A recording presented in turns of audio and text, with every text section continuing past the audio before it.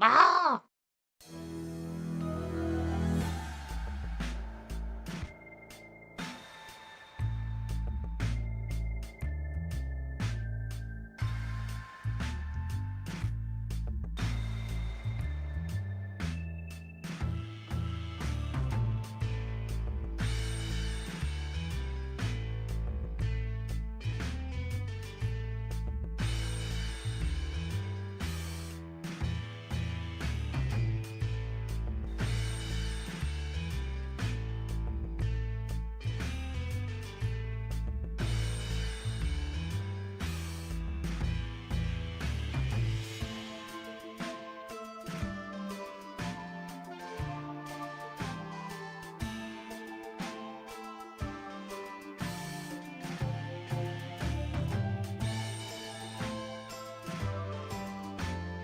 Please clap.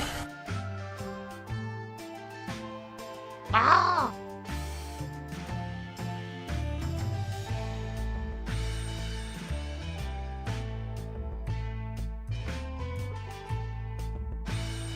Phil, you make me angry, Phil!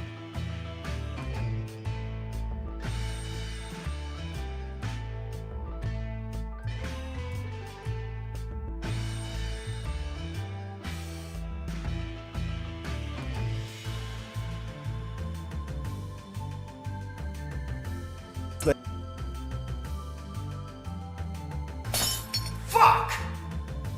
No, it is not time for sleep. It is never time for sleep. Instead, it's time stream. Let's go.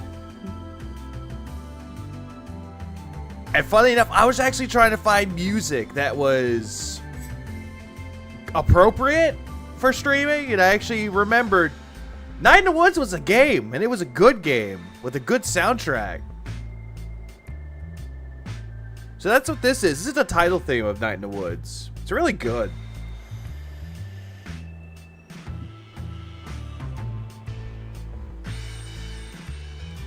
Not only is sleep for the weak, but it's also for the well rested. Please clap. Depends on what sleep is. My schedule is different.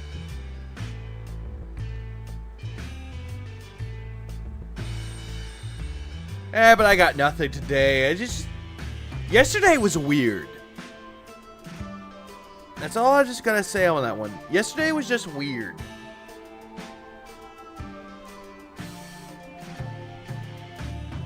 And you know what? Let's just switch it all over to something else. Come.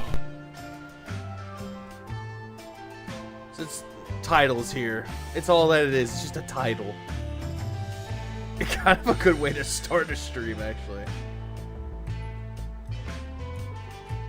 But then it'll end, so we're gonna go into the deranged. The very deranged.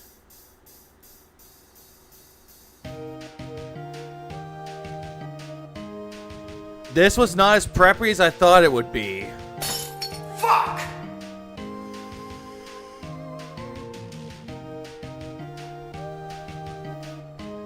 But yeah, today is that day. It is that time. Where we go into streaming territories. How long ago was this? That was just 2 days ago. You know what? A nice prelude. This will be... the video I will show is a nice little prelude.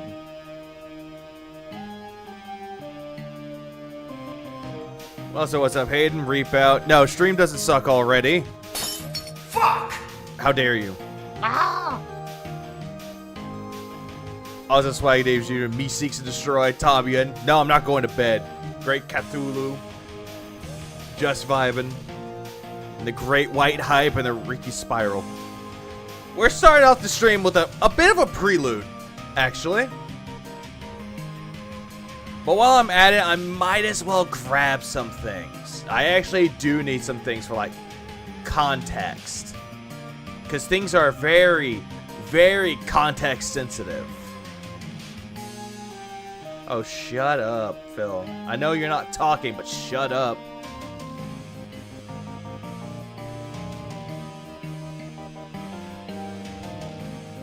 Alright, don't need that.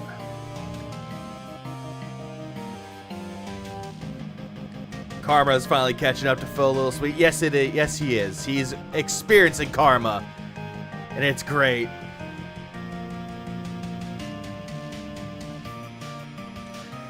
I always forgot that this song it's really catchy, but it's called Die Anywhere Else. I would die anywhere, but just not here. Oh no. Let's stop. Let's stop music. Stop music, and we're going to start off with a little prelude. Hey, it's G Billy. Oh, you mad, G Billy, that I'm streaming for Raven? Oh, absolutely. Please clap. What up, Corez? I don't know why, but I became for streaming, I became that night guy streaming. For the late night, for a UK national audience. International. And then there's the insomniacs like myself. As I dare to dare the fool that dares to dare me for daring your dare. Do I dare you? No. Ah! Alright. We're going to start with a little bit of preludes for this. A little bit, like I said, context sensitivity for this. Also, he's pulling big hoagies. For $70 that he made. No. No, Phil. Prelude, not pre-loop. Oh, fuck. Phil, you make me angry, Phil. Alright, we'll start off with a little prelude for this with the Mortal Kombat buy-in. The hate army troll. It's the hate army. Oh yeah, shout out to Hate. Bro. The hate army. Shout that out guy. to Hate. Good vibes to the Shout hate out to army. Hate. Shout out to hate. Shout out Shout out to hate. Shout out to hate. Shout out for Shout hate. out for hate. I need to send him a soundbite where it's like, shout out to Hate. But no, it's not going to happen. But anyways, what up, Aaron? And also, big ups to that 199 pound Joseph Ivan. First donation to someone who deserves it. Big ups. Oh, thank you. Please clap. Let's see. Let's continue onward. Preludes are always important here. Like I said before, we need that context. Because apparently Phil thinks we take things out of context. Let's go. Be my final. Oh, Street right. It's Fighter too low 6 for stream this. for a while. And when I say that, I mean next week is the premiere of MK1. In fact, I just Isn't anyone going to excuse my scale of whiskey? It depends on what you're saying. Are you whisking something, making it whiskey, or are you drinking whiskey? In that case, you forgot the E. bought it. And let What me up, tell Diablo? you, it ain't cheap. Okay, so more context to this context. People already know the context, but I like explaining the context because detractors do nothing but ramble, I suppose. He actually bought the standard edition for Mortal Kombat 1 so he can get his hands on the beta. Later on, tried to get it refunded, which I believe he got it refunded. So that way he can get the premium edition, which is about $120. I say about 120. Just so that he can play it early. And this is coming from a very big hypocrite here. Shits on other people for getting games early, but yet he'll go to great lengths to get games early. He did it with Hogwarts Legacy. He's doing it with this. And I'm sure there are other games that had that buy now and play it early. I forget the other games that he's done, but it makes me upset. Phil, you make me angry, Phil. Also, what up, Brightside Dylan? How are you doing, man? Hope you're having a good night, man. Yeah, thank the devil for no more Street Fighter 6. I have a theory here. If Mortal Kombat 1 does not give him money, he will go back to Street Fighter 6. Just saying. Oh yeah, Gmailing $199.99 plus tax. That's why I said about 120 because tax comes into play. This version of NK1 to play Mortal Kombat 1 early was $120 Yep, I already said that, Phil. because it's it was 110 and then there was tax. So actually it was over $120. That's really expensive. Nah, not really. I've actually seen games that can go up to like $300 in price due to the fact it's a collector's edition. But then again, with the collector's edition, you're actually getting shit out of it. You're getting like a statue, like a nicely done statue. You're getting some like keychains or wherever the fuck. Little tiny things that they throw with it. And it's not bad. But he's saying that $120 is expensive. But yet this is coming from the same guy that lives broke but begs for money, but yet can still somehow afford things. Also, what up, Paul? What up, Chef D? So, hopefully the game is good. And, next week, taking a look at Mortal Kombat 1 and the content that's in the game, the first thing we'll be doing is the story mode. Of course, just like he did with Tekken 7. Started off with the story mode and then proceeded to do more offline stuff before he ever got to the online. Also, what up, Miss Dark Fairy? Yeah, Mortal Kombat got released. Only if you got the premium edition. That's how you can play it, but it comes out next week. Oh, Liza P is another game that comes out early, too. You get the deluxe edition 3 days early. So knowing Phil, he got the deluxe version of that for about $85, and he's going to play that, too. Lord knowing. And reports are saying the story mode's around 8 hours long, which is pretty darned good for a story for a fighting game. I don't know if the reports are accurate. They could be off a bit. Well, then again, if a game is coming out and they're trying to get news out there, they're going by estimate. You could say that a game is estimate to about 20, 30 hours. It's playing it, however, when it comes lower, it really just doesn't blow to your expectations. But if it's longer than that, then that's a good thing. Please clap. But in Phil's case, that's just bloat. But that's 8 hours. Let's assume they're correct. Okay? So 8 hours of story, right? Which is a lot. When you think about it, it's a lot of story. It's too long for a fighting game. I mean, I think they did that with World Tour. By the way, Then again, I have not played World Tour much, and I don't really care about it. Again, I look too pale, I think. So I'm going to see if I can get a little bit more color. Yeah, look at that. I need more color saturation. This camera got all screwed up. Then again, he said that this was a great camera. Because... Who do you want for DLC? I'm also hoping for Guts from Berserk as DLC for Mortal Kombat 1. Well, they already announced DLC. Who's going to be a part of it for the fighters? There's Ermac, Takeda, Quan Chi. I already said Ermac. Homelander, Omni-Man, and Peacemaker. Those were the DLC characters that they're bringing out. However, we're talking like Season 2? If Mortal Kombat 1 gets a Season 2? Not sure who I would want to be a part of it. Something that makes sense.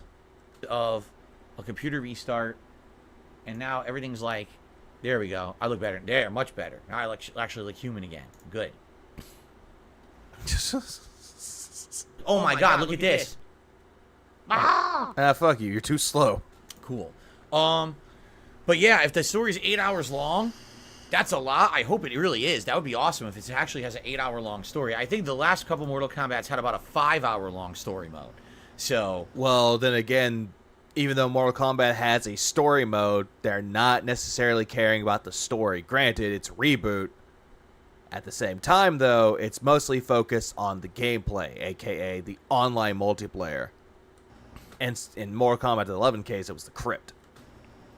if it really is 8 hours long, that means they've improved upon that. Plus, this is the reboot game.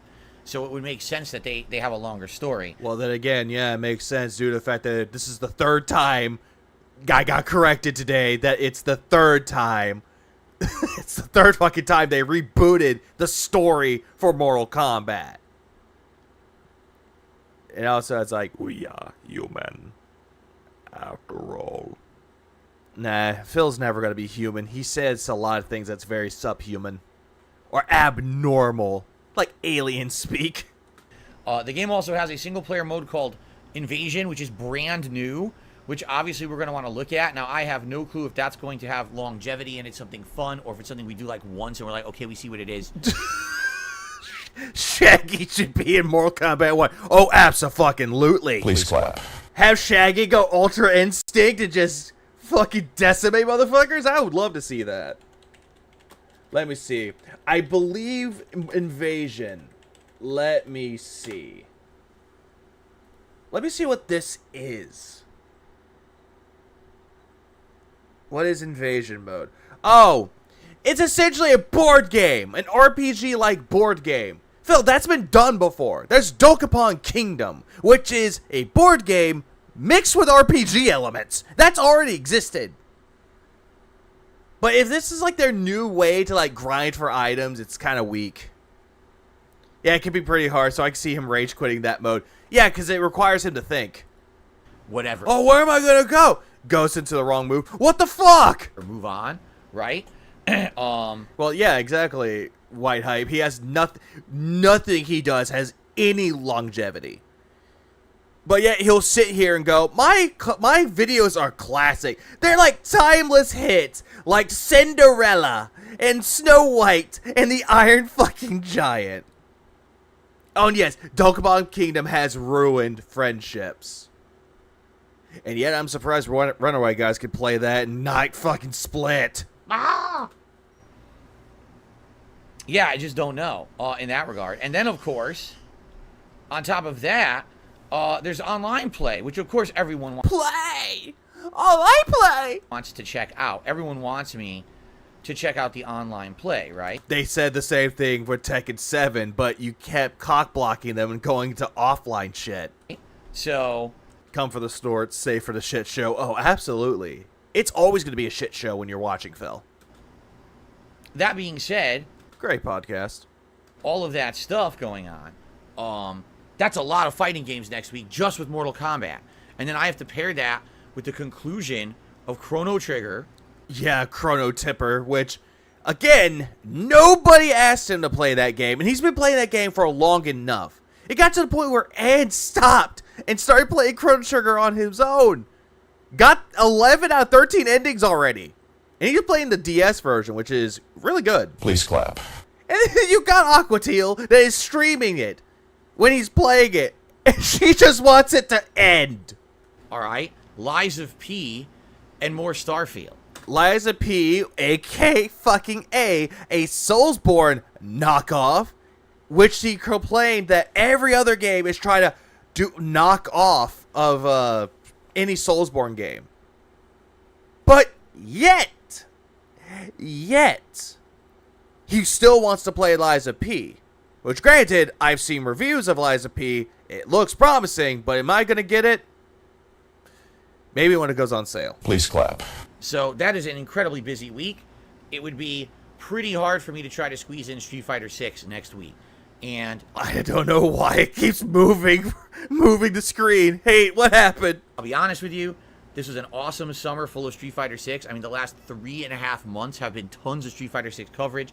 You know, we're currently getting Lily ranked up to get to master level, which is pretty stupid due to the fact that he kept complaining that every character that he's going up against, oh yeah, they just won because it's Cammy. They won because it's Ken. It's Jury. It's JP. Even Ryu, which he proclaims to be a top tier character. But then again, any character that's above C is going to be top tier for him anyway. It's probably going to take a while. And I already said this on Chill Stream, but every single time that he goes up against somebody and he's bitching and complaining that all these characters he's going up against are played top tier, it's not the character that makes them win. It's their skill level. It's how they can play the character. If they're good at playing Ken, if they're good at playing Cammy, E Honda, Blanca, JP, Manon, Marisa, it's all based on how they play it.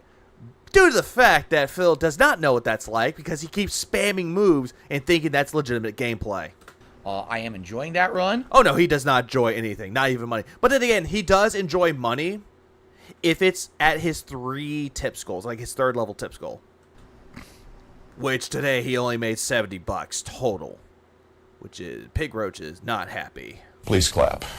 But at the very same time, you know, I realize that, you know, we need to kind of move on to other stuff at some point. Not to say completely, but essentially. Yeah, he complained about people are toxic and just want him to see him play Souls-like games and rage. But then he wants to play Lies of P. This guy makes 0 sense. No, it does not make 0 fucking sense. And when he did say that, Tommy, and he said that during the Armored Core series. Or, yeah, 6. I was going to say series, but he's never played any of those other games. It's only through 6 that he said that. And he gave us that really, really bad rant. We need to be doing other variety of content with all these new games coming out. Then again, Phil, you do nothing of variety. Once you have your schedule set, there's no variety. And then you're going to say, oh, I do DSP versus the internet. It's like, oh, so do the same thing that Sniper Wolf did? Ah! And then you got Jax Films, who's making fun of her with the bingo? Please clap. All right. So that being said, this week Again, he keeps shouting out that being said. Does he want people to go to that podcast? coming up is a good week to give Street Fighter 6 a break. And for those who don't know, the next big thing in Street Fighter 6 is the release of Aki, AKI, or Aki. You could just say Aki, Phil. You don't need to go AKI. It's like, I get it. It has dots in between the letters, but you can just say Aki. It's the abbreviation. I don't know what her actual those I don't know what those letters stand for. Then again, Phil is just sitting there. It's like, oh, I'm going to do a deep dive of what those mean. I don't know what they mean. But basically, she's coming out, I want to say the 27th of September. So it very well could be that between me going through the story and this invasion and doing some online play and then all NK1 and then more Starfield, finishing Chrono Trigger, starting Lies of P, it very well might be... Wait, what was... Did he crack his knuckles? More Starfield, finishing Chrono Trigger, starting Lies of P. Oh, yeah, he's getting ready to beat some ass, guys. Hang on. Okay, we're getting ready to start some shit. Please clap. Yeah, you saw when he saw that tip war on Call of Duty. It was terrible. Also, the reason why it's called Aki, there's no real reason why they're called Aki, like the abbreviation for it. But she's a student of Fang, who is a character that first showed up in Street Fighter V. So this is a character that's being redone that was originally from 5 to 6. Honestly, I'm excited for Aki. If I would play sound. Please clap. There we go. It very well might be the next time I play Street Fighter 6 is September 27th. So... Or sooner, because you're going to drop Mortal Kombat like a fucking rock when you don't make enough money.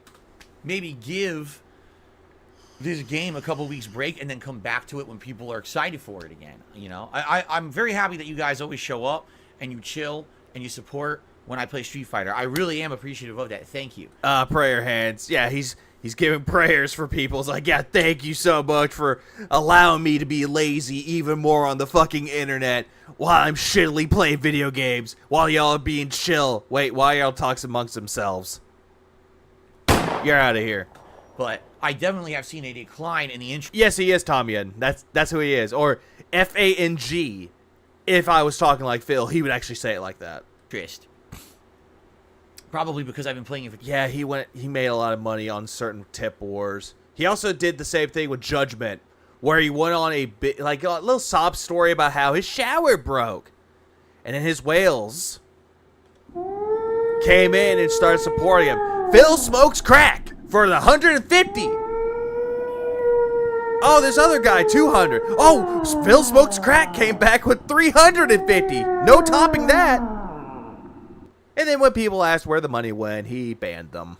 3.5 months straight, right? So maybe giving it a break. I think there will be some hype around MK1. People are going to want to see me play through the story and all of that, as I always do. I have been doing it for over a decade, so that should be pretty good this weekend. I will urge you all, even if you don't like Mortal Kombat, when it comes to the gameplay, the story is usually pretty good. It depends. It's heavily dependent on if you like fighting game stories. Mortal Kombat 9 was good. 10, 11 was okay. Wasn't special. But at least Liu Kang got a redemption arc out of that. Like, no lie, I really enjoy the story modes of any NetherRealm game. Or not a redemption, a comeback. So, if this weekend you're not interested in competitive play, but you're around, come by one of the story streams of Mortal Kombat 1. You may have a good time. It's a good narrative. They write a really good story, usually in these games. Not really. NetherRealm's good storytelling was like Injustice 1 and 2. At least that one was actually decent. All the other ones, like besides Mortal Kombat 9, hit or miss. So I don't think that you'll be disappointed. But people are disappointed. Come by this weekend, even if you're like, oh, I wanted to see Street Fighter 6, you'll probably still have a good time, okay? So I hope you will give it a shot if you're around this weekend, okay? But here's the thing with that, though, Phil. Street Fighter and Mortal Kombat play entirely different. Same thing with Tekken. Any fighting game out there plays entirely different. But Phil's gonna sit there. It's like, oh, but it's just like Street Fighter 6. It's really good. It's the hot new release. Oh, that's why. Phil, you make me angry, Phil. Oh, the comics are good as well. The movie I heard was not that great. So, what's going on, everyone? I see a bunch of people are here. So here's the deal. First of all, Mr. Game Master had done a super chat. Says, I'm enjoying your new PlayStation update. I can finally mute that annoying beep. So I guess a lot of people had issue with the beep when you boot your PS5. I don't know. I had no problem with it. It's a nice feature to have if you don't want to turn it on or off, like turn that sound on and off. Honestly, I'd rather have the sound on just in case, like, hey, if something's wrong with the PS5, if I press my controller and it's not turned on, no beeps, something might be up with it. So it's going to be kind of bad if you turn that off and then there's something wrong with your PS5 and it doesn't make any beeping noises. I never had an issue with it. It never bothered me. So, but apparently this is something they updated today. They did a console update, and yeah, you can mute the beep from when you boot up your console for whatever reason. It was a beta test, Phil. Before they did it, they sent out betas of people to test it, and they actually liked that feature, so they kept it in. Don't know. But then again, he rarely plays on PS5 unless it's fighting games like Mortal Kombat and Street Fighter.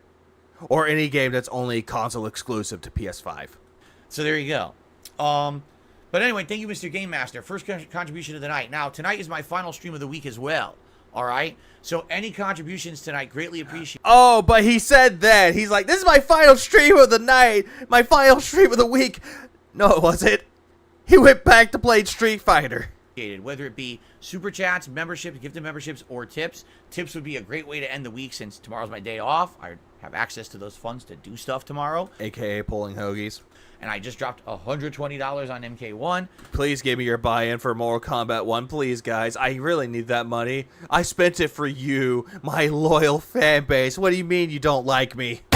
So tips would be great tonight. But hey, I am grateful for any contributions whatsoever. I'm not looking a gift horse in the mouth. I'm also not going to be mentioning it all night. You may hear me mention it once or twice over the course of the stream, but I'm certainly not going to harp on it. It's been a good week of support, and I really appreciate that. I'm not going to harp on it, but I'll complain when I don't get my hoagie support. Yeah, Phil, get out. We're doing Lily Ranked tonight. Last time when I played with Lily several days ago, well, a couple days ago, I did all right. I had a winning record, but it certainly wasn't as good as my usual record when I'm playing this game. He thinks that he has a record for it. It's like, Phil, you don't have any records. Mostly because Lily is the worst character, or yeah, he only made 70 today total. Out of both streams, because I am calculating this as well, which is like $70 overall. Out of 300 that he could have gotten, he didn't get it. Arguably the worst character in the game. It is really hard to use her in a competitive capacity and ranked at this point. Then why'd you pick her then? Everyone kind of is just beating her with basic patterns, which sucks, but I will do my best. Phil, didn't you say that they kept using patterns and not basic combos or basic shit? And now all of a sudden you're like, oh, they're using basic shit on me and kicking my ass. It's like, then you suck at the game. I'll try to grind it out. Let's see how I do tonight. Let's hope for at least getting second prayer hands. Oh, nice. 3-star diamond, if not above. It would be great if I could go even further. We'll see what happens. I'm very close to 3-star diamond right now. Yeah, we'll see what happens. He actually got to, I believe, 4-star diamond when he came back on his day, during his day off. Because he was trying to grind. That's all he did it for, was to grind to get her to level 4. But here's my thing with it, though. Once he comes back and plays Lily, he's going to be so fucking rusty that he's going to stick to casual rank, like casual play, and then still get his ass kicked, but he's playing it like it's like ranked.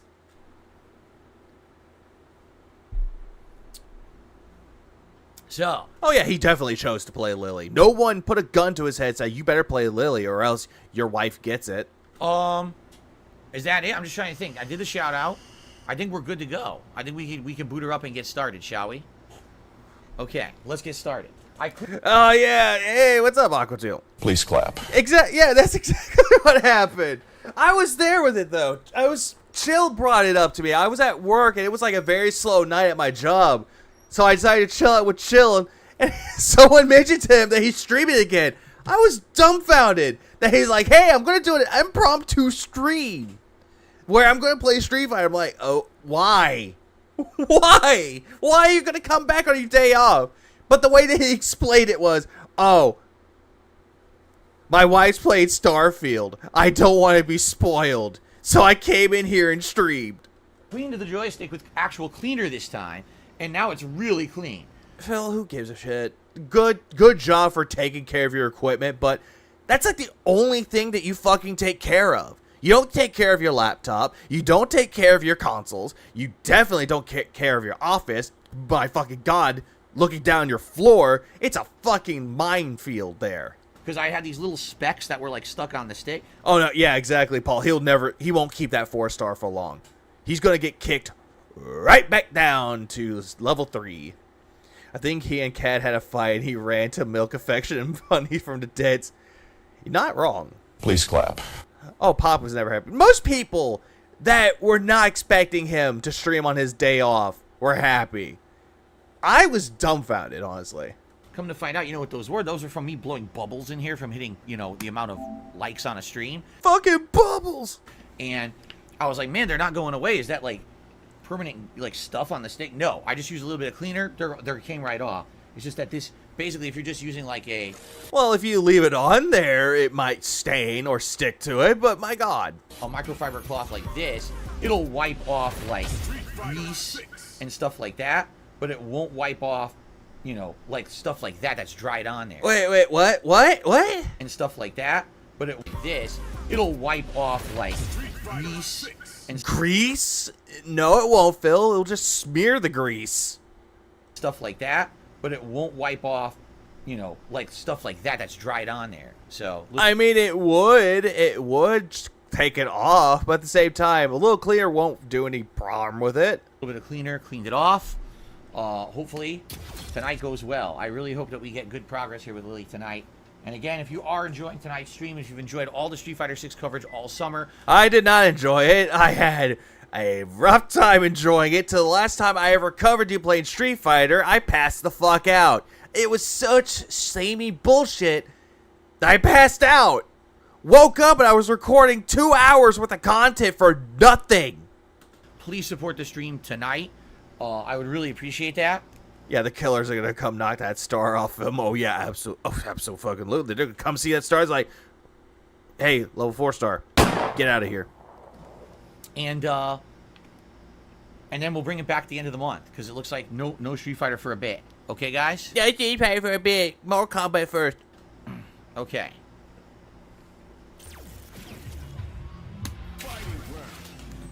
Well, since there's nothing after that, I'm just gonna keep going. There's actually nothing else after that. But let's talk about... I hear the Chinese restaurant story. I saw bits of it, but I was like, why? The Hate Army troll. It's the Hate Army. Shout out to Hate. Hate Army. Shout that out guy. to Hate. Good vibes to the Shout out to Army. Hate. Shout out to hate. Shout out Shut for up, hate. Shout out to Hate. Shout out for Shout hate. out for hate. No. Now, what we should do is transition into my... Why is it that the close-ups of his face... Granted, I'm fucking guilty of doing this too with my thumbnails. But...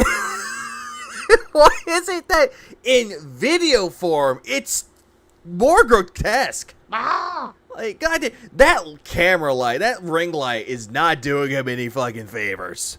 my very fan favorite segment that we do every week that we like to call Phil's Day Off. And this, Okay, who said to him?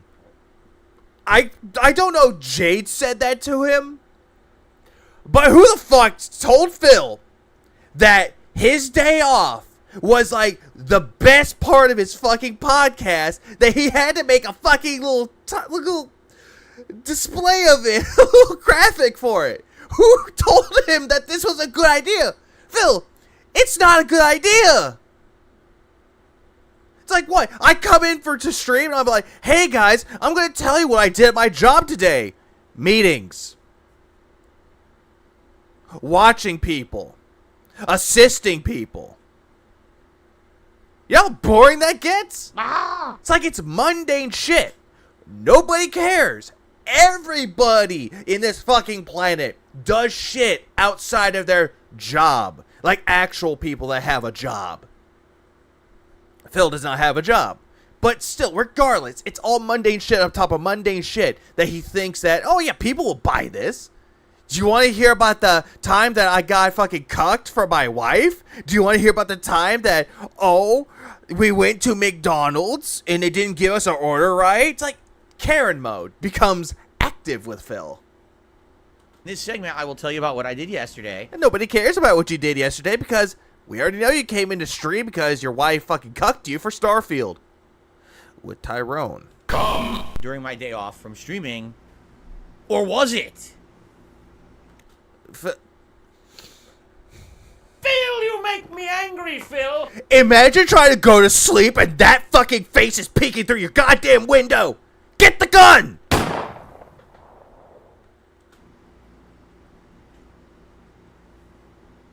Well, let's talk about that. No, I don't want you to talk about it. He needs lipstick.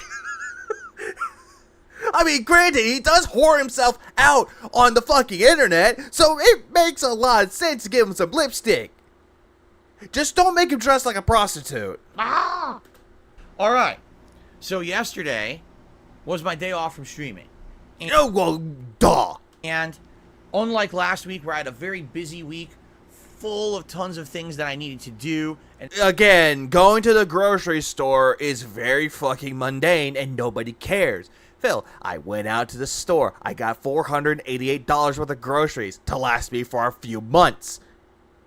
Did anyone hear me tell that story about, oh, I went to the cashier and I told them, like, hey, I did this and they were flirting with me? No. You want to know why?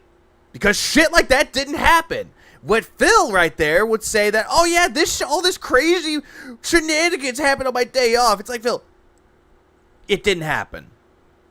that my wife and I had appointments. We were going out. I did have Appointments, aka going to the barber. one appointment, but it was a minor one. And If there's an appointment, Phil, usually it's not very minor. Like going to the fucking barber is not major. It's nothing. It's not even a minor one. It's nothing burgers on top of nothing burgers. You're creating the McGangbang of nothing burgers. outside of that, I had a lot of errands and things I am the law. Ah, shit, I shot the law. At least it wasn't the deputy. to run. All right? So it wasn't a crazy day where we had to be out all day and stuff like that. But yet, you still want to talk about it. So I did all my usual errands. I went grocery shopping. Oh, by the way, this was a really unfortunate week. You see, because unlike last week where I went grocery shopping, this week when I went grocery shopping, just listen to this, I went grocery shopping with the entire chorus line of the Radio City Rockettes. You know, the New York City, they have the big musical show they do every year. I was there with the entire chorus, and we were in arm in arm, and we were walking through the supermarket together, and we were doing the can kicks. We were dun dun dun dun dun dun dun dun dun dun, but no one was there to see me for some reason. Phil, you make me angry, Phil. Motherfucker. I call this, he's going to say some shit that doesn't happen, but then again, he loves to create over-exaggerations to try to maintain an audience, to try to get a laugh out of people. But no one's laughing. No one is fucking laughing.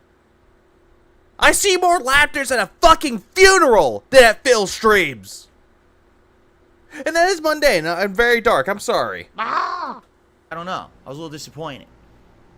If you don't know what I'm talking about, it's because there's idiots on the internet who claim that they're stalking me and saying dumb shit about me every week. It's complete bullshit. Phil, the detractors even fucking debunked it because it's not real. If you're talking about that story about Safeway, it's not real. It's an over-exaggeration. Someone got fucking bored and decided to make a story saying they saw you with a fat Muslim woman. Again, it's all bullshit. Welcome to the internet, where you'll find entertainment that's either factual or fiction. It happens, Phil. I hate his face, his beard, his snorts, his burps, his hairstyle, his shirt. You hate everything. Phil, you make me angry, Phil. But, you know, nonsensical stuff like that. Again, Phil, I don't give a fuck what you do on your day off. I really fucking don't. The problem is that you're trying to spread around what you did on your day off. Like everyone should fucking care.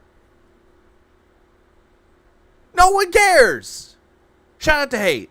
Anyway, I did my usual stuff. I grocery shop. Nobody cares. I ran some errands, got some pet supplies, stuff. Again, going grocery shop, you could just say, hey, I was running some errands. You could just say that. But instead, you're like, I went to the grocery store, I ran some errands, I picked up stuff for Jasper Kitty. It's like, no one cares. Like that. Nothing too major or anything like that. But yet, you think that it's major. Actually, my wife and I did a bunch of cleaning. Okay, not a fat Muslim woman, but an Indian woman, because he said he has an Indian friend.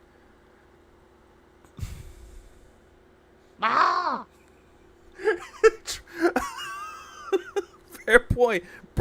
They did say it was like a thick brown-skinned woman. That's all that we were told, and I don't believe it. Need more Now Guys messages. I do too. They're good. Phil's life is reality TV, but he's the only one that's doing the reality TV. He thinks he's the cameraman. He thinks he's the star, the producer, the director, the writer of it. And nobody's caring and watching. If he made himself a reality TV show on mainstream TV, it wouldn't last. A house yesterday. But then again, we do live in a society where reality TV becomes more and more of a common thing. Until streaming takes over. A few things we wanted to get done and clean up a little bit, and we did. It was a more relaxed day. Here we go. Who pays attention to detractor content? Phil does. Phil does. Every single day. Because he's like, oh yeah, my stalker is. Who cares about what they say? Who fucking cares? No one should pay attention to it. Then why are you paying attention to detractor content, Phil? And I'm using that story as quote-unquote detractor content. For sure, which was nice. It was nice. So, when we decided to order food, we didn't know what we wanted to get. Oh, God. Yep. Hey, guys, you know how he needed that money to survive? Time to spend about $100 on DoorDash. And basically, with no tip. My wife's like, let's do something different. Okay, let's just order from somewhere we never tried before. So she's looking and she's like, oh, what about this place? It's supposed to be like a Szechuan Chinese place, and we've never. I love how Hate Army puts himself in here. It's like more DoorDash content, which it is. Never ordered from it before. Okay, so I ordered. Was supposed to be black bean pepper chicken or something like that, and she black bean pepper chicken. Sounds interesting, but eh. I was a big up for the two spots. Like, gonna keep saying cat is gone. No, she's not. She's in the closet with Judgy. Ordered like cashew chicken, and we also ordered an appetizer that's supposed to be like, I forget what it's called, but I guess it's supposed to be a traditional Chinese dish where it's like pancakes or potato pancakes with green onion in them, and they cut it up into like fours, and so you dip it in like soy sauce. It's like an appetizer. Okay, so we ordered this, right? So the food. Wait, what was this? Did I miss this? This was during his podcast earlier today. The reason why I wasn't a part of it? I was sleeping for work. Shows up, and the first thing we notice is that yeah, they're glossy like doll's eyes, Roman. Roman, they're doll's eyes. They're kind of like doll's eyes, the devil's eyes. The food has dripped and seeped into the bag. Well, then again, that's what you get for ordering for DoorDash instead of, you know, going out to get it yourself. The bag is full of sauce. So immediately when you get delivery and you see that, you know that this place sucks. Seriously, like that's the first indication. Phil, it doesn't suck, though. It looks like that whoever delivered the food probably tilted it and it spilled all over the place. It happens, Phil. I used to work food deliveries. I had it happen one time. Luckily, it was the order on the bottom that spilled, and I apologize profusely. I still got my tip out of it. And the guy was actually kind of forgiving about it. It's like, it happens. I order for them all the time. They do this. I was like, okay. Great. Yes, fucking Karen. They don't even know how to package their food, that it doesn't create a giant mess situation on the way to be delivered. They obviously don't know what they're doing, and they're not a very good restaurant, right? No. People have actually looked into that restaurant that he's talking about, too. It's actually not a bad restaurant. It's like 4 stars. Like with Google reviews, like 4 stars. Hey, what's up, True MG? Since when has Phil 2 antennas? Wait, since when has Phil 2 antennas next to his mouth to communicate with the whales? Oh, absolutely. Give me money. Game Tracker, I miss you. Not you, you're a fake whale. So we get the food out, and mine is the one that leaked everywhere. Phil doesn't tip, you tip him. You pay now. So I gotta put down like freaking paper towels all over our table so it doesn't go all over the place. And Bullshit, she probably ate in her fucking room and you just ate alone downstairs. we put the containers down. So the first thing we notice is that the appetizer is in this tiny little container like this, and we're like, that's supposed to be like a full-size appetizer for multiple people. We open it up, Yeah, Christ. Yeah, now guys, Christ. and Quick, grab another harpoon. it's like the most Ahab, where are you? Grab the harpoon. skimpy thing you've ever seen. First of all, you think, oh, potato pancakes with scallion or green onion will be crispy. They are completely rubbery and soggy.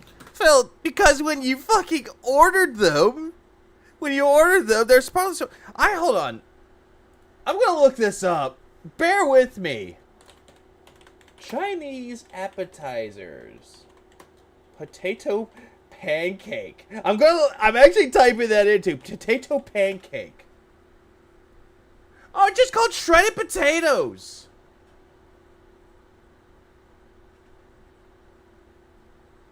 That's all that is. It's shredded potatoes. Or scallion pancake. Fuck. It looks like a hash brown. That's what I'm looking at. Yeah, because it's supposed to be soft. Or something that you can actually... It's soft, but it's actually hard enough you could grab it, dip it in. The reason why it's soft, Phil, it's because it's been sitting out of the heat for too long. Oh yeah, this is another late night style stream where we're talking about a low support stream. When you harpoon these whales, you don't get blood, you get pocket change. Hey, there's a $1 bill. Pick it up. You can tell these were probably made earlier in the day in a big batch, and they probably just threw them in a microwave. Okay? How do you know this, Phil? Phil, have you been watching something like Kitchen Nightmares of bad restaurants that do this shit? Most food places do not do this. If it's like a major 4-star restaurant, they probably don't do this. Yeah, hash browns. The way that I looked at the picture of it, it looked like hash browns to me, just cut up into squares. But I'm gonna see if I can find that restaurant.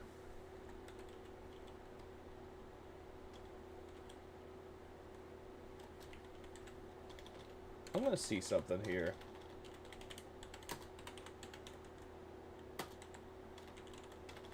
I'm gonna look up something.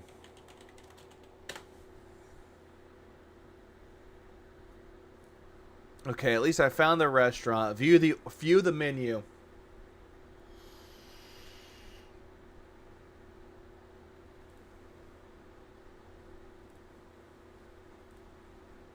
Yeah, I found it. Actually, I take that back. It looks like a damn quesadilla. Where the hell is it? I had it and I lost it. Gosh, fuck me. Here it is. That's what that's supposed to look like. It looks like a quesadilla, like a bread. So it doesn't look crisp to me. But Phil's sitting there like, oh yeah, it's supposed to be crisp. Oh yeah, it's supposed to be crisp. But it's not crisp. Fuck me. Taste one. Completely gross flavor. You cannot taste green onion at all. Well, probably because at that time, you just couldn't taste any. You don't know what flavor tastes like. You really fucking don't. All you're tasting is gin. All you taste is a weird dough flavor. Yeah, crisp. And it tastes very odd. Like there's some preservative or something in there. It just tastes really, really weird. So immediately like, well, yeah, that's a better way to describe it, Great White Hype. It looks like a quiche. You're absolutely right. It looks like a damn quiche. Please clap. Quiches are supposed to be somewhat soft. But Phil's sitting there going, oh, it's all floppy. Oh, that's disgusting. Oh, it doesn't have any flavor. Oh, boo-hoo. That's a complete waste of money. They taste Oh, that's true. All he could taste is salt. disgusting. We're not going to eat those, right? And by the way, it's tiny. It's like really small little things. The picture they show when you're ordering makes it look like it's giant wedges. It's not. They're tiny. They're like this small, little wedges. I'm looking at a picture right now, Phil. They don't look big. Phil, do you honestly think that if something is shown at a very, very close-up picture of it, that it's gonna be big? He probably does that with a magnifying glass, trying to look for his dick. He's like, oh yeah, it's big today. Removes the magnifying glass. Oh. Please clap. Oh. Like, what the hell is this? So it's complete junk, okay? You paid the money for it, Phil. Trial and error. Like, doesn't relate to just video games, Phil. It relates to other things as well. That's a thing called buyer's remorse. Or you can always experiment and try things once. I've done it before with certain dishes. Tried it once, didn't like it, never ordered it again. So, live and learn, Phil. Then we try to eat our main courses. Oh, I actually have that done. I actually have that. Yep. Big ups, Aquatil. Please clap. Aquatil, we love you. It's the most bland food we've eaten in years. Seriously. This thing is devoid of flavor. All you can taste is a little bit of salt and Salt. Hold on. Give me a second. Hold on. Is this? Do you mean something like this, Philly boy? Is this what you meant? The first thing I can tell you, salt. That's all I can taste is salt. Okay, that's all I can taste. and that's salt. about it. My wife had cashew chicken. That's supposed to have a savoriness mixed with a sweetness. All you can taste is salt. God damn it! God damn it! Fuck! The first thing I tell you, Fuck this! We're going this in slow-mo, demon mode, go! salt. Mine is supposed to...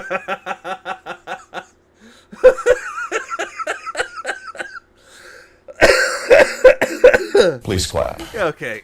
to be this black bean and pepper chicken. There is no pepper flavor whatsoever.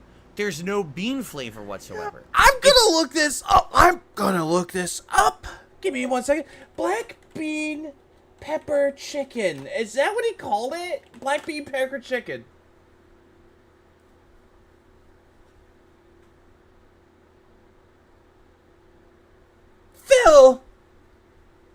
Phil!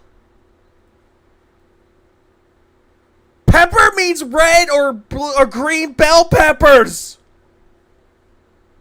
Phil, you make me angry, Phil. God! What did this dumbass really think? That fucking pepper was black pepper went scritch, scritch, scritch all over the fucking dish? Are you fucking kidding me?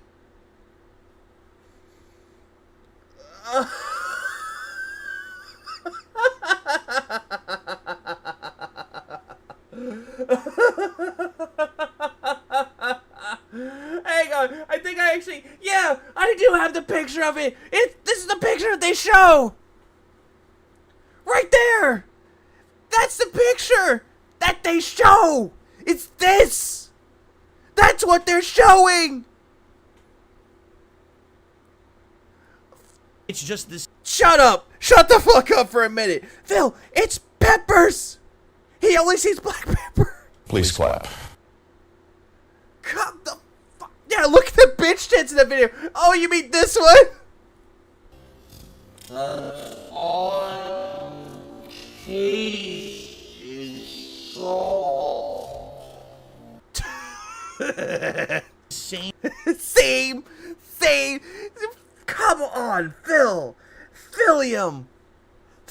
Black pepper does not mean anything. You can have dishes without black pepper in it. It will still taste fine.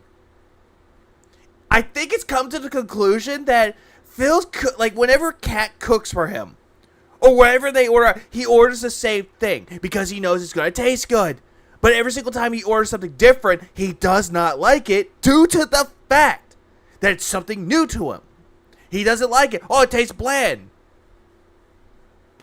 Phil, you make me angry, Phil. Now, Phil, I'm not Chill Murray. I'm not a culinary degree holder. But yeah, like, I know that certain foods are made differently. And bell peppers, green pepper, yellow, orange, red, they're good to use, especially like for Chinese dishes like that one.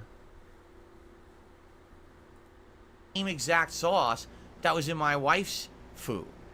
It's not good at all. How do you know? Phil, what if the sauce that was in your wife's cashew chicken seeped into yours? You ever think about that one, numbnuts? Or are you just going to sit there and go Caramo, say, this is the worst place ever? 1-star review on Google. Only flavor you could taste, like you taste a little bit of onion and a little bit of pepper because there's green and red peppers in there. Yeah, that's the pepper they're talking about, Phil. Not black pepper. The chicken is completely flavorless and bland. Well, Phil, there's another thing that they do. Here's the thing that they do sometimes, Phil, for most Chinese restaurants. They offer you sauces with it. Like sweet and sour, Szechuan, or soy sauce even. Like, there are some things that they can give you to add and enhance the flavor of a dish. But Phil's sitting there going, it's bland. Why don't you add something to it, Phil? Enhance the flavor. Give it flavor. Like, give it some fucking texture and flavor, you numbnut. Phil, you make me angry, Phil. Oh, sort of like his personality. Oh, absolutely. Bland like his personality. It matches him.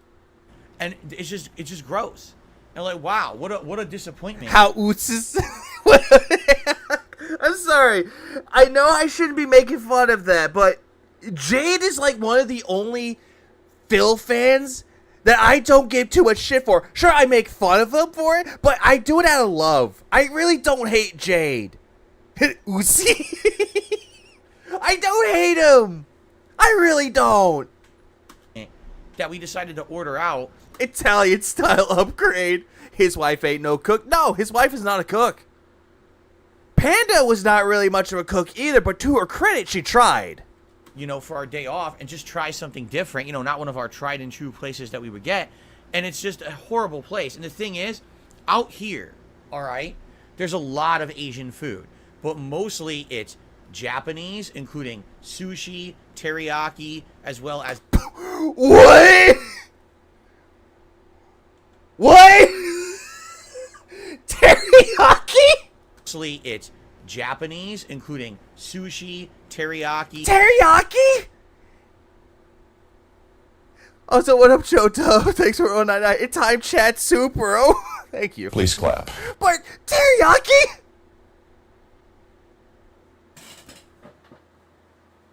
I'm at a loss for words. What the fuck? Teriyaki is not... Ooh. Fuck. Like, granted, ramen, sushi, fine. Two things that are considered Japanese, but teriyaki? You can use teriyaki in just about anything, Phil. You can use it for chicken. Like chicken wings. Or try to, like, grilled chicken, teriyaki chicken.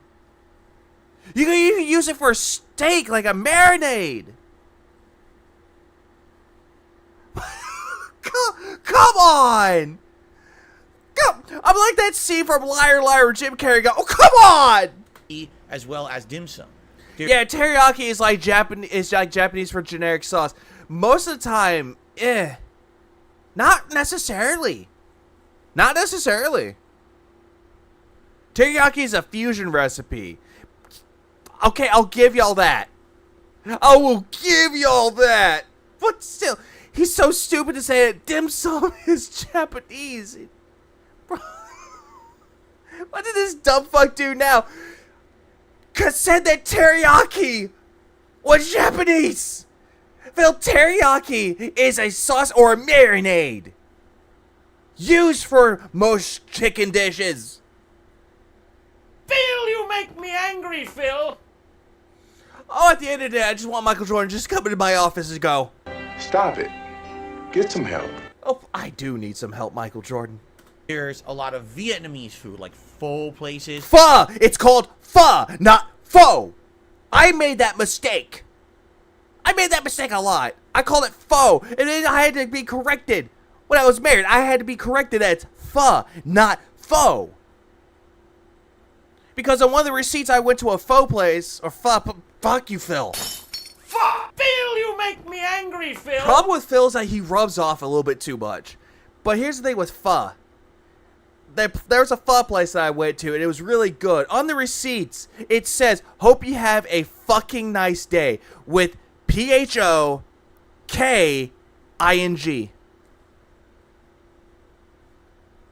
Please clap. I'll give them a clap for creativity with that one. And other Foo. My mom calls it foo. stuff. There, or actually, it's pho, right? You pronounce it pho places and stuff like that. I think he's like looking at it. He's like, oh, that's not how it's pronounced, stupid. There's Thai food. There's so many. I love how he says that there's Thai places, but refuses to name a Thai dish. Like curry. He probably thinks that carne asada is Thai. What the fuck, Phil? Cuisines that are Asian cuisines. Indian food is huge out here too, but there's not a. Would you say that Thai? Oh, well, not Thailand. Kinda. lot of Chinese Typhoon isn't food, Phil. food. I had a thought with it. I was like, is Thai food really considered Asian? I was about to say something. Yeah, pad Thai. You could say pad Thai, but he didn't. I'm not racist. I have a Thai place down the street. Yeah, God bless you, Lord Jim. Please clap. Yeah, I have that too. I have a pho place. I have a sushi place. I have a Chinese place. Multiple of them. Mexican restaurants. There's a lot of restaurants I could go to. Yeah, curry is Indian. I know that much.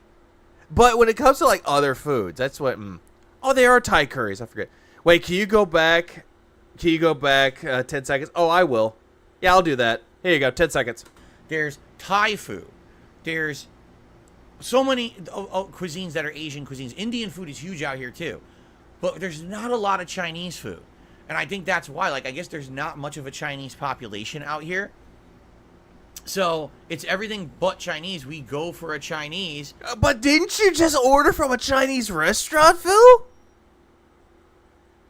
There's not that many Chinese restaurants. You ordered, fuck, Phil, you went to go get dim sum.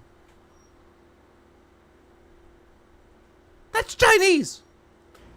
Meal, and it's absolutely terrible. It was really, really bad. We were very disappointed, and we didn't even eat that much of it because it didn't taste good. It was a complete ripoff, and we'll never order from there again.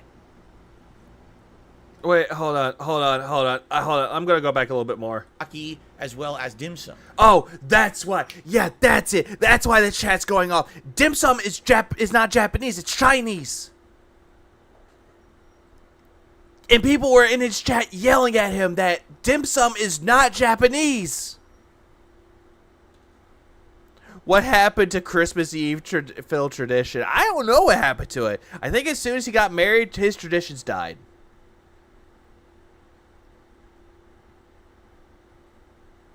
Yeah, he did. Also, Kev, thanks for 299 or two spots. Sorry. Seattle literally has Chinatown. Phil, yes, it does. Please clap. And also, oh wait, not that one. Phil, you make me angry, Phil! It has that. It has a lot of it. But at the same time, Phil is just ignorant.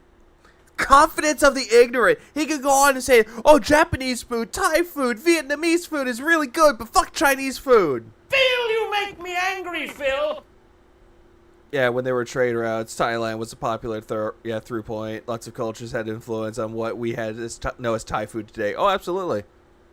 Same thing you can say about like Japanese foods. There's a lot of influence from it. Mexican food. There's always like fusions with it. Asian fusion, Tex-Mex. There's a lot of great things that come from it. Oh yeah, he loved the dim sum. Yeah, absolutely, he loved it. And that's a Chinese food. I'm going here forward. So many cuisines that are Asian cuisines. Indian food is huge out here too, but there's not a lot of Chinese food. And I think that's why. Like, I guess there's not much of a Chinese population out here. You know what? I'm actually going to look something up as well. Bear with me for a second.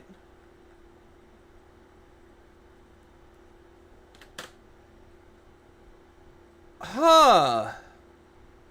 1, 2, 3, 4, 5,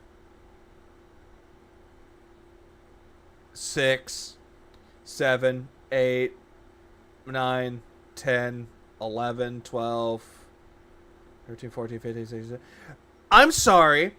I'm just looking at the list of Chinese restaurants, Phil. There's at least 20 to 25 of them. Phil, you make me angry, Phil. My God, Phil. You cannot be this stupid. So, But then again, I'm giving him too much credit for not calling him stupid. He is that stupid. it's everything but Chinese. We go for a Chinese meal, and it's absolutely terrible. It was really, really bad. We were very disappointed. And we didn't But you love the dim sum, though. even eat that much of it because it didn't taste. Also, what if Kat actually enjoyed hers and ate it?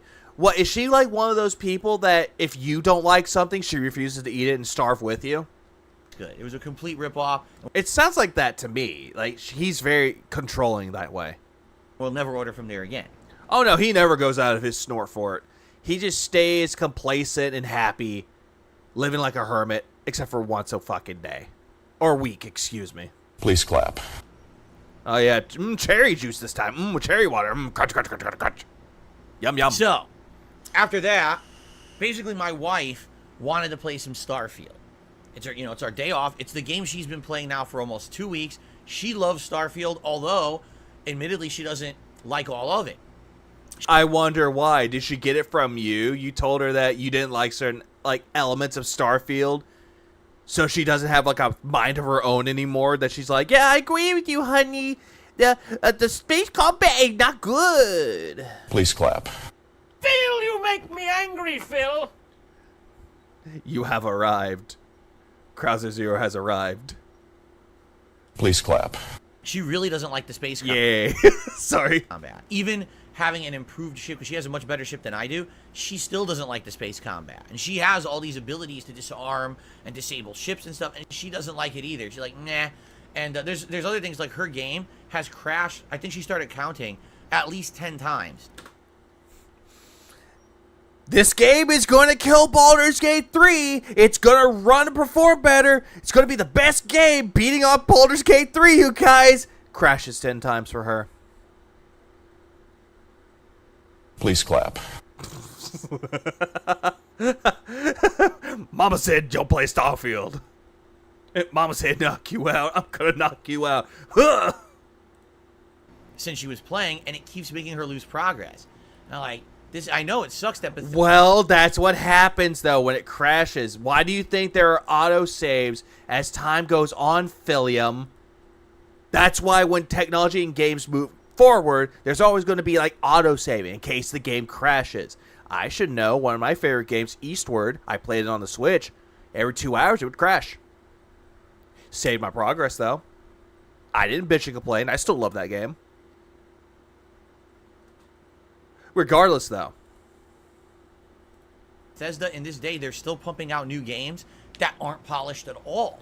Well, then again, that's fucking Bethesda, Phil. And they hadn't really been publishing out any new games. What was their most recent release? Skyrim for PS5? Or the last update that they made for Elder Scrolls Online? That was like the last thing that they did. Before moving on to doing Starfield or releasing Starfield. A new property that they had not done for 29 years. She keeps coming against game bugs and game crashes. And that's driving Fucking Liberty Prime. Fuck. her nuts. She still loves the game. She's way ahead of me. She's completed multiple faction quest lines and everything. So when she plays, if I watch, I'm completely spoiled, okay? How so? How so, Phil? You could just do something with it. Oh, wait. Are you one of those people who's like, oh, yeah, if my girlfriend or wife plays it way ahead of me, I'll be spoiled? I've had it happen before. I had Psychonauts 2 spoiled for me, but does that mean I'm going to hate the game? No.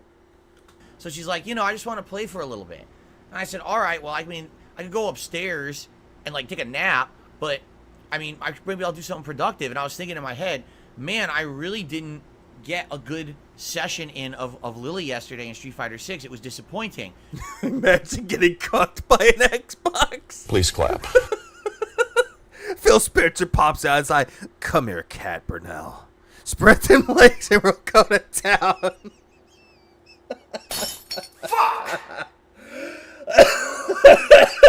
Boing, and now I'm gonna masturbate. Oh, God, fuck. Okay, Fallout 76. No, I was meaning like things in general. That's why I said the Elder Scrolls Online, Anthony. That's why I said that. Also, what's up, E-Begging Nader? Maybe I'll just do another random session. Also, I'm not gonna say that he did that because apparently people were like, "Oh, he's just doing it out of the kindness of his heart because he loves streaming." No, something was up with that when he just got on and streamed.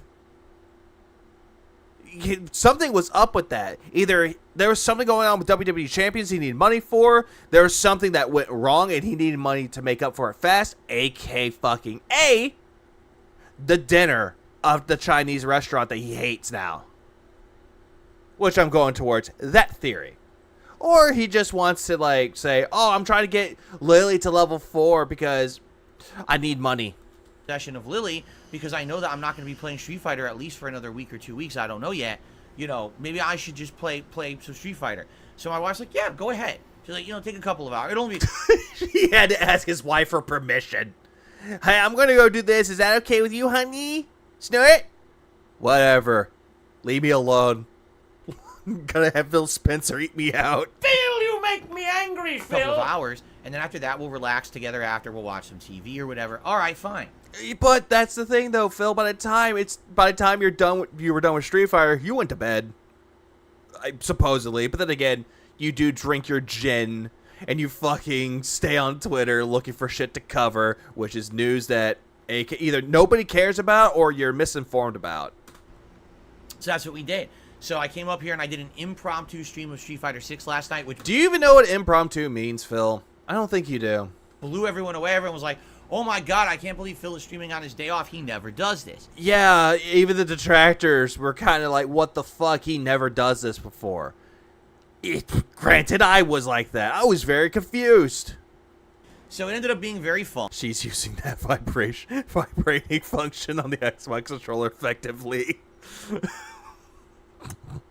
God damn it. And Smells like a Christmas tree. in fact, get this, it was one of my better sessions with Lily, even though I was at the 3-star diamond level and the competition's getting hotter and heavier and way more competitive. I actually did much better yesterday than I did the day before, and most of the sessions of Lily I've been doing on PS5. Well, that's the thing, though, Phil. You were still bitching and complaining all the way fucking through. So nothing has changed except you did it on a day off. So I was about 2 hours of gameplay. It was about 50 matches, 31. Hot and heavy. Please clap. Well, there are times where I'm like, I hate his chat. But then shit like that happens. I'm like, I love his chat sometimes. Wins, 23 losses, a 57% win-loss ratio. And it was Wait, what was that ratio again? 31 wins, 23 losses, a Yeah, he's overinflating his ego again. 57% win-loss ratio. Again, having a 57% win-loss ratio is not necessarily good, Phil. Really isn't. And it was tough because I was like right at the edge of getting to 4. Yeah, are you going to be playing any master matches when you come back? Sorry to tell you, Charles, but he's not going to. Once he gets master with like any character he plays, he drops them forever. 4-star diamond. Detractors need a break for the snorting. That was psychological warfare. Get the gun. Then I lost, and then I win, then I lose, and I was pinballing back and forth at the edge of 4-star diamond. I got it, but then I completed the set and I lost, and I lose it, and then I get it back and I lose. Finally, by the end of the night, Yeah, the reason why you did, though, you kept losing and winning, losing and winning, losing and winning. You're also trying to pad it out to make sure that, hey, Dents, give me your money. The whale call has been sound. I need that money. I had really terrible Chinese chicken. I need you to recompensate me. Oh God, what? Oh no, my whales. Tonight, I won the set and I secured my 4-star diamond rank. What the fuck, Phil? Tonight, And this is the guy. This is the same motherfucker that's like, oh yeah, I excuse myself when I belch. I'm not disgusting. I won the set and I secured my. Finally, by the end of the night, Give me a minute. I just gotta. Yeah, we're gonna push you down to slow motion. Sounds like almost like a dying whale call. I won the set and I secured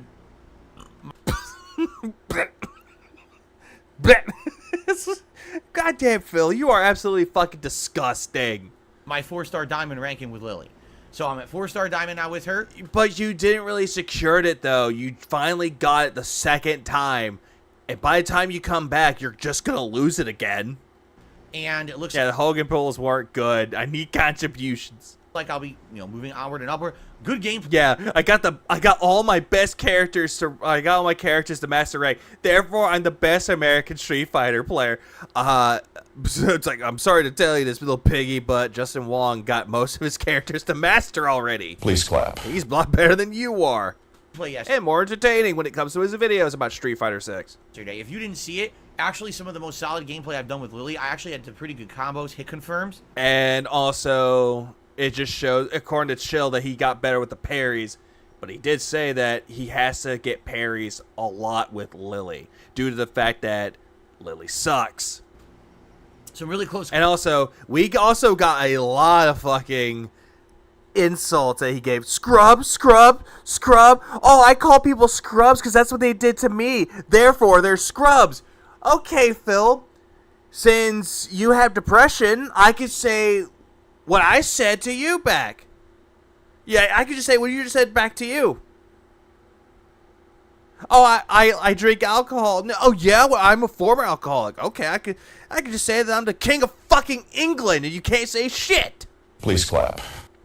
What does fourth place get again? It gets Darkside Phil, the narcissist that you see before you. calls where it looked like I was about to lose. And then Yeah, I agree with Carl. Yeah, hold on, let's see. I'll see if there are any local joints around my area. I need something new anyway. all of a sudden I would boom, counter hit, 3-hit combo, cancel into super, and win the match. So there was some good stuff there, honestly. Some good mix-ups with the throws and everything. No, that wasn't good mix-up, Phil. You kept spamming the Condor Dive and the Command Grab multiple times. Although, And the level 1 and level 2 super with level 3s. And you kept saying shit like, bye-bye, I win. That's all they got. admittedly, now I agree with Carl. Jesus and Mel Brooks are pretty cool Jews. Harrison Ford too. Please clap. You can never forget Han Solo. I'm definitely starting to get annoyed at the input reader in Street Fighter 6, and here's what I mean by that. How so, Phil? Like, you're getting upset with the input reader, but here's the thing, Phil. This is a skill issue you're talking about here. Just for the record. Everyone in the community has been complaining about this, and now it's time for me to start too. Seriously. Who's been complaining about it, Phil? Who in the community has been complaining about it? Name names. Half the time now, when I'm trying to do a critical move, I get the wrong move. No, that's your fault, Phil. You're doing the inputs wrong. And it's not just me. All of the Street Fighter 6 players are saying this. I have not seen any of the other Street Fighter players say. But again, Phil, who's saying this? Name some fucking names. That the game has too much lax inputs, and it keeps thinking you're doing stuff you're not doing. So, for example, from full Well, I was like, mm-hmm. screen away, Yeah, the community in his head, yes. It's like a council of Phils. You have smart Phil, you had drunk Phil, you have depressed Phil, stressed Phil, happy Phil, horny Phil. They're all communed within a fucking council. Kind of like the Council of Ricks from Rick and Morty, but it's just Phil. That's all that it is, and they all agree on the same thing, which is kind of stupid. I do quarter circle back, quarter circle, down back, Yeah, thank you, Charles. Everybody? light punch to get my win charge. And the game says, oh, you did 360 grab attempt. Phil, there are some things that you've claimed it's 360, but it's not 360. Then again, you kept saying that Fierce Punch was something that Lily has when Lily does not have that. Or Dragon Punch. Like, Phil, did somebody say Dragon Punch, but all they did was that they fucking dragged these nuts all over your face? Please clap. And now I'm gonna masturbate. Council of Pigs, the War Pigs. I tapped back twice to step back. AKA dash backward. I went to neutral. No, if you were moving the joystick, you were not going neutral after that. Meaning no input. And then I did No input, meaning the joystick, Phil. down back punch. The game read back, down back punch as a full circle. Well, Phil, I'm going to tell you something with that. Down, back, yeah, down, back, that's not a circle. A circle would be a full 360. But the reason why it might have read it as for you is because you keep wiggling the fucking stick. Then again, Phil, we can watch your replays and we can see what you put in. It's not hard. Sure. I'm agreeing with now guys like, yes, it's a bunch of bullshit. Please clap. If you say so, but that's been happening a lot. And a lot of people have been complaining about this. Who's been complaining, Phil? The only person that's complaining is you and the voices in your head. It's pretty sad. I'm not saying that specific instance.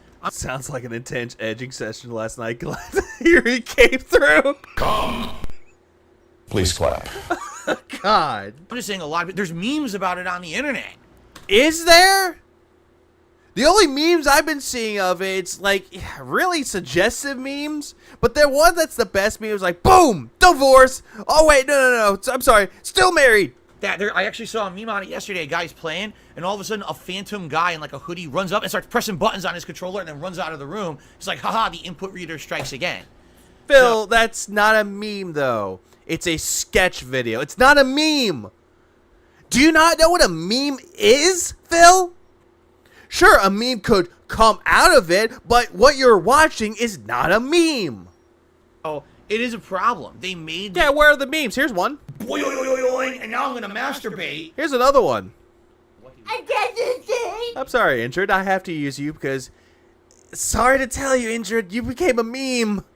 Just like how that being said calls me Ibiga. And it makes me... Please clap.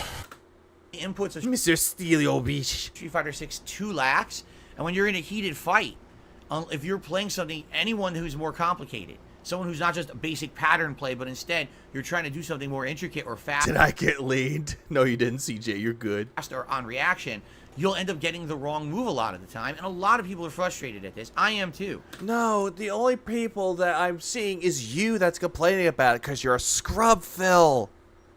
You're a goddamn scrub.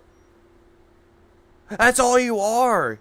You're putting in the wrong moves. You're doing it. We've seen you do it. I've heard you trying to go for a throw. Phil, hang on.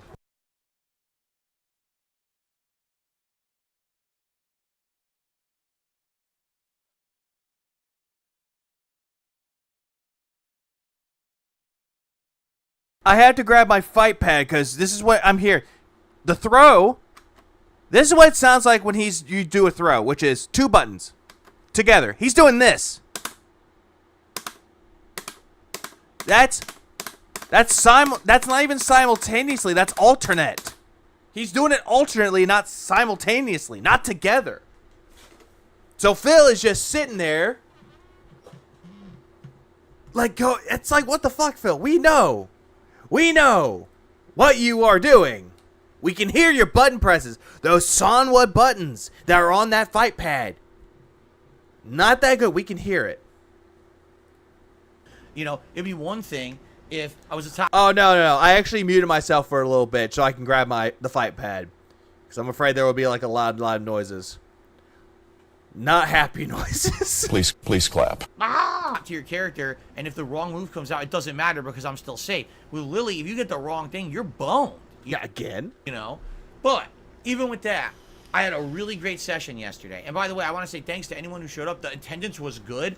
I did not hear the two buttons at the same time. It was all alternate. We had almost 400 But Phil would think that he pressed them together, which he did not.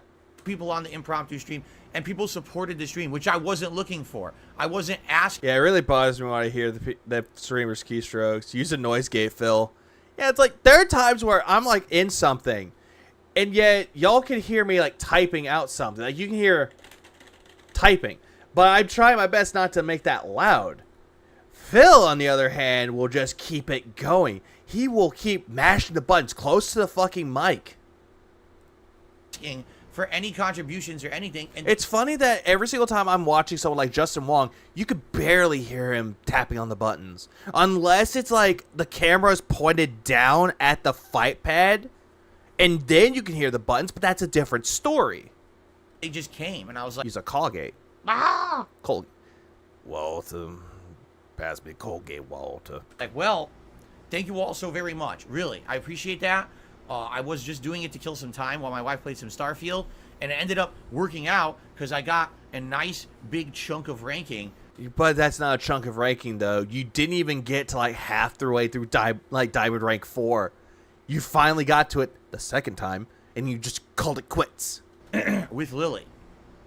Now, after Only a spoonful. having had these sessions with Lily this week, and in light of something else that we're about to start talking about, I think I may actually play Street Fighter 6 this week, the final stream of the week, Wednesday night. I think I may do a late night ranked session of Street Fighter 6. That way, I'm not going to get rusty at the game. I'm a little nervous. Oh, God. You are going to get so rusty. Because Phil's thing is that he never plays any games and can never adapt to it well. He can never go from one game to another. Instead, he'll go one game, and he still has the mindset of the other game.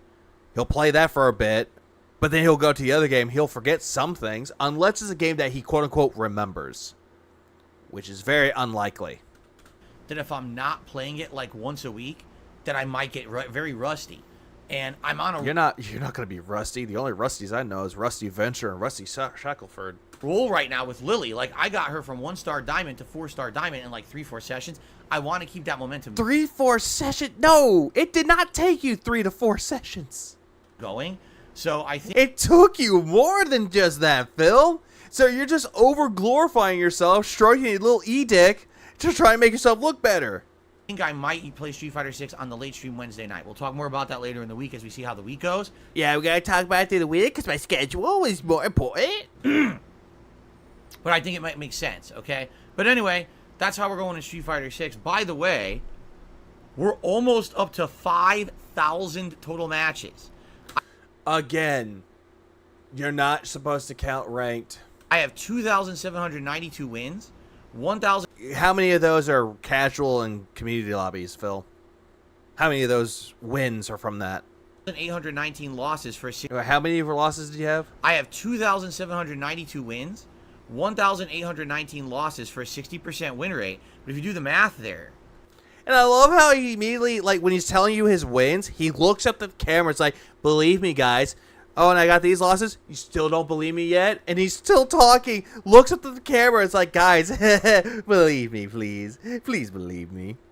you know, we're Yeah, a schedule that's on his Twitter and YouTube. But yet, for some father-fucking reason, he will go on there and just keep telling you his schedules. Like, Phil, just say, hey, check out my schedule. It's on my Twitter. It's on my community post. That's all you need to say. But no, it doesn't. around like 4,700 matches. We're almost at 5,000 total matches of Street Fighter 6 played, which is insane, right? Street Fighter 6 Blanca. The sad face. Please clap. Why does Hate Army find the best ones? I'm not gonna lie. Pretty crazy. And thank you again for Money, yeah. Oh, sorry. watching the content and supporting. All right. Money, yeah.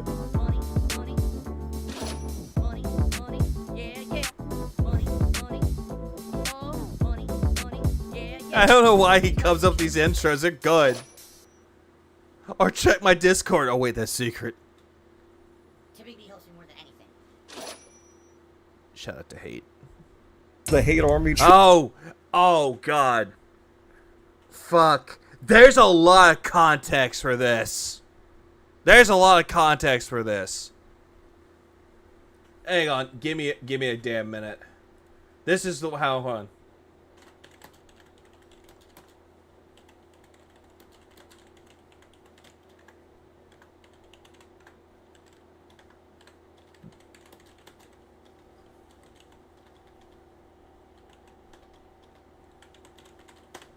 Yeah, there is context to what's next. This is about Unity. And that's why I want to know if anyone wants the TLDR or the I Watch Phil segment. What about how he covered it? How he covered it. Those are the two options. TLDR, it'll take a little bit, while the watch segment will take a little bit longer and it'll just get irritating. But irritating in a very, very good way. Please clap.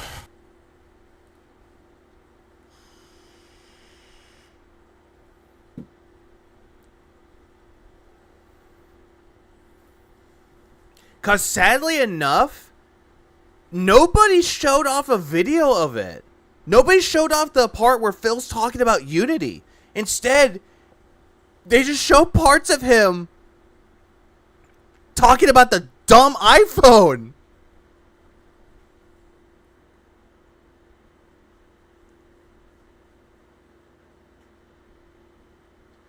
All right, I'm gonna give it to at least a few minutes with that one, but it's like, I don't know, really. I can't believe Jeb Bush is still president. Please clap. Please clap. All right. I'm going to get rid of the streaming soon and make that metal go down. I need to have like a little crow. Or a raven. But then again, if I get raven... it'll just become... All of a sudden, you're just like, oh yeah, just press the button, redeem Raven. DSP's a bitch, he's a bitch, and now he wants you to buy him a new joystick. He's a sack of shit that doesn't know when to quit. Yeah, USB-C. He got so angry about USB-C that he doesn't understand why. It's like, I get why they're doing USB-C. Due to the fact that it's one of the universal ones, and the original iPhone charger is outdated.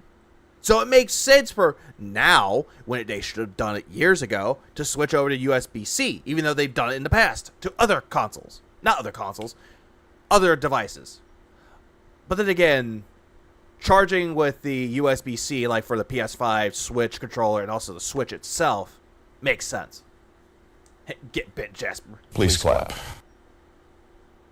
Oh shit, now we're at 50-50 for the TLDR. Yeah, they were forced to switch, and they were saying it's because of European... I think it's like something with the... I forgot what law it was. Oh yeah, Europe enforced it. That's how I described it. Again, the whole rant was just stupid. It was nothing to do with gaming. The only thing that was related to gaming with that was that it had a chip in it that you could play Resident Evil 4 Remake, Resident Evil 8 Village, fucking Assassin's Creed Mirage. That's all that it was. Yeah, better than charging with the headphones jack. Yeah, I hate that. I hate how certain phones nowadays, they get rid of the headphone jack. My new phone that I got doesn't have a headphone jack anymore, and it really irks me. Yeah, Phil still has the iPhone 7. Funny enough, my vape doesn't use USB-C. It uses the old Android chargers.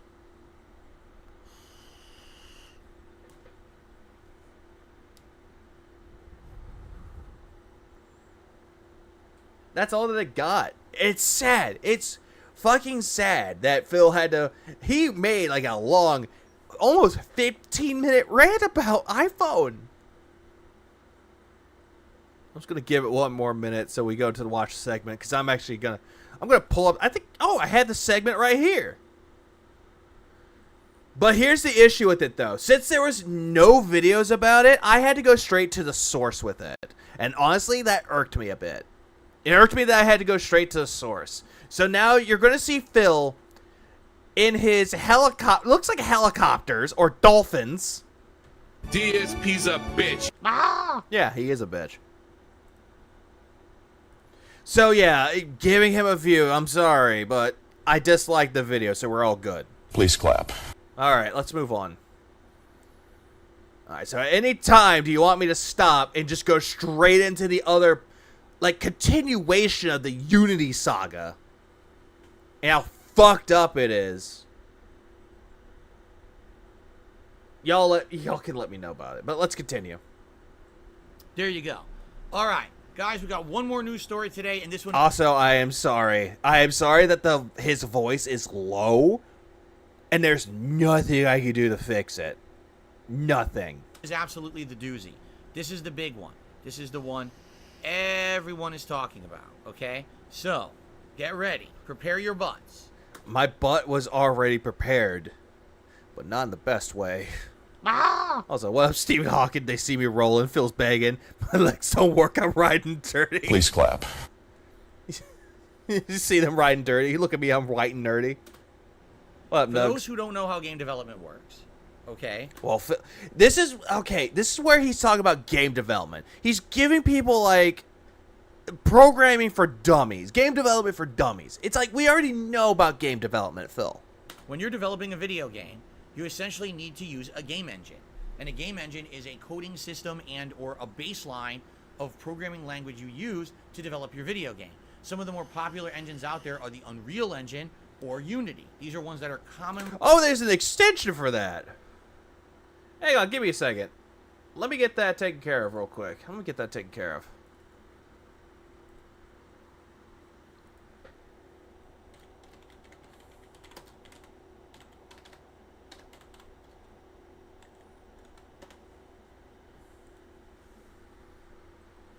I'm actually gonna do this, yeah.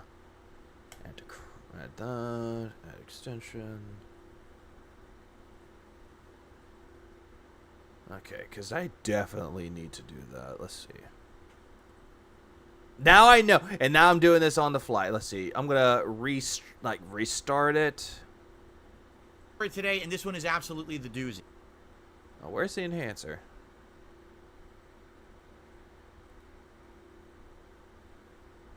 Oh, pen. I'm trying to find it though. Let's see.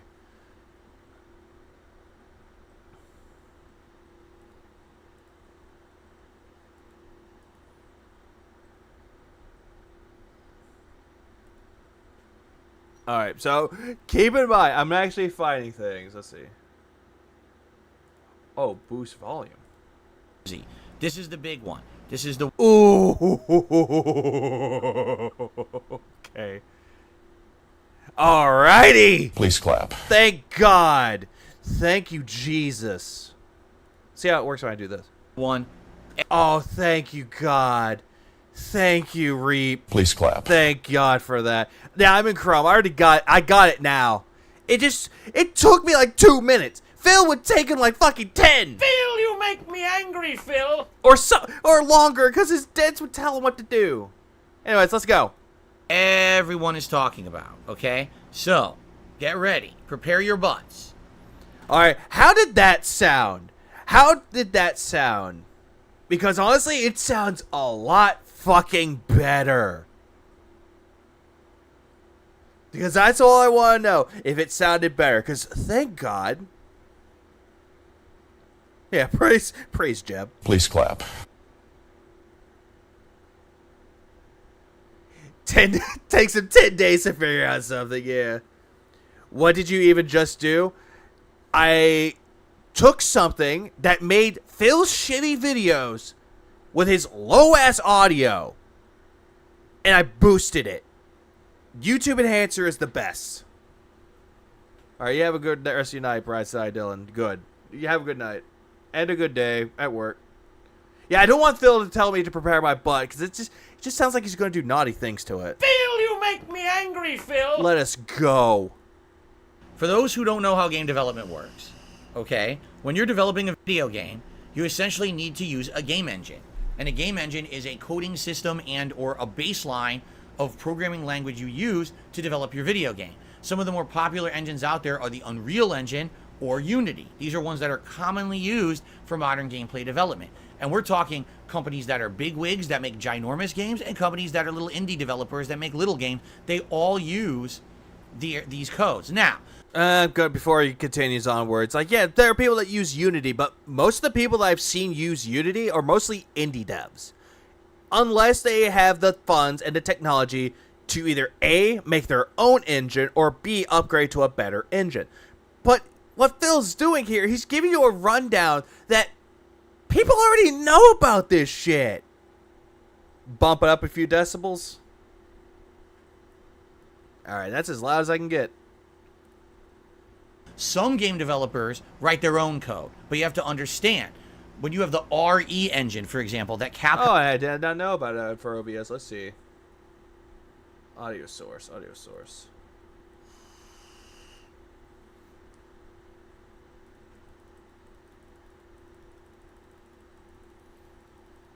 Oh. has been using for Resident Evil. Okay. I think that's a little bit better. I actually... Praise Jeb. Please clap. Alright, so now at least I know that that actually works as well. So we're all square here. Oh, yeah, I actually did not know that. Thank God I know more. I'm learning more about OBS as time goes on. Thank God. Doesn't Genshin Impact use Unity? Yes, it does, Stray Fox. And Street Fighter 6. That's a humongous time and money investment. You're saying we're having a team develop our own coding engine to make our own game. You have to be a giant company to really finance an effort like that, and it could take years to really come together. But take a look at how successful the RE engine has been for Capcom. I mean, their games look absolutely outstanding, correct? So it can pay off. Yeah, that's the thing with that, though, Phil. If you are a big company, if you are... Actually, I don't think CS Stars use Unity. Let me double check that to make sure. What engine does Stars use? Oh, they do use Unity. Never mind, I misspoke. Because it doesn't look like something out of Unity. I know Cult of the Lamb does Unity. Or uses Unity.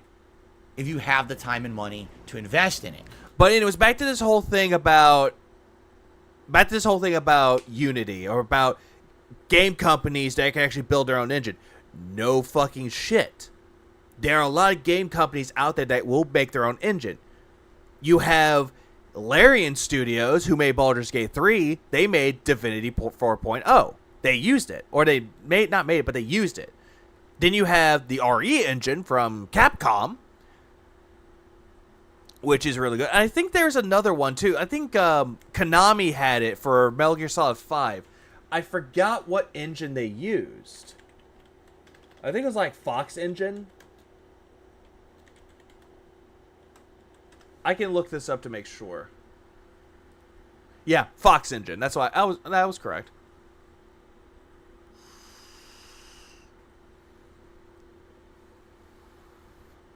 Yeah, I'm glad I don't develop games. Neither do I. Yeah, he made his own engine, the Fox Engine. Many companies don't have that. They're just looking... Oh yeah, it was Kojima, and then Konami stole it, I believe. To make a game, they don't want... Did he ever keep that old engine? What engine does... I have to look this up. Let's see.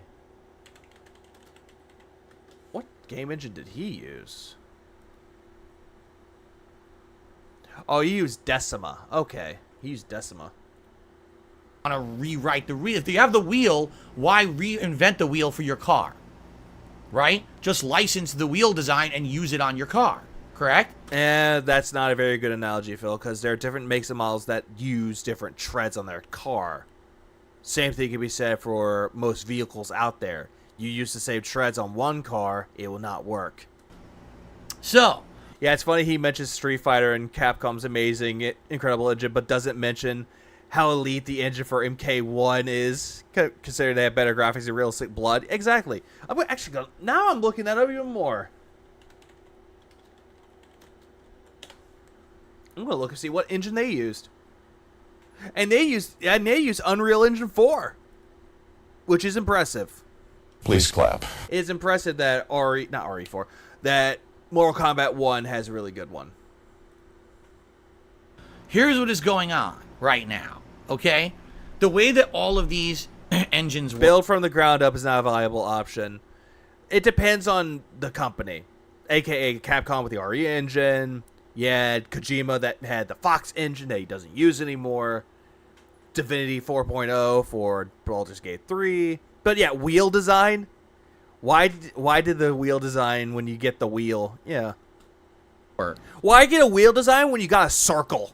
Is basically you pay a fee to use the engine, and then you use that engine to develop your game. All right? And I don't exactly know the ins and outs of how the licensing has worked up to this point. I don't. You know, I'm not up to speed on it. I'm not a big game dev guy. But yeah, you told people that, hey guys, in order to make a game, you need an engine. But I don't know how it works. Phil, you make me angry, Phil. But basically, game devs have felt that at least it's fair. All right? Something has happened in the last 24 hours that has got the entire game development community spooked and freaking out. Not freaking out, Phil. They were irritated. They were fuming. As some articles pronounce it, they were fuming. Because of what happened, it did not go well.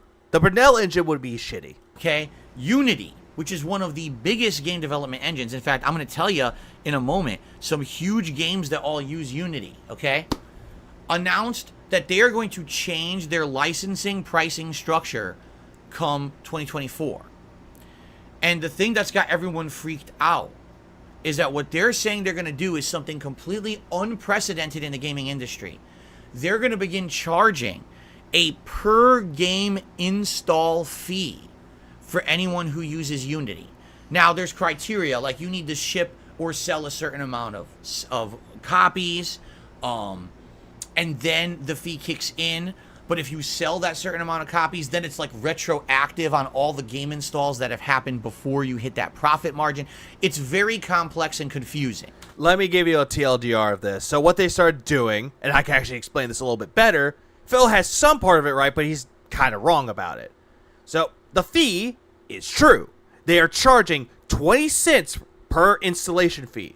However, there's a little bit more to this. There's a little bit more to this fucking story than people have said anything. Let's see. There's more to this, or there's more to that meets the eye. So with the fee, they are charging 20 cents per installation. However, if it hits $200,000 in revenue and 200,000 downloads, once it hits it, both of those requirements have to be met before they charge the fee. Plus, developers would have to pay $2,000 a year for Unity Pro if they would have to hit the higher thresholds, and they would be charged with lower fees. So instead of 20, it will be lowered. To how much? No one knows. That's how Unity planned on doing it. And this was going to start at the beginning of next year. Now, from indie devs out there were a lot of them pissed off, and I do not blame them. I don't want to get into the semantics and the big details of... Oh, hey, it's the boy. Please clap. It's King Jetty. Welcome back, man. How'd you enjoy your vacation, man? I'm going to derail my own stream just for this. I'm doing this intentionally because I saw Jad came back yesterday and he did his bingo. It has not been the same since you were gone. Please clap. Glad you're back. Of it. Yeah, King Jad's here. He's going to derail us. Because likely none of us would understand it. All right. But basically, the reason the game devs are freaking out is because if you're going to get charged every single time a game gets installed, this could completely destroy certain business models. For example, let's say you're a game developer and you make a game and you want to get word of mouth out for your game, so you create a game demo. Guess what? The installation of your game demo is a game install, and you'd owe Unity money for each person who downloads the game demo for free. This is a bunch of bullshit. That is not what they're going to do. Demos are exempt from this, meaning that if you're downloading the demo, you will not be charged. However, if you're downloading a demo, but there's a but to this. Unless the demo is a part of the install that is including the free game or the full game, which is early access games, then they would be charged. That's when they would be charged. Guess what, Phil? You fucked up there. Yeah, they excluded demos. Absolutely. How would they track this? No one knows. That's the thing. They put it out there, but nobody knows for sure. But I already could tell that it did not end well for him. For Unity. Also, I'm going to see what you guys see. Greece was great. I'm a bit impressed you went to early on stream instead of me to for you in street tag. Let's see if it pays off. Please clap. Oh, we will see. Then again, I've been derailing my own stream a lot. Yeah, exactly. If the demo's data transfers to the main game, it counts as well. Exactly. That's what that's where they were meaning with that. If it's early access or if it's the full game, then they will get charged for it. Yeah, all demos, aka early access too. No one's paying you for the demo, but you're going to get charged by Unity because someone downloaded it. Not really, Phil. Unless the save data from the demo goes into the full game, they will be charged. However, if it's also early access, then they will be charged. What about games that are for free? There are free games out there that certain game devs make. Now, good luck getting that on the Unity engine because you're going to have to pay them every time someone downloads and installs your game, right? Again, if they hit a 200,000 download or a $200,000 threshold. Can you derail a stream that never had tracks? Fuck, now I had to go deep thought about that. Please clap. I didn't even think about that. Now, here's a big one. What about games on the Game Pass model? And I could tell you this. For this part, for Game Pass, the fee would go to the distributor. And also, what Unity did recently is that Microsoft would have to pay. They would have to pay. But Phil's sitting there going, duh, what about those, huh? Why don't y'all talk about this, huh? Now, here's the deal. No one knows how the Game Pass model works. These are exclusive contracts between Microsoft and game developers. So we actually don't know how much money a game developer makes when they list a game on Game Pass. But according to this new Unity licensing model, every single time someone downloads a Unity game off of a Game Pass style, they owe them money. So what about a game like for... No, it would be Microsoft that has to pay, but Microsoft isn't going to have anything to do with that. Well, it's also bad that some people are going to abuse that reinstall and remove over and over again. Yes, the article that I read, it actually did cover that. So, what would happen with it if they did the install bombing instead of review bombing? Now it's install bombing. They would keep deleting and reinstalling, and it would punish the developer. Why do that? Because all that would do is just punish the developer for no reason. Yeah, Game Pass style. Please clap. Yeah, Game Pass style. You mean a streaming service. Or a download style. But again, Phil doesn't know what he's talking about. Yeah, they said trust us, bro. We got it. For example, earlier this year, you had a Hi-Fi Rush, right? That was a game with zero press, zero marketing. No one knew it existed. It became part of Game Pass. It got millions and millions of downloads. No one paid for it outright. Unless they liked the game enough that they bought it to support Tango Gameworks.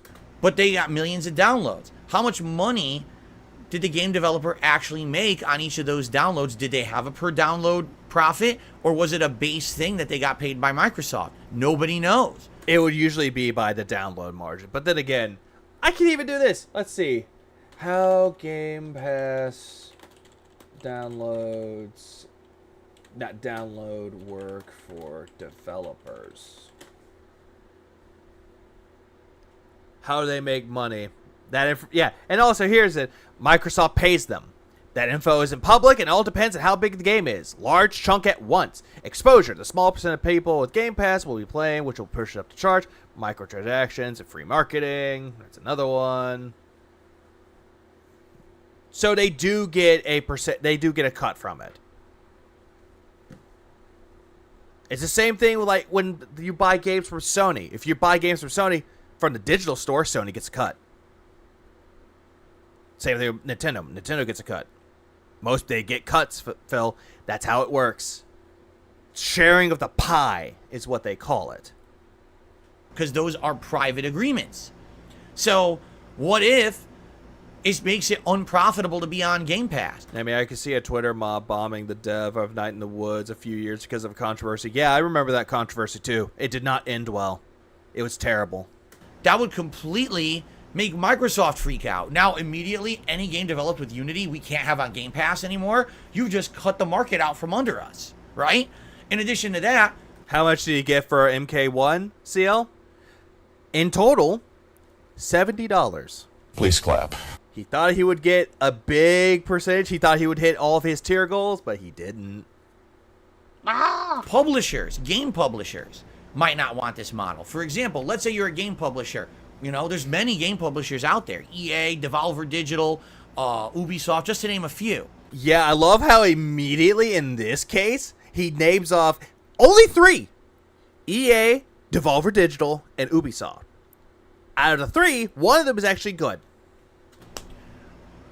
If someone comes to you and proposes a new game, hey, we got this hot new game idea. It's a unique shooter with these elements. It's really going to sell well. Okay, that's great. What engine does it run on? Unreal Engine. Okay, Please cool. clap. What about you? Our game runs on Unity. Oh, wait a minute. Unity. Those fuckers are going to take a cut of every single download. We don't want to mess with that. They're going to take way more of a cut. Again, Phil, if they only take out a cut, the game would have to be have 200,000 downloads and $200,000 in revenue. That's when they would start charging the fee. But Phil does not get this. Also, another thing that I forgot to mention about the fees. Apparently, an extra fee will be charged if a user installs a game on a second device, say a Steam Deck, if they installed it on PC. So again, it's adding up more charges that they do not need to pay. It's double dipping. I love how someone said double dipping, but it was something different. Phil was gifted the MK1 early access, got a refund, essentially a $70 tip, and then begged to buy MK1 again. I thought he actually bought the game for himself and he got the credit back. But again, you never know when it comes to Phil. Phil, you make me angry, Phil. Oh yeah, exactly, Chef D. Devolver is the best. It is one of the best publishers out there, hands down. And companies can negotiate, but Phil doesn't seem to understand that. You know what this reminds me of?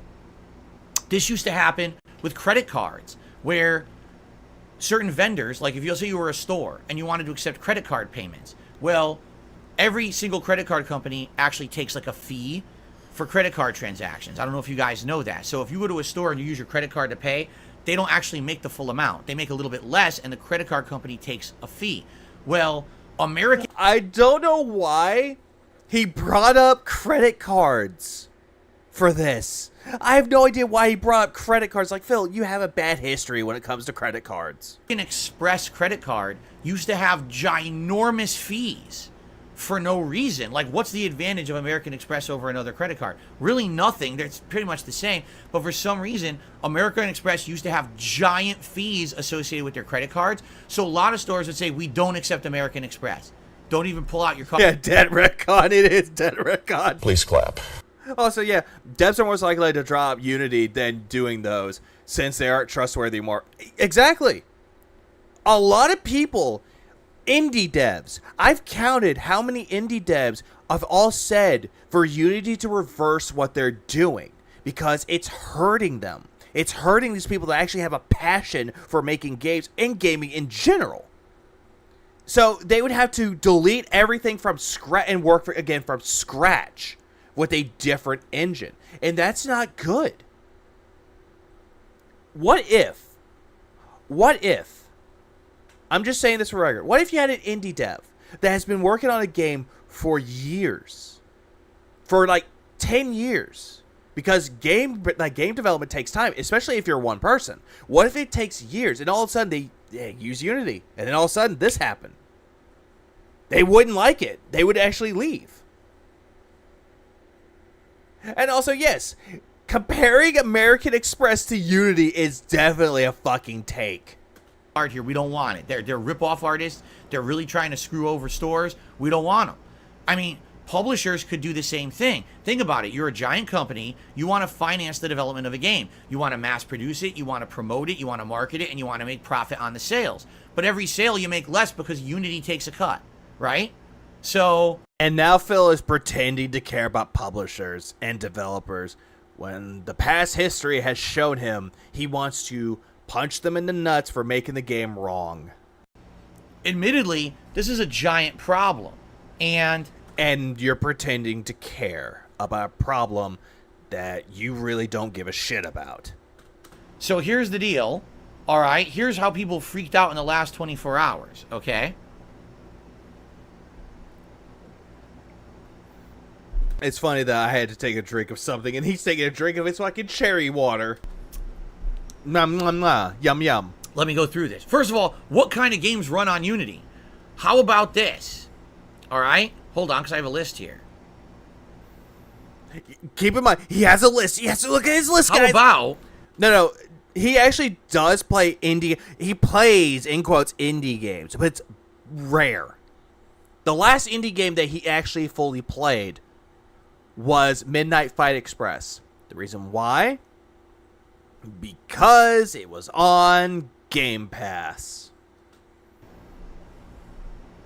Genshin Impact and Honkai Star Rail.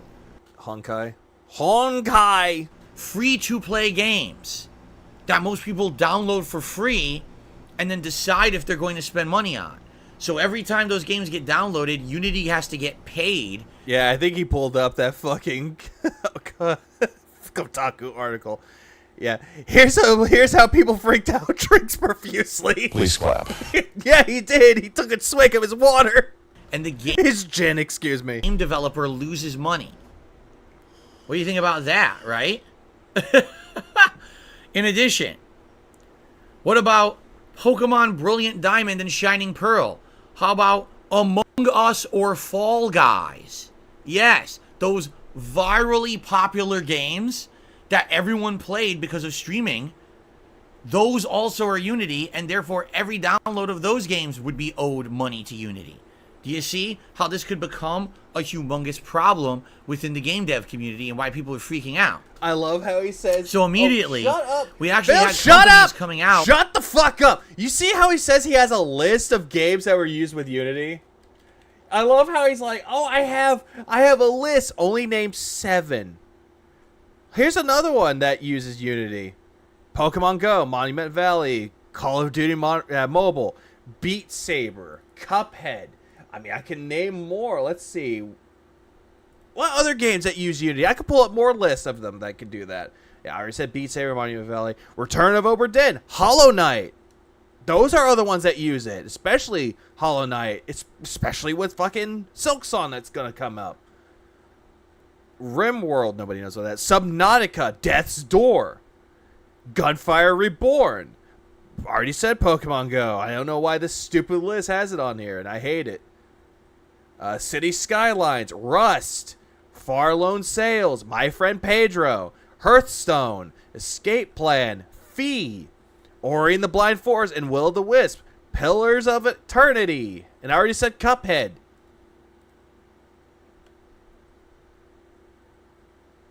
There are a lot of other games out there.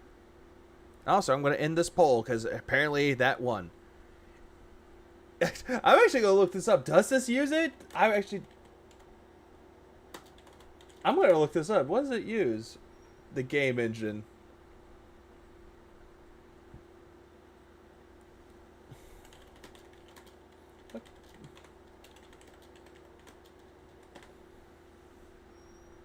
I'm trying to look up what it uses, and I can't find it. Shit.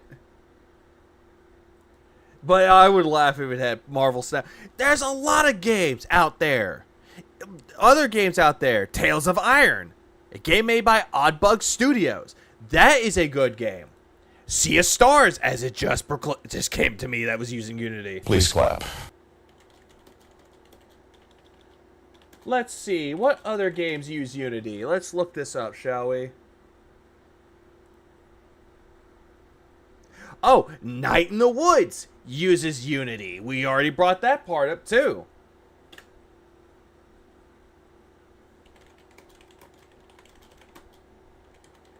Let's see. What other new games are coming out that use Unity? Let's see. Yeah, Fall Guys Among... Untitled Goose Game. I already said the Ori games. But I could go on and on and on and on and on and on and on about what games are using Unity. There are a lot of other games that are affected. Actually, you know what? What about this game? What about this one? Look at Bug Fables. That's actually a good one. A Paper Mario clone. That one also uses Unity. Please clap. No, wait, no, not please clap. Fuck! I mean, fuck. That's what it needs. It's a fuck. Think we can make that happen. Yeah, Subnautica uses Unity. Damn, Phil only... Yeah, he only got 15 buckaroos on Nightstream. Get shit off Phil. Those day ones are day one views doing numbers. King Jet, he actually made 55 for his day stream and then 15 for the night stream. So in total, he made 70 out of $300. Please clap. So it's all good. You don't get to Google the other games because we might can only remember a dozen. So nice try. I had to make sure because I didn't want to say that certain games are out there that don't or do use Unity, and I didn't want to make myself look like dumbass. Someone said Bug Snacks. Let's see it. Let's look.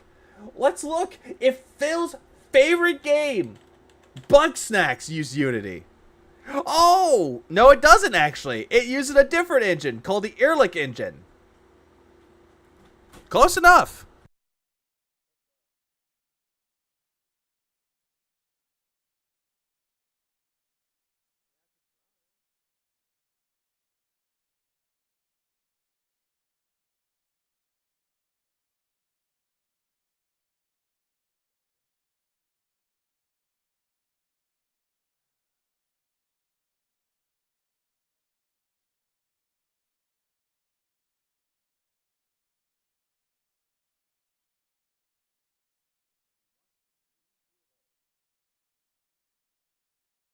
Salt. That's all I can taste is salt.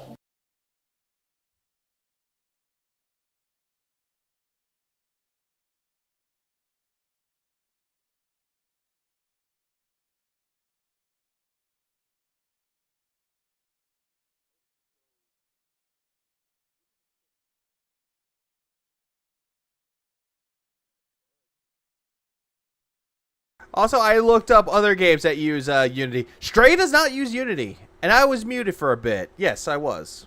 Fuck! He muted himself. Nice and rude. Man. Please clap. Just because you said that, King Jed. Fuck you. And making posts like the following. Are you ready? This post is from Agro Crab, a game developer.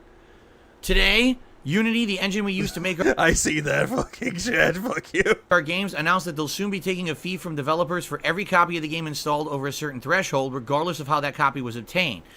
Speed rating, reading it fast. Guess who has a somewhat highly anticipated game coming to Xbox Game Pass in 2024? That's right, it's us and a lot of other developers.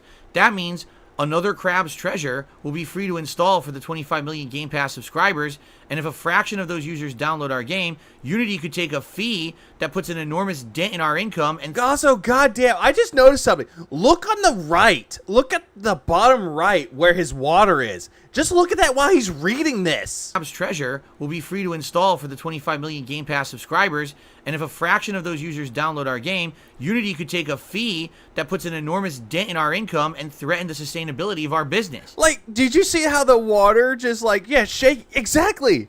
Why is his water shaking so much? What he's doing, he's reading off of it and he's shaking his fucking hands on it. I just noticed that. It's fucking hilarious. Please clap. Like, why does Phil do that? Like, he bounces his leg up and down. Up and down. That's all he does. And then this. Enormous dent in their income. Said by the person with an enormous dent in their head. Please clap. You're absolutely right there, Jaddy boy. And that's before we even think about sales on other platforms or pirated installs of our game or even multiple installs by the same user. It's vibrating because it's moving too much. Arthritis. I was going to say Parkinson's disease. This decision puts us and countless other studios in Or tremors, like alcoholic tremors. Certain tremors that can be caused by alcohol. position where we might not be able to justify Restless Beg Syndrome. using Unity for future titles. If these changes aren't rolled back, we'll be heavily considering abandoning our wealth of Unity expertise that we've accumulated over the years and starting from scratch in a totally new engine, which is really something weird and we prefer not to do.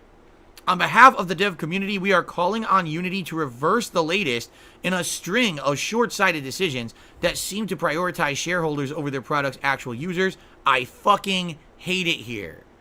They actually posted that on their social media. I fucking hate it here. Pretty Yeah, and I love how he like looks up. He's like, you could tell he was trying not to laugh when he said, "I fucking hate it here." Phil, you make me angry, Phil. The water is moving because Cat is moving somewhere on the planet. She's a big beefy bitch. Damn you, bitch. crazy. Another game dev also overnight, I was looking at all these different ones posted up. He was looking at all the different ones. All the different ones. But before I do that, I gotta go take care of something really quick. So, you know what? Let's make that bigger. Let's go. I'll be right back. Yeah, I'm gonna go get smokes and I might not come back. Who knows? It might take me a little bit. Let's go. I'll be back. Ah!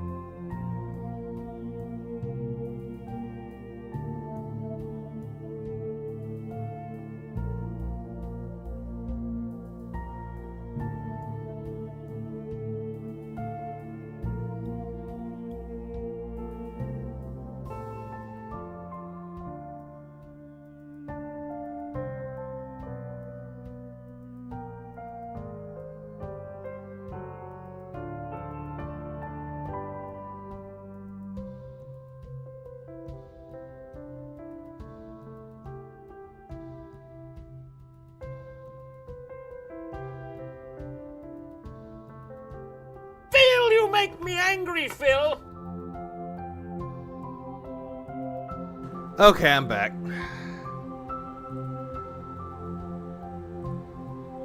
Streaming soon. No, I wasn't streaming soon. Ah! Alright, I'm back. So we gotta go back to talking about this, but also have a good night, Chef D. It's probably a good time. It needs to be done. I'll return in approximately 9 minutes. Of course you would, Jad. Of course you would. But now we're back. We're gonna see what Phil has to talk about another dev. This one by the name of Inner Sloth. They say, we use... Inner Sloth, a.k.a. the people that made Among Us, a game that I don't think he ever played. Have you heard? Yeah, you heard on the Cult of the Lamb that devs definitely made remove the game because of Unity. Yes, I've heard about that one. How Massive Monster, they also made a post about it, and then on their Twitter page, they actually said they might delete it entirely. Not just from Steam, but just everywhere. Oh no, you definitely need to smoke with what Phil says. It's very bullshit. Unity to make our games. This would harm not only us, but fellow game studios of all budgets and sizes. If this goes through, we'd delay content and features that our players actually want to port our game elsewhere, as others are also now considering. But many Yeah, you need friends to play Among Us, but let's continue. Please clap. developers won't have the time or means to do it the same. Stop it, WTF. And then he starts laughing about it. He's looking at people's frustrations. Something that's not happening to him, and he's just going, oh, you see those developers? They're mad. Oh, Deceptor's Delight. The Deceptor Delight laugh is coming. Yeah. Pretty crazy. All right. Pretty crazy. He only listed off 2. So. Yeah, why look so smug? Because that's how Phil is. He looks at the misery of others, and he doesn't give a fuck, but pretends that he cares. The weird part about all of this is that now, because the whole gaming community is going crazy over it, all right? Well, yeah, they have every right to be going crazy over it, because it's something that will affect their livelihood, especially most indie devs. Yeah, he will survive the developers. Duh. Duh. Also, what up, Moki? How are you doing? By the way, Moki, your favorite Scottish man is back. Please clap. By the name of Jad. What's happening is there's all this misinformation and chaos. What misinformation? Unity flat out came out and said that's what they're going to do. The only one spreading misinformation here is you, Phil. Right? Cult of the Lamb. We all know this game. It got virally popular last year, right? And it still is popular. Just because it's, popular last year doesn't mean it's not a bad game. It's still a great game. Right?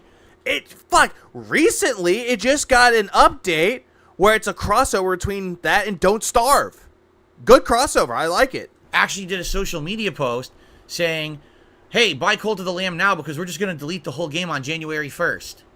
Now, they could be joking, but maybe they're serious. Maybe they're serious. Yeah, they are serious, Phil. Because if they don't fucking change anything, if Unity does not reverse it, they will take it down. But Phil's sitting there going, oh, they're probably just joking around. Maybe they're serious. Phil, you make me angry, Phil. Maybe they won't sell it anymore after January 1st because they don't want to fucking pay Unity for every install, right? Some people, analyzing the situation said, there's no way Unity talked to a single developer before launching these changes. Just think of this, all right?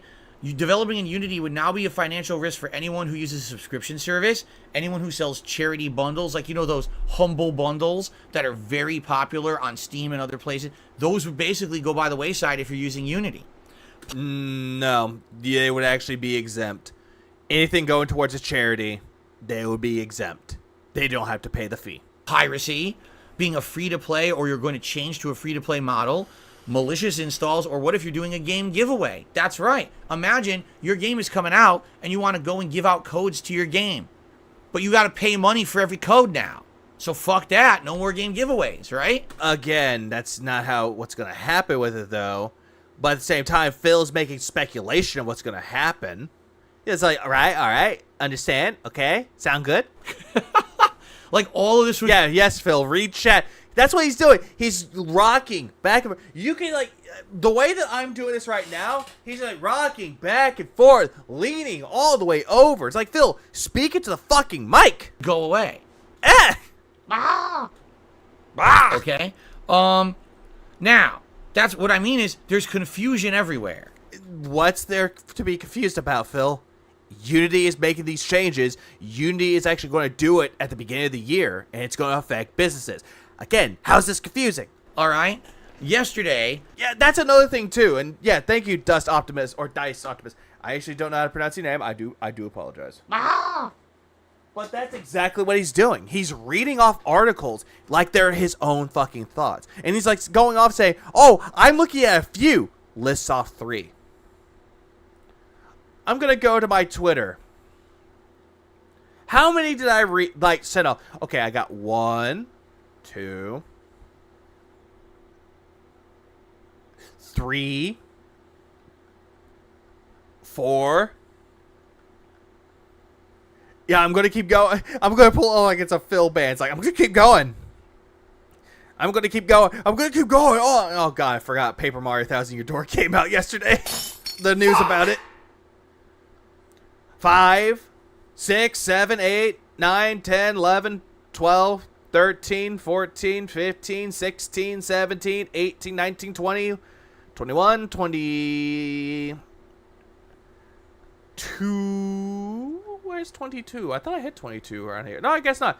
I had about 20. 20 to 25. I don't remember because I think it says load now. There are more fucking game devs out there that are pissed about this. Oh, yeah. That's another thing, too. Thank you for bringing up Fox News.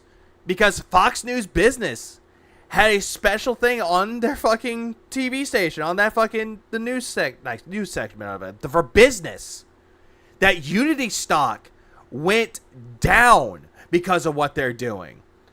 And they made a news article, headline, Unity clashes with indie, video game developers.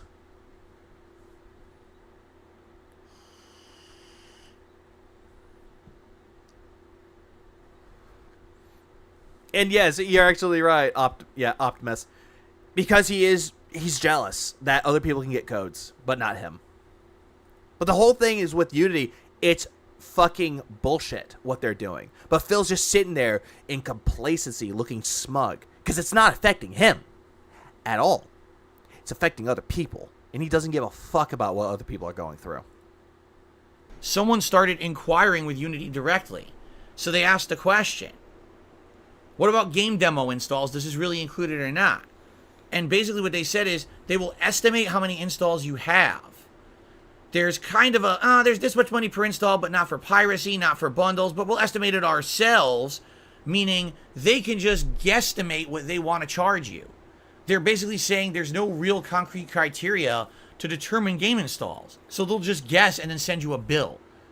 It's like what Phil does, guesstimating certain things with fucking Final Fantasy 16. I'm bringing this up again.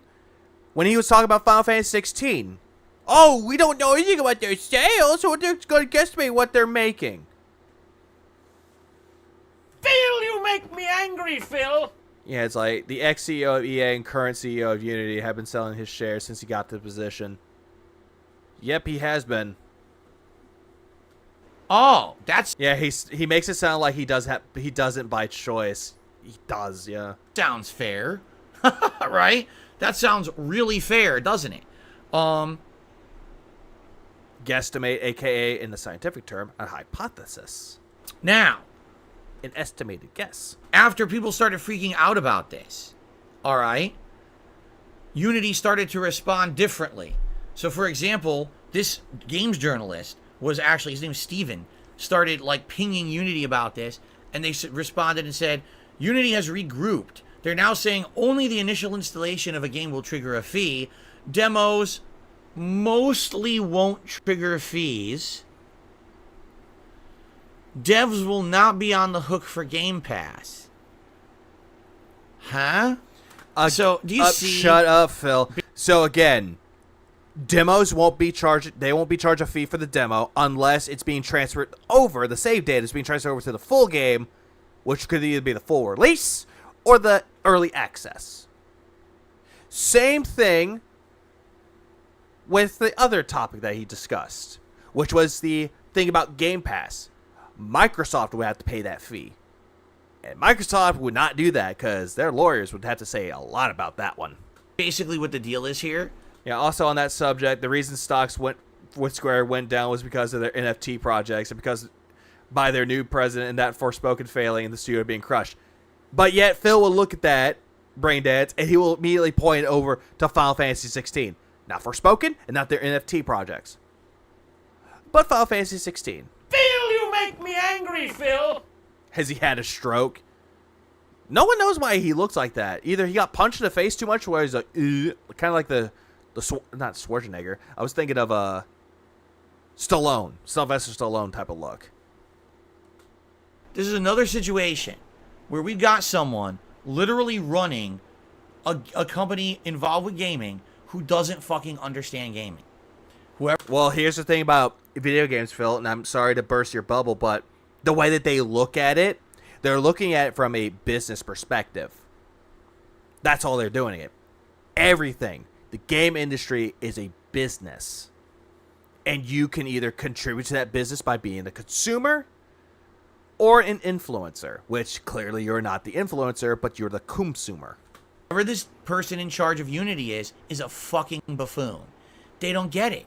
They don't understand that making an across-the-board arbitrary decision just to make us more money and please our shareholders could literally shake up the entire games industry in a crazy negative way, make everyone freak out, and maybe not want to use your product anymore.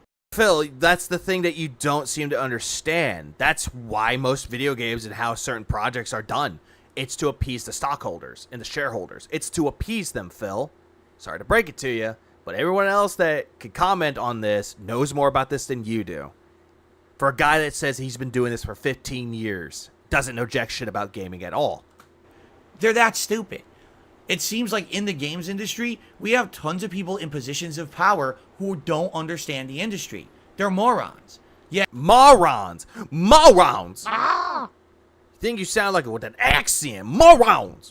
They're millionaires, billionaires, and they get to control these companies with an iron fist, no repercussions for their dumbass decisions, but no one can hold them to task for it, and, they just fuck people over. Philly boy, you fail to realize that what they're doing, this decision, they're getting the repercussions, Phil. It's called the indie devs and most developers out there backlashing against it. They're listening to what's going on, Phil, and it's not good. But yet Phil sitting there, it's like, oh, they're not getting in trouble with it. It's like slap on the wrist. No, they're getting fucking punished for it. They're listening and seeing the backlash that they're getting for it. Agreed that Unity, what they're doing is fucked up. But Phil's sitting there going, they're not getting in trouble for it when they are. I mean, look at their stocks. We've been seeing this across the board with game companies recently. How is it that these people get into these positions of power to begin with if they don't even understand the industry that they're working in? Well, most of the time, if it's going for one CEO, they usually get resigned and someone else takes their place. I'm going to use Nintendo as the example. The president of Nintendo they can resign and then someone else takes over. The successor, or in his case, successor. Phil, you make me angry, Phil. Yeah, exactly. Their stocks dropping is backlash. The outcry from the indie devs and most devs out there is also backlash. I hate to say it, it's called failing up. What? Failing up? Seriously, it's called failing up. These people are already rich, and the more mistakes they make, they get rewarded for them. And then they get into more positions of power, and they get on a board of another company, and they get to more controlling. Like, what the fuck is going on in our world today with these businesses? How do we let the rich get dumber and richer, and everyone who understands the industry gets negatively affected by their dumbass decisions? Most of the time they get resigned, Phil. They do get punished for it. Yeah, it's a Machiavellian move, and it's proven to work. Unity roll out a hard change, and they'll back it up and roll out something a little more palatable to devs. Yeah, Phil's like looking at this, and he's thinking that that's what most of them are doing.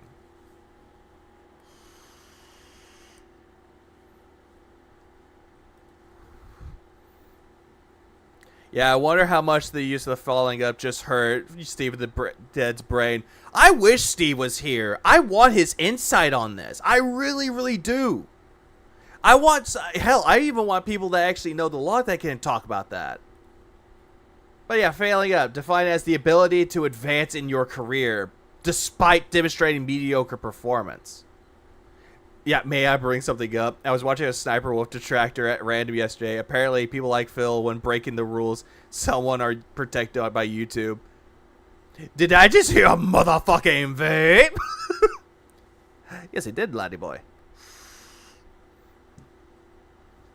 At this point, Phil can make people vape. They need something to get through this shit. Phil, you make me angry, Phil. I'm surprised I haven't gone insane already. It baffles me. How can you have... But it also baffles me, Phil. You know what? I could use that term to you as well. Failing up. Because, Phil, your channel should have been dead already. Many, many years ago. But yet, you keep failing up. You keep getting promoted. You keep getting money from your mediocre but way below average gameplay and commentary. But yet, you still make money from it. They had a content creator on his stream that she stole content, and he reported. He filled out the paperwork to report them more on YouTube. Response: sorry, need more info. I saw that. Jax Films covered that. And I saw that Jax Films did bingo just like Chad does with his content with Phil. Please clap. I'm not gonna lie. As soon as I saw Jax Films doing like the Sniper Wolf bingo, I immediately thought of Jad. I was like, damn, Jad. I want to see more of your bingo. Complains about failing up. YouTube rewards him even though he breaks terms of service daily. Yeah. Phil, you make me angry, He does Phil. that so goddamn much. And yet he's still getting rewarded. He's still getting shit. He's still getting... He's still on the site. And yet he's telling people to end themselves in Minecraft. But the detractors make fun of his quote-unquote depression that he does not have. My bingo do be robust and thus meaningful. It is very meaningful content, Jad. Everyone loves you for it. Please clap.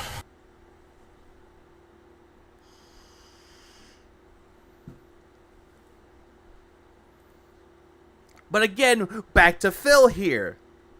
He's been doing this so much. Yeah, rules free, but not free.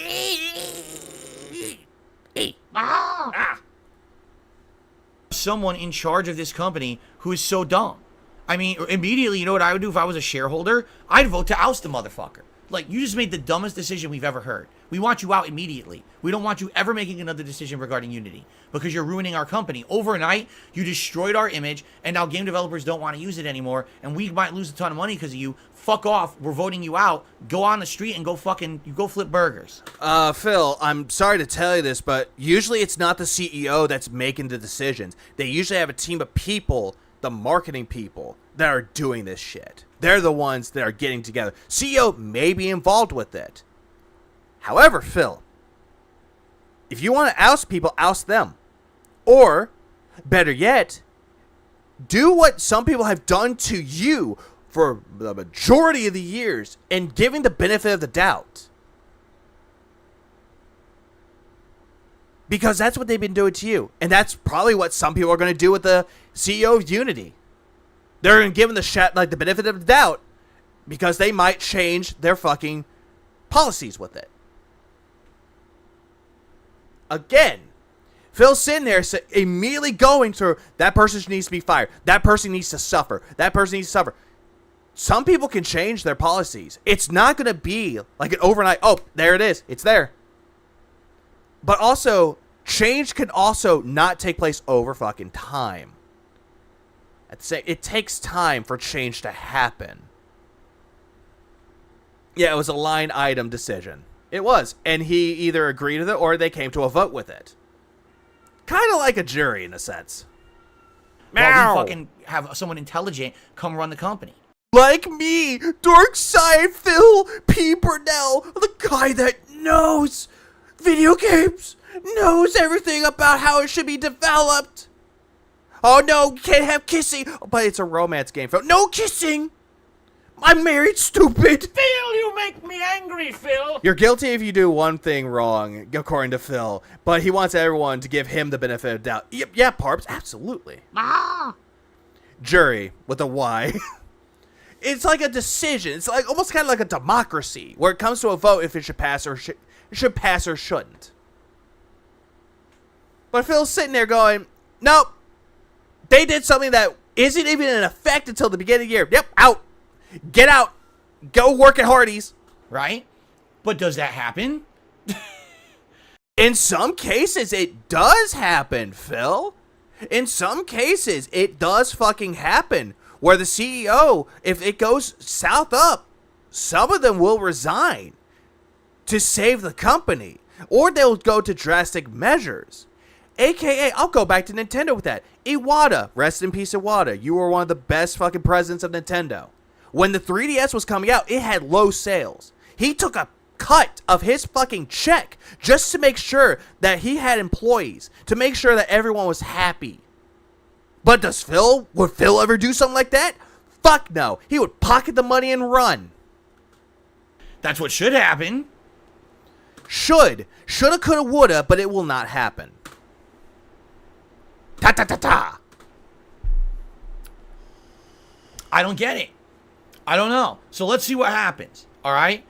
Because I get the feeling what ended up happening is you're going to see a big flip. When you have this insane community movement towards negative, like, what are you, out of your mind? There is no way this would work, right? When that happens, okay? Basically, the way I see it is there's got to be a change and a reversal. And I almost guarantee you there will be. Because people have other options. It's not like you only have Unity. There are other options. Now, changing. Here's the thing with, they have other options. Here's the issue with this film. If people have been making the game for many fucking years and they're getting closer and closer to their goal, they would have to scrap everything just to work on it through another engine, Phil. They would have to scrap it to work on another one. Again, it's not good. So what Unity is doing is fucked up. And that, again, affects people's livelihood and affects their passion. Something that you clearly do not have. Or ever had experience to begin with. From one, game dev coding to another will be a big investment. Yeah, change and reversal. What is he talking about? He thinks that he's trying to sound smart. He thinks that, because I have a business degree, I know how to change things. But he doesn't. Of time and money. And that's why a lot of these companies, like you heard 3 people from Phil that he'd already said. Cult of the Lamb, aka Massive Monster, Inner Sloth, and Aggro Crab. Those are the only 3 examples that he brought up because the Kotaku article that he was reading only listed 3. Phil, you make me angry, Phil. Gamer, dude. Aggro Crab, how Iwata was definitely built differently. He was a developer. He knows how games are. I have to look up what he has on his business card. Hang on. Hold on. I forgot there was a quote.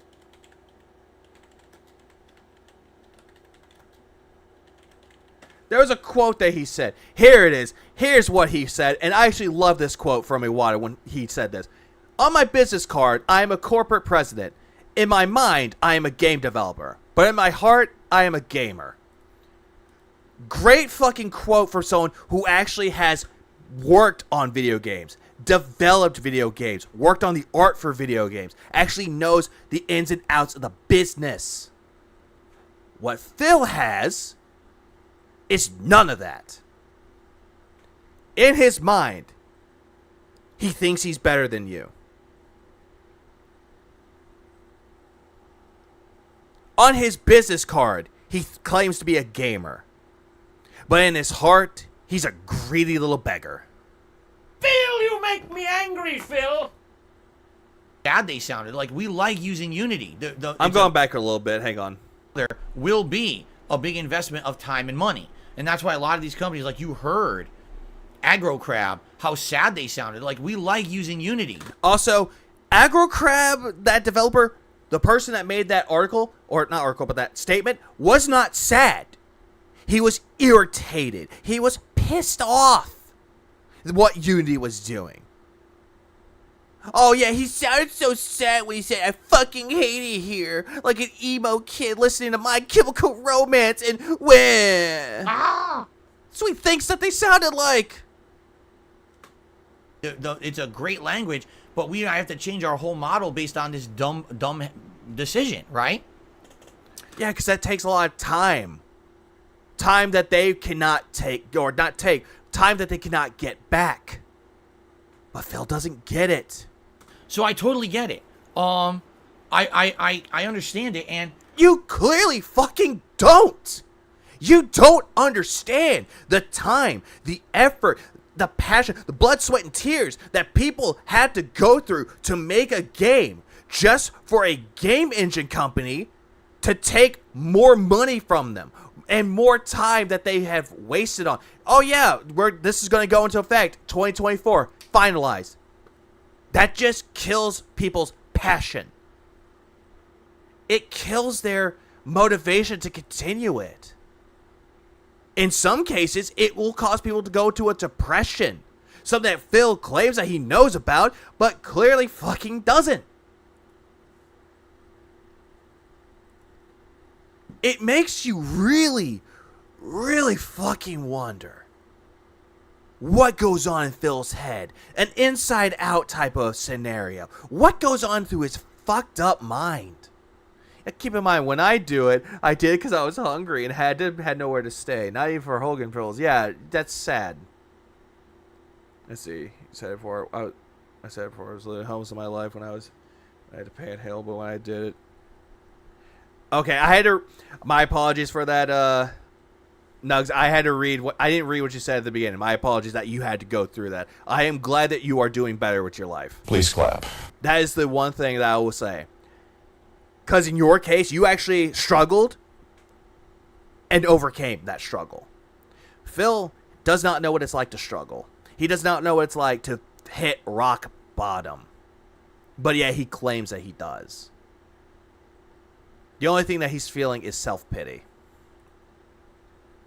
And also trying to paint himself as the victim that he knows what they're going through as real, but he doesn't. hope that they will about face, but I would also hope that they stop putting this insane amount of power into the hands of fucking idiots. Okay.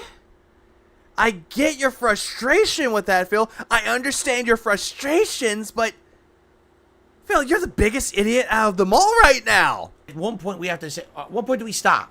And say, okay, morons. Okay, the Yves Guillemot who runs Ubisoft is a complete dunce. How the fuck did he say that name? And say, okay, morons. Okay, the Yves Guillemot who runs Ubisoft is a complete dunce. And that almost sounds like a slur in and of itself. I'm not gonna lie, it does. Doesn't understand the games industry. Here's a thought-provoking query for you. What was Phil's most pathetic moment he shared with the world, except from the incident? What he proclaimed as his most pathetic incident, or most pathetic thing that he shared. Leanna. The hospital story. He proclaimed that he knew what she was going through, doesn't, and then said that she broke up with me, guys. I'm so cold. I'm lonely. I have to wear sweaters because I can't turn on the heat. I need to pay my bills. I have no one to help pay my bills. I mean, that could be one of them. I could be wrong, Jad, but I want to hear your insight on this too. Because we love you. Please clap. When do you get the fuck out of here and we get someone in position of power that will actually help the company and help game development and gamers as a whole? Shut up, Phil. How the fuck did he say that? Ubisoft is a complete... How did he say position? Dunce and doesn't understand the games industry. When do you get the fuck out of here and we get someone in position of... Position? Position? You mean position? No, he has to elongate that. Position. Yeah, keyboard warrior Brindell ready for duty. Ah, fuck, I shot myself in the foot. Power that will actually help the company and help game development and gamers as a whole. Instead of just an idiot who just wants to print money. You're a fucking moron. Well, Phil, he's thinking of it as a business strategy. He's trying to make profit from it. The guy that made it, or whoever decided at Unity, I don't know who. I said it was a team, but I don't know who had the bright idea to do it. They're trying to find ways to make money from it. I'm inclined to agree that a hospital will certify her class, but even a couple of months after Leah left his ass, he had increased how pathetic he looked to people for pity. Please clap.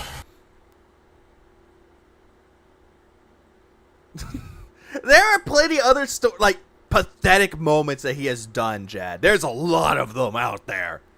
A lot. Oh, yeah. Profiting off of Etika's death was another one. T's death. Another one was Rambo and Howard. I'm not going to make money off of y'all ever again. Monetize it down the rabbit hole. The fuck out. But these people are, it seems like they live in Or their reaction, excuse me. giant insulated situations where they never ever are held accountable for their actions. Phil, that just sounds like major projection here because you've never been held accountable for your fucking actions. But yet you're saying they go, oh, all these CEOs, they're never held accountable for their actions. But you certainly haven't. Oh, and also people remind me, remind me of 9/11. Fuck. I don't want to be reminded of that. That actually legit pissed me off. It really did. He paid off TD. I just can't read the fuck. He never paid it. Monetize a tire theft. That's the other one. The broken shower, which he never fixed.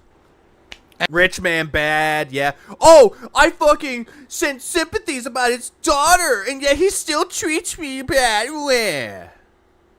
Tough titties. Learn to laugh at yourself, fucker. Anyway, you know, that's all I have to say about that. That's what we know for now. It's a developing story. I almost guarantee. Apparently, what happened is that someone sent him a video about 9/11. It was like from the TSA. Made a joke about the TSA, saying that TSA did nothing. But what Phil failed to realize, that TSA was made after 9/11. And yet he monetized it. He was trying to monetize it. And then people called him out saying he's trying to monetize it. I never said all these fucking idiots say I'm monetize it. Phil, that's what you do for all your React content. You monetize it. So you did monetize it. Fun fact, when I watched you covering it, I didn't monetize anything. Think about that one. You. And you call me the bad guy. That come Friday or this weekend, there'll be more developments. The whole story's changed. Where they're going to, we went back on this or we went on this. You know what I'm saying? So, hopefully, there will be a positive change and this whole situation will be remedied hopefully soon. But I feel really bad for any game development company using Unity right now because their entire future is uncertain based on this idiotic, policy change. If I would be inclined to believe that you actually feel something for him, but there's a few things wrong with this. There will be a positive change and this whole situation will be remedied hopefully soon. Okay, I'm going to slow-mo it right down. I think everyone can see it. But I feel really bad for any game development company using Unity right now because their entire future is uncertain based on this idiotic, policy change.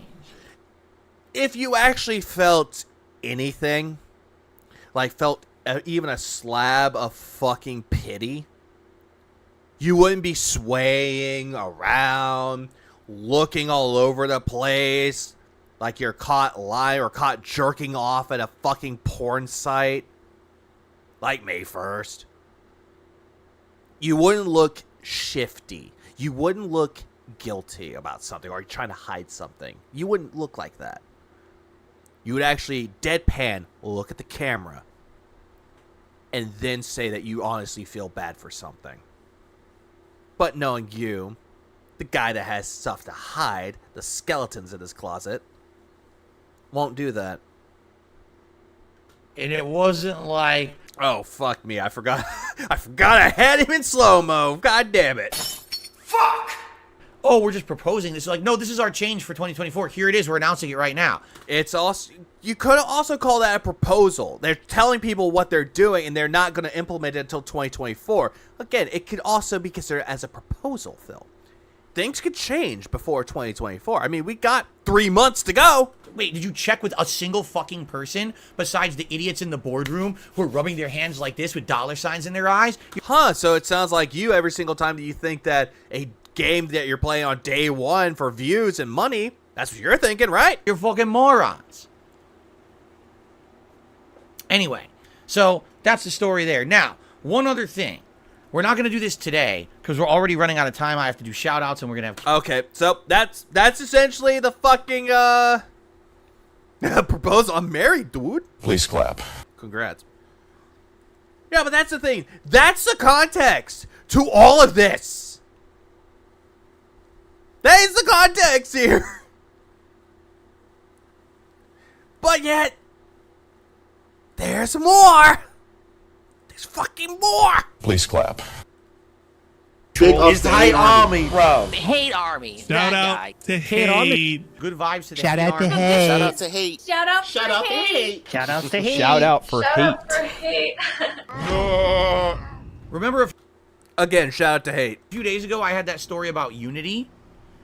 That game engine that tons of game developers use to make their games, but that on the fly just decided to change their entire monetization model, that they were now going to charge a flat rate per install fee. Again, something that you did no research on, that I actually did research on, and covered it somewhat well. Once a game sold past a certain amount, and that game developers were coming out of the woodwork to say not only is this horrendous, but it could put them out of business, and that they really need to reverse, face on this. First of all, here's the updates on this, okay? So I love that fucking comment someone made. J1 Gaming, stop trying to copy Keemstar. Please clap. Thank you. Thank you for saying this. So Unity came out and said, well, what we'd like to do is clarify because we think there's a lot of confusion. And the funny point is, there was no confusion. No one wants this practice to happen, but Unity is spinning it as if, oh, the reason you don't like this is because you don't understand it. No, Phil, you did not say that at all. You even said that, oh, it caused confusion. There's confusion everywhere. You didn't say that. Ah! I knew this fucking crow was great. Redeem Indrid. Not because it's a horrendous practice that will ruin game developers, but because we just don't get it yet. So they came out... Again, he keeps saying that, oh yeah, it's all confusing. You never said it was confusing. So Unity is now allowed to earn money. Didn't say they weren't allowed to earn money.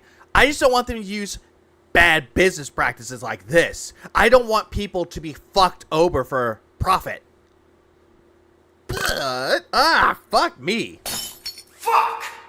Sorry, my apologies. I did not mean to belch into the mic. I do apologize. It slipped out in my mouth. I'm sorry. out with a bunch of like But anyways, I was trying to get to the point with this though. It's a lot of projection. That's what Phil does. He takes advantage of people. He treats people like shit for money. Posts and press releases basically saying, Oh yeah, he definitely knows nothing of game production or development. okay, it's not as bad as you think. Phil, you make me angry, Phil. I didn't. I actually apologize and excuse myself. You just flat out go blah. First of all, we're not going to charge you for any demo installs. Also, we're not going to charge you for Game Pass installs. Okay? And also, if you have charity events, we'll be sure to make... Why? Wait, oh no. No. Mr. Saxon, I'm sorry. Michael Jordan has to tell you this. Stop it. Get some help.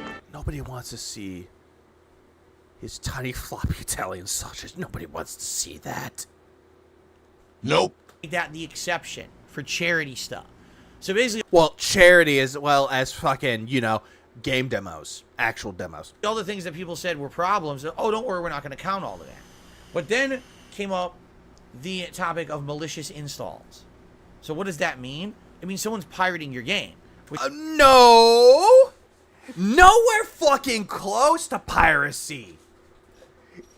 Install bombing is what they were meaning. Someone that's taken the game constantly delete, like installing, delete, reinstall, delete, install, delete, install, delete. That's what they meant by malicious installation, Phil, not piracy. But let me look into this further. Did it say anything about piracy? Unfortunately, they did not say anything about piracy at all. But you have Phil sitting there going, oh, punishment. Oh, yeah, we're going to punish the developer by piracy. Which happens. But then again, how would they know if something is being pirated? Makes you wonder. Please clap. all the time, okay? Games get pirated every Oh, I know OIC wants to see it. Yeah, stop saying also. He needs to stop saying also. Also. single day. And according to Unity, every single time a game gets installed, it'll be tracked. And if it gets tracked, it'll count towards your company and you'll owe them money. But what if someone stole your game? So here's what Unity said about that. Wait till you hear this one, okay? Oh, great. They finally had a response to it. So, Then again, I don't think he actually read anything about it. He's just going to make this up. they're not going to count those against you. But there's no way they could possibly figure out what's a legit install and what's not at first. So you're going to get a bill as a game developer for every install of your game.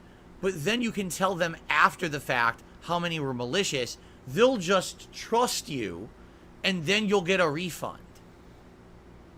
You know, I'm going to look up, see anything about that is true, which I don't think they did, but I'm going to look at this anyway just to be safe. Let's see.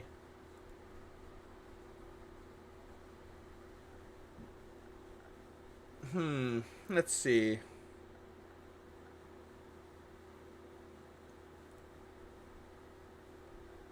Let's see if piracy pops up with it.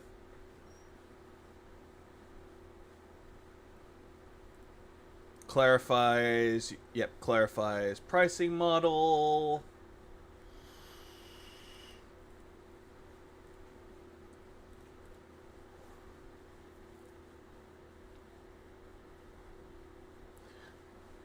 Unity said that charity and web-based games will be exempt from the charges. Ditto for any repeated and fraudulent installs, although it is unclear how the company intends to track those downloads and differentiate them from their legitimate counterparts, which one of the key concerns previously outlined by many a developer.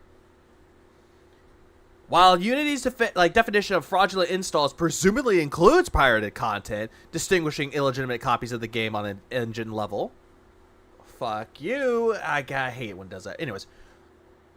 Illegitimate copies of a game on an engine level isn't always feasible. One frequently cited example of that issue in the developer community is how the company has no realistic means of differentiating between legitimate and pirated copies of Unity-powered games bought from a DRM-free platform like GOG. Given the state of affairs, many game studios are now threatening to drop Unity. Again, Phil, you make me angry, Phil. they don't have anything to do with it. They don't even know what it would be legitimate and illegitimate. It's very hard to track, Phil. But Phil's sitting there going, now, what I said, you better fucking believe it, not me. Please clap. Does that sound legit to you? Anything that comes out of your mouth, Phil, does not sound legitimate. It does not. Does that sound like that's a good business practice that would make Where are your sources? I made it the fuck up. sense and would be stable This kind of sounds like the IRS. You are absolutely correct. Please clap. for any company? Does that sound, oh, just trust us, we'll believe you, and we'll refund you? Trust me, guys, this source I just said is totally legitimate and not made up at all. And he's hoping that people will go, we believe you, DSP. For the money that you paid us up front. And again, the whole point is that if you're in a situation where you're an indie game dev and you have a lot of money, how are you supposed to afford that? Right? Again, it's a bad thing. I heavily agree that it's very terrible. You have indie devs that don't really have a big fucking budget. Most people would have to take out mortgages, like a second mortgage to do it. The Cuphead developers did that. Know what happened with those guys? When they created Cuphead, sold fucking millions. Sold a lot of fucking copies. Won Indie Game of the Year and Best Debut Game of the Year. Or Indie Debut. I was going to say Best Game of the Year. Then again, that's a stretch. So, regardless, though, people that have a dream, they'll do whatever it takes to make that dream possible. And it worked for them. Because it's a unique game based around the 30s animations. But Phil's looking at that going, it's not my problem. Oh, just pay the upfront and then get reimbursed later? No, that will not work. Okay? So again, all of this, what Unity is proposing, is not going to work out. Was Cuphead made on Unity? Yes, it was, Random. It was. There's a few other things they've come out to as to say as well. That they claim, oh, it's just because you don't understand. But everyone's like, no. So you agree with Ree? Fuck! Understand. We get it. We totally get it. We just don't want this practice. You're going to ruin us. And even more game companies have come out. Oh, how many besides Inner Sloth, Aggro Crab, and Massive Monster? How many more?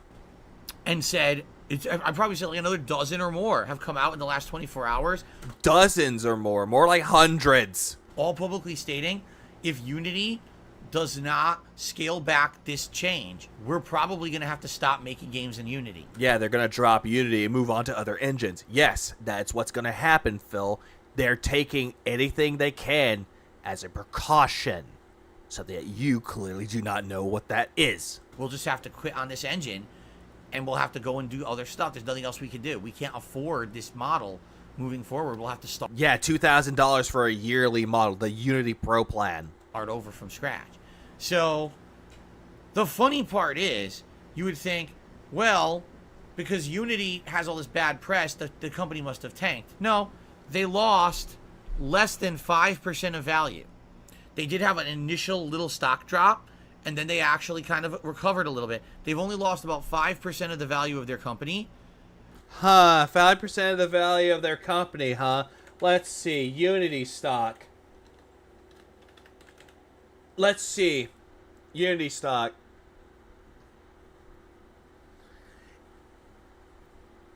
Let's see, when was this? This was earlier today. Went down to $35, $36, 37, 36. Originally it was like 36, like 30, almost $37. Dropped down under, and then it made it up a little bit more. So it did lose a little bit of percentage. It got back up more. They're trying to do something with it, but at the same time, Phil, you're looking at this like, oh, they lost stock, even though you're clearly not doing any research on it. So you might say... Then again, I think you're reading past news and proclaiming it as current. So what would be the incentive then if they don't think like this is going to affect them and they could just pull this off to rip off these game developers? Okay. Yeah, exactly. It's exactly that. He has a smug look on his face, and he's like, guys, please believe me. I would never lie to you, would I? Hey, Phil, how's that broken shower going? Never mind. Yeah, they recovered some. They didn't cover a whole lot, but they covered some. Yeah, he said that the typical boomer Idiocracy was a comedy. Now it's a documentary comment I used to say when I was in my 20s. Pretty much, he does that. Yeah, stock price is not market cap. But yet, Phil will think that it is. He has no idea how market cap works. Please clap. But I can do that for you.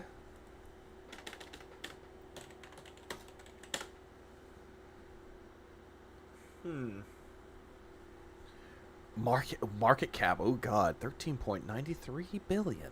Oof. Well, what's going to happen? Well, I'll tell you what's going to happen. You ready for this? Now, by the way, before I even read you this story, I want you to understand something. I don't support it and I don't condone it. This is a fact. Wait. He doesn't support it and he doesn't condone it, but it's a fact. Here's what happened yesterday. Okay, but then again, I've seen parts of this and it's pure hypocrisy. Unity had to cancel their own town hall and they had to close 2 of their offices because CEO John Riccicello said they have received credible death threats. and yet you're looking smug about it.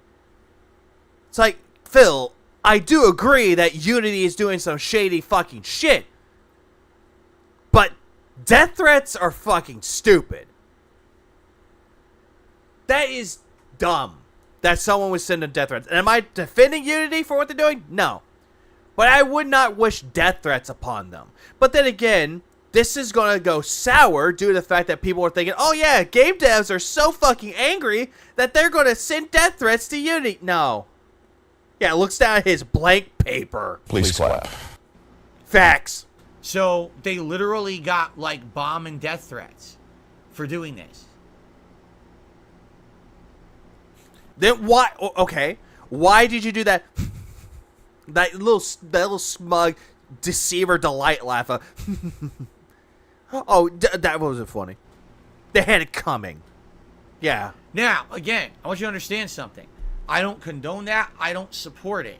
But you decided to change your entire business model without consulting any of your customers or anyone in the industry, purely on the notion of making more money, i.e. greed, and you could literally screw over entire game dev companies, and you might actually have people lose their livelihood because of your decision.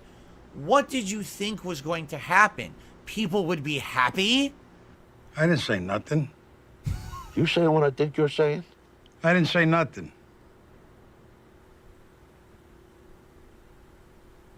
All right, then I'll talk to you. Are you fucking stupid?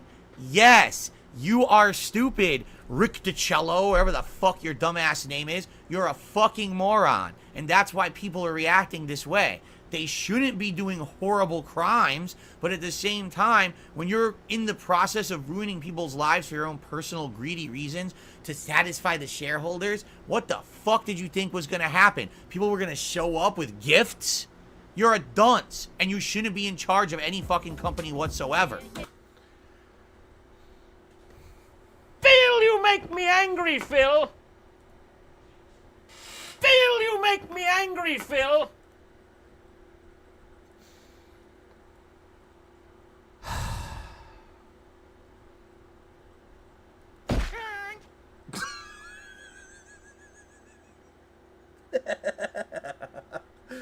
Why?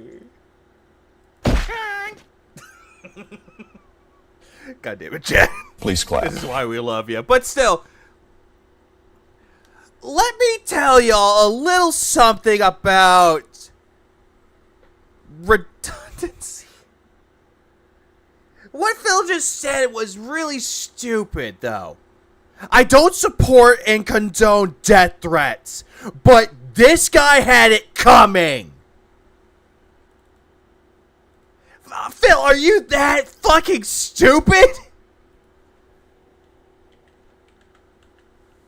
Why the fuck would you say that? Why? What makes you think that that was a good idea? Phil, you make me angry, Phil. Calm the fuck on, Philbert. Do you really think that people are gonna side with what you just said? Maybe your loyal deadheads will.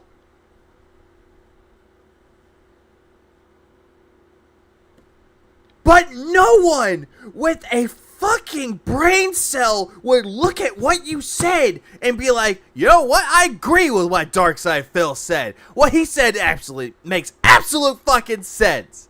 No, they would look at you and be like, are you fucking dense? Are you fucking mental?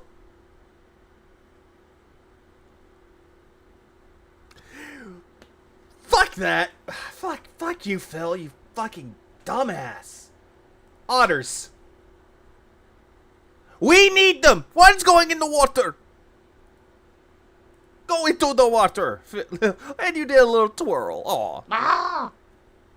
Did I miss my mouth, Julie Compton? No, you miss the fucking mother load, where he essentially goes on to Unity, pretends that he cares about the fucking devs, and cares about people's fucking livelihoods, And yet he goes on to say, oh yeah, the CEO, you deserve those death threats. But by the way, I don't support or condone it. We're going to Otters. For a tiny bit.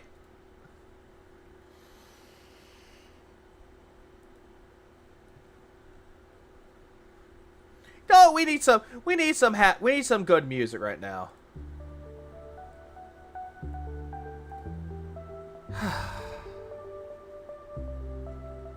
Please clap. This is what we need. Otters. They have blankets.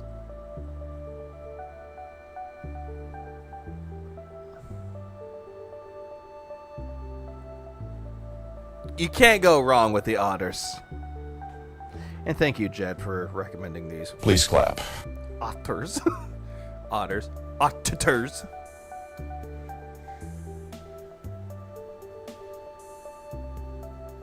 I needed to detoxify myself after that. Because honestly, what the fuck? Phil, you make me angry, Phil.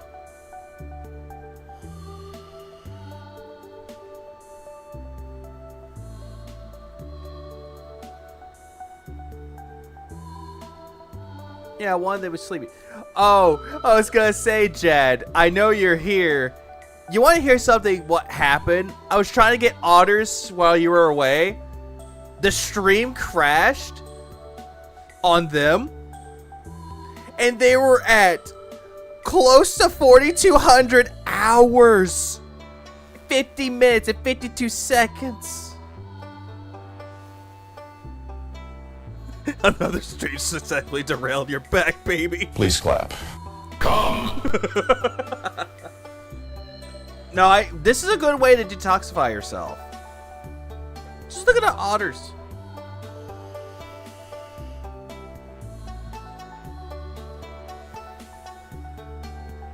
Phil's mouth runs faster than Gin Brand. Oh yeah, it does, Eric. Yes, it does.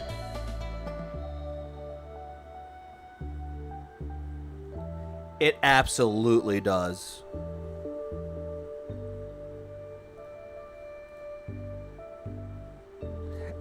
I don't know why it's so peaceful just to watch Otters with Stardew Valley music. It's so relaxing. So relaxing. I love it. Please clap. Please clap. That's what we need to do. I want to see an otter clap. Like, just simply go. Yeah, I did hear something bad happen to the otters, but glad they seem to be all right now. Yes. And apparently there's a third one. There's a third otter. You know what? Not this one. Not my transition music. This one's better. Tropicalia is better. I think the summer theme from Stardew Valley, this one in particular, is better. A YouTube video, kittens, and to me is all is calm, all is right. I agree. Kittens are cute.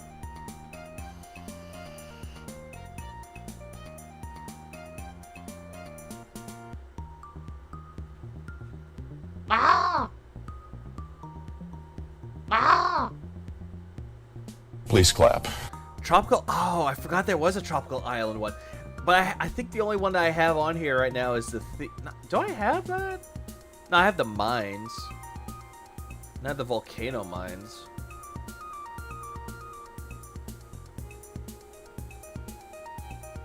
Did they have the other one?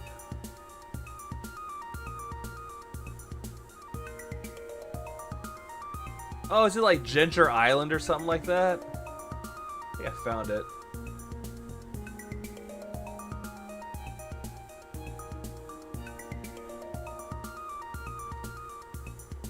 Seals clap, not otters. Oh, you're absolutely right. Please clap.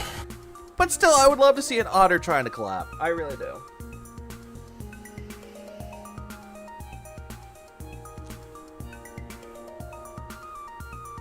Honestly, I love Tropicalia from Stardew Valley. Then again, Stardew Valley had an amazing soundtrack.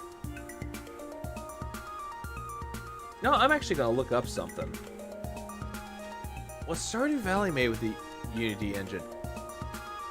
Now I'm actually quite concerned.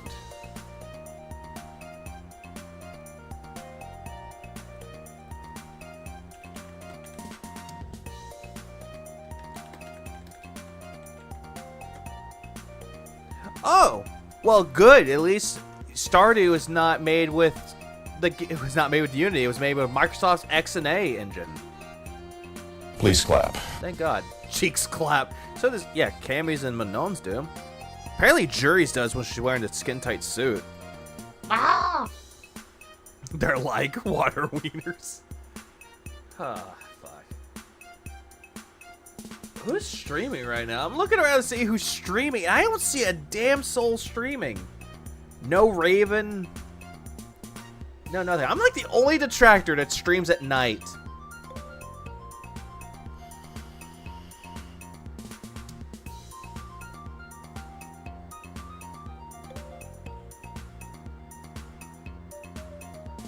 You know what?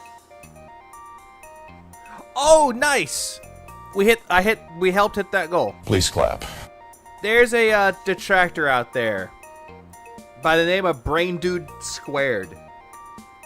He has a YouTube channel, and he was trying to hit the 1,000 subscriber mark, and he hit it.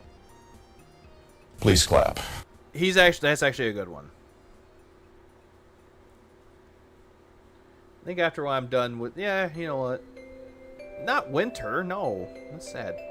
Is Ginger Island good? Let's see. It actually is. Please clap. It actually works. 11:11 a.m. here. 5:11 for me.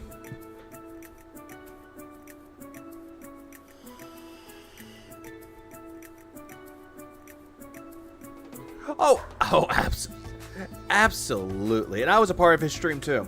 But here you go. There's his channel. Here's Brain Dude Squared. Good person. Good guy. Check out Detractor B. Oh no.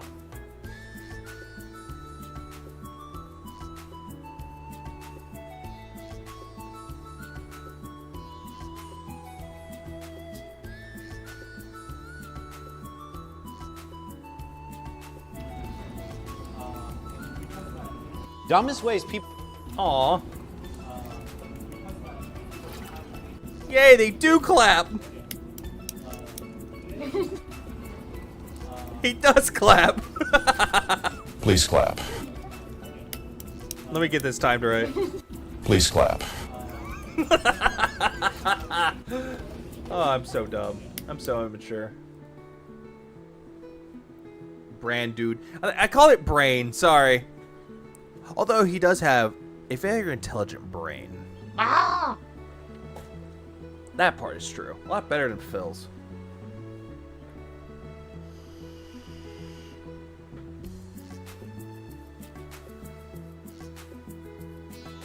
I think Chad's just bad that I'm using honors. Ah! Alright, I think we're done with the otters for right now. We're done with otters. Otters are done for right now. Although, I am going to see if this will work. Let's see what Jetson would work. Will it work better?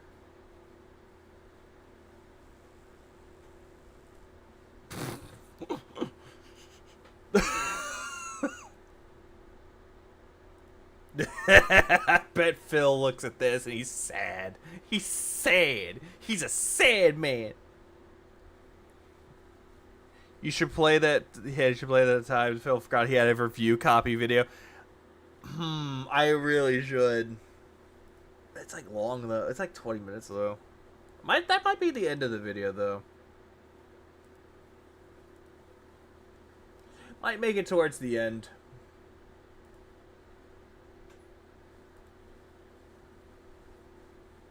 Oh, actually, it's not that long. You know, I'll do this. Hang on. Where's my thingy? I'll just save that to that. Save.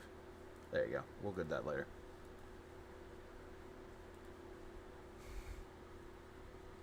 It's still like it's like otters though. They're both cute. Hey, just play it, your puss. I got a few more things to cover. Jad, don't rush perfection. Please clap. All right, let's see. I'll leave that going.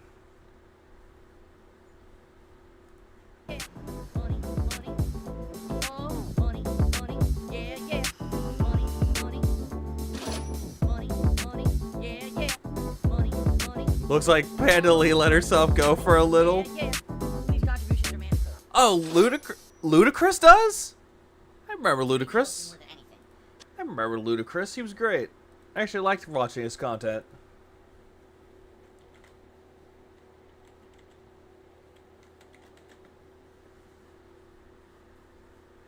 I love how I'm looking at Mr. Luda, and it's giving me, it's giving me something else. Oh, it's the, okay, good. I thought I was subscribed to him, but now apparently I was. That was 2 days ago. I need to watch that later.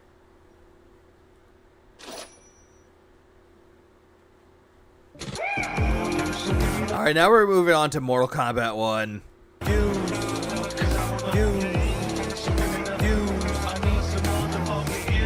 Alrighty, everybody. Let's get set up Phil, here you and get make me started. angry, Phil. Now that I have Now, performed a fatality on my toilet. why, Phil? Phil, you make me angry, Phil. Nobody gives a fuck if you had to take a shit or not. Nobody cares. There we go. There we go. Had to make a quick little hokey pull. Retro Jim Cheers, so you think I make too many poop jokes? Actually, no. I should make way more poop jokes, I feel. I think that there's a lot more comedy there that I'm missing out on because I'm very lenient on the poop jokes.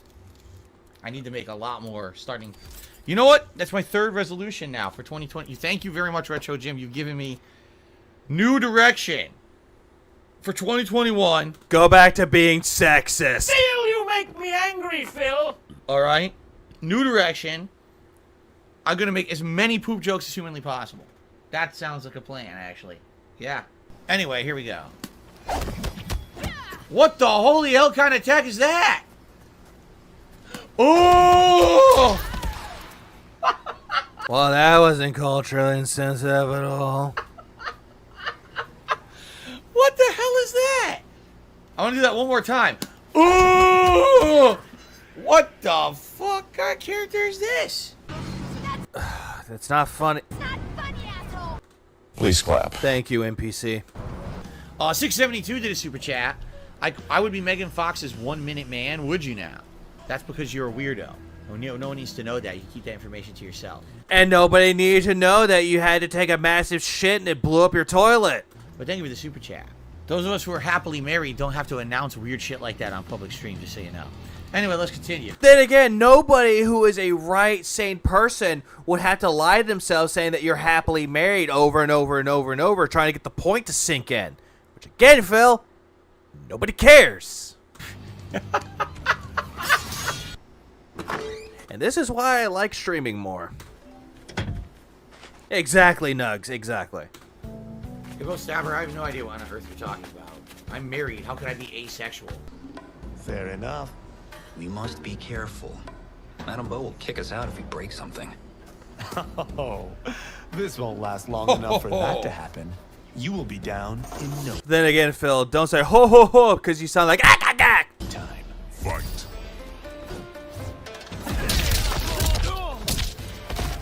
Let's see. Oh yeah, keep in mind, he kept pausing the goddamn thing over and over. Concussion? Concussion? Not kung? Wait a minute. Oh, it's down up. Hey, wait a minute. Hey, wait a minute.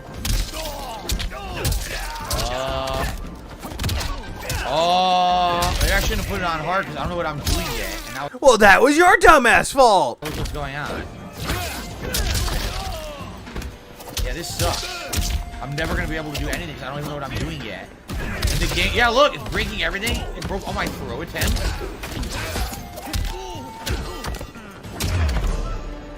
Yeah, this is a complete waste of time. Oh no. Can I change the difficulty? Oh no. All because the CPU kicked his ass. I'm sorry, were you looking for the real life experience when playing online as well?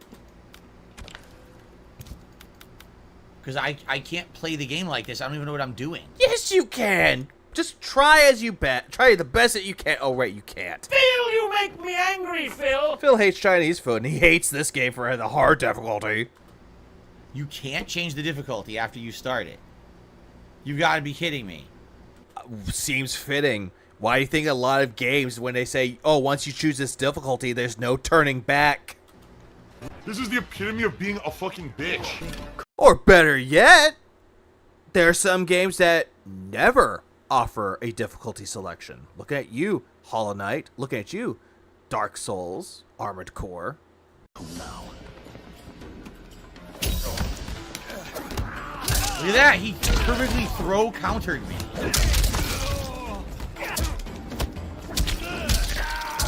I'm gonna have to restart, dude. I'm gonna have to restart the whole thing. Look at this. Rage quit the story, just change the difficulty. Yeah, for real. Maximilian Doom was doing way better in Mortal Kombat 1 story mode. Even fucking Critical. Moist Critical did better than he did. Look what the computer does in hard. I don't know what I'm doing. And the computer just destroys you. You don't even know what you're doing yet. You don't even know a special move yet. And the computer just demolishes you on hard. Well, yeah, that's what it's designed to do, Phil. It's a complete waste of time. Also, this is not a game that you play on the fight pad. This is not. This is a controller fighter. But again, Phil thinks that, oh yeah, I'm playing all fighting games on PS5, so $350 joystick, go. So I'm going to have to leave and go back. Main menu. There's no way I'm going to learn the game like that. So how do I do this? Story settings. Okay, yeah, that was completely fucking stupid. I can't even press a button. The game was endlessly hitting me with combos. I couldn't even do anything. Phil, you could press buttons. You did press buttons, but again, CPU is made better better than anyone else. So no, it's made to be harder. No, I'm not going to do that. That's really stupid. Right? How dumb would that be? I'm gay, I'm gay, I'm gay, totally gay. It is For Hokey Hoagie. a blessing, Ray. And it's human rating. Cool. You would rather we starve? No, of course not. But we've worked these fields since we were kids. In 40 years, we'll still be here. Stooped and feeble like old man. Fuck you, stupid kid. He's never made any racist jokes or racial stereotypical jokes before. Phil, you make me angry, Phil. As long as I've known you, you've dreamed it. And yet he thinks that this was appropriate. How like Phil. Keep your head there, you fucking asshole. That can't be the move. No, that's just forward X. Oh, hey, it's Kinshi. Good character. So what is... Back forward X doesn't work. Again, this was made mostly for controllers, not fight pad. Oh, but it was in the arcade. It had that fight stick like that. No, stop. It seriously does that. I'm getting it. What up, Home Along? I'm getting... Look, back forward X doesn't work at all. What is it? Rising Karma? It doesn't do anything. Look, he just stands there. Even medium difficulty was kicking his ass. He just stands there and the moon never comes out.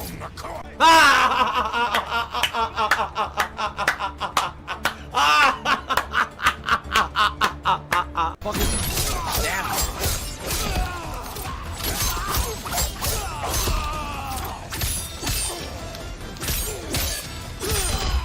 Yeah, he was never racist. Nope, never was.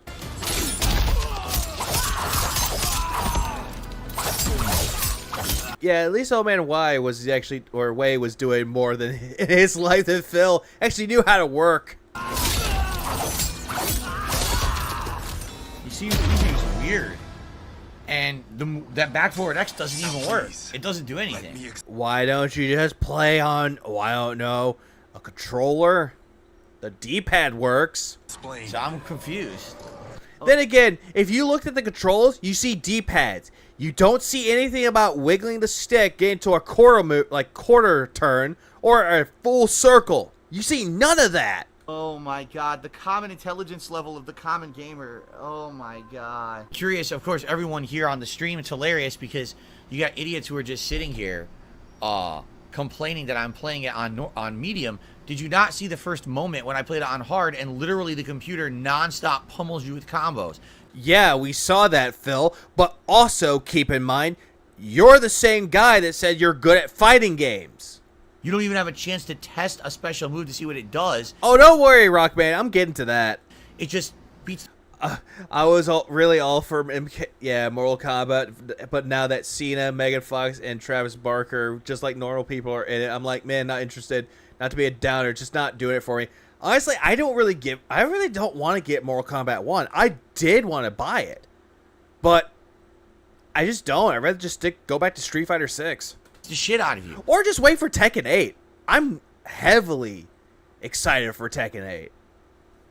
Oh, just seeing Tekken 8 just makes me... Come! How is that fun in a cinematic story mode? Oh, excuse me. I'm weird for saying that. You have to be an idiot to like that. Okay? Wait. So people like challenge and they like playing games on hard difficulty. They're idiots for wanting to challenge themselves. Have fun their own way. Okay, Filbert, Pigler, Pig Heil. So morons saying, hey, what hard or hard? Yeah, you just want to see me lose a million times in a game where I don't know the characters. Even though you say that you like Mortal Kombat. Don't know the moves. Even though you said you know fighting games. It's a waste of time. You're an idiot. All right? Oh, hey, what's up, Steve? What's up, Steve? It's like, I found that something playing on a joystick. Certain movements, like half and full circles, are easier to pull off on, than on the pad. It depends. It heavily depends. But Mortal Kombat, from what I'm seeing, looks more like a game you play on the controller than actually the fight pad. The fucking fight pads. So no, I'm not going back to hard.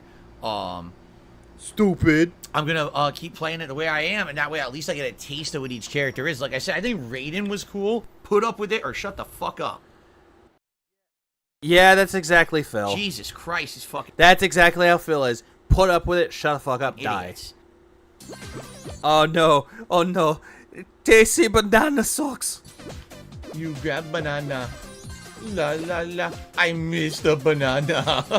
Oh no, now the monkeys will be hungry because you skipped the tasty banana. At first, banana. Come. But you see, you have the power of choice. Nobody says you must like Mortal Kombat 1, and you can have your own opinion and respect other people's opinion. Exactly, Tom. Exactly. Something that Phil does not know. That's something that he does not realize. Or his dents don't even realize. They made Mortal Kombat 1 compatible with the stick, but it was designed for the pad. Yep, exactly. There's like a lot of fighting games. A lot of games are built different. That's all I gotta say. They're built different. $15 at the end of the stream was fucking glorious. I agree, Steve. Please clap. I heavily agree.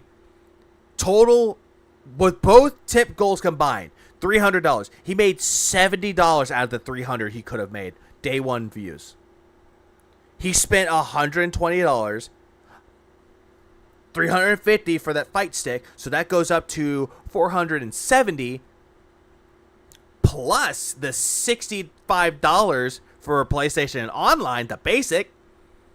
So put that all together, it's close to $540.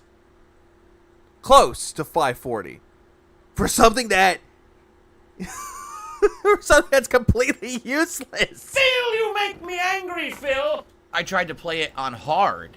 Thank you for explaining this. Because I thought, oh, it's too easy on medium. I was actually here for the most part with Chill talking about Mortal Kombat 1. It was bad. He pissed me off. He kept pausing it to explain the fucking lore. I'm like, Phil, just shut the fuck up and let the goddamn cutscene play. Phil, you make me angry, Phil. But does he know? I'm Phil. I gotta explain the lore. I gotta explain my own opinions. It's like, Phil, you're playing a video game. Nobody gives a shit about your opinions, supposedly. Because it's about the game, not you. But now you're gonna go, oh no, better be about me. Which is it? Is it the game or is it you? Make up your fucking mind, you Nimrod. That's what everyone's telling me. Dude, the hard is way too difficult. From the get-go, the first fight, the computer's like, combo, up, down, combo, mix up, combo, throw, combo. Then I would try to throw it. Throw, break, combo. Like, whoa. Again, Phil, you went up against the hard difficulty, aka what NetherRealm decide hard difficulty would be. That's not hard. That's like master level. Yeah, I knew he'd be constantly pausing. Oh yeah, he did. It pissed me off. He feels entitled to the chance to dominate every opportunity. Whines he can't pull off a special move over and over right off the bat. Yeah, Methbear, exactly. But again, this is the same man who said he could pick up any game that he wanted, or any game that's out there, and he can master it quickly, which he can't. There are a lot of games out there that I played and I don't master quickly, but I'm willing to learn. Ridiculous. That's hard difficulty. Yes, seemingly odd. He spent $120 on Mortal Kombat 1's Premium Edition, meaning that you get to play the game early. So he did the same thing with Hogwarts Legacy, and I do believe, let me look him up really quick. Let me see when he's going to play Liza P. Shut up. Oh, wait, I muted him. Thank God. He is playing Liza P. Funnily enough, he's not playing Liza P early. Actually, wait, is he or is he not? Okay. So he's actually playing it on day one, quote unquote day one, not early. Okay, I'll give you a little bit. Actually, no, I won't. Get a cause. Then you put it on medium, and they Oh, Koraz, you're absolutely right. I'm sorry. literally just stand there and do nothing. Oh my god, look at this. And let you beat the shit out of them. So basically it's either make progress in the story and enjoy it for the narrative, or literally get your ass handed to you because you're using characters for the first time, you don't know their special moves, you don't know their abilities, and they don't let you learn because you're playing on hard, so it just spanks you. Phil, let me give you a little tidbit about it. If you're playing the game on hard, you have to learn quickly. It seems to be, like always, that you want to learn, but you're not quick enough to learn everything. Can't keep a tempo to save your life. You fucking suck. You fucking suck. You're a bitch. You know, you're the bitch, Phil. Fuck it. Raven, come here. DSP's a bitch. He's a bitch. And now he wants you to buy him a new joystick. He's a sack of shit that doesn't know when to quit. Please clap. Thank you, Raven. Yeah, exactly. He could pause and look at the move list. He could, and that's what he did. On easier difficulties as well. You are a bitch. Kill them if I don't obey.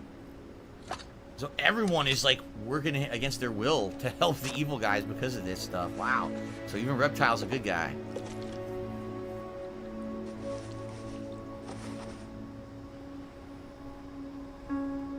Did he just put...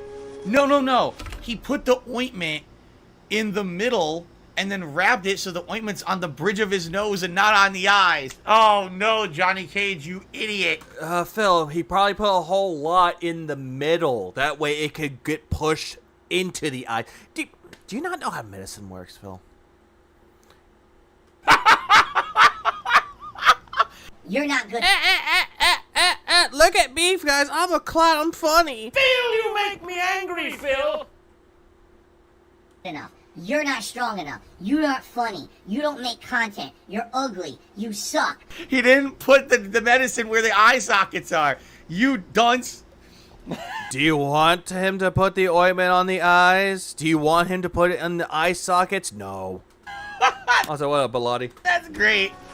You stupid moron. And that was one of many times he fucking paused it.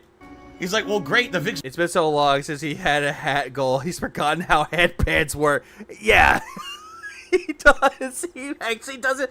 He misses wearing the fucking Ryu headband. I think that's what he was hoping for. He was fucking hoping that he made $100 from either the first stream or the second stream that he gets to put on that stupid bandana. And think, I'm a fighter, guys. Yeah, wear that bandana when you're going to a fist fight. You won't last long.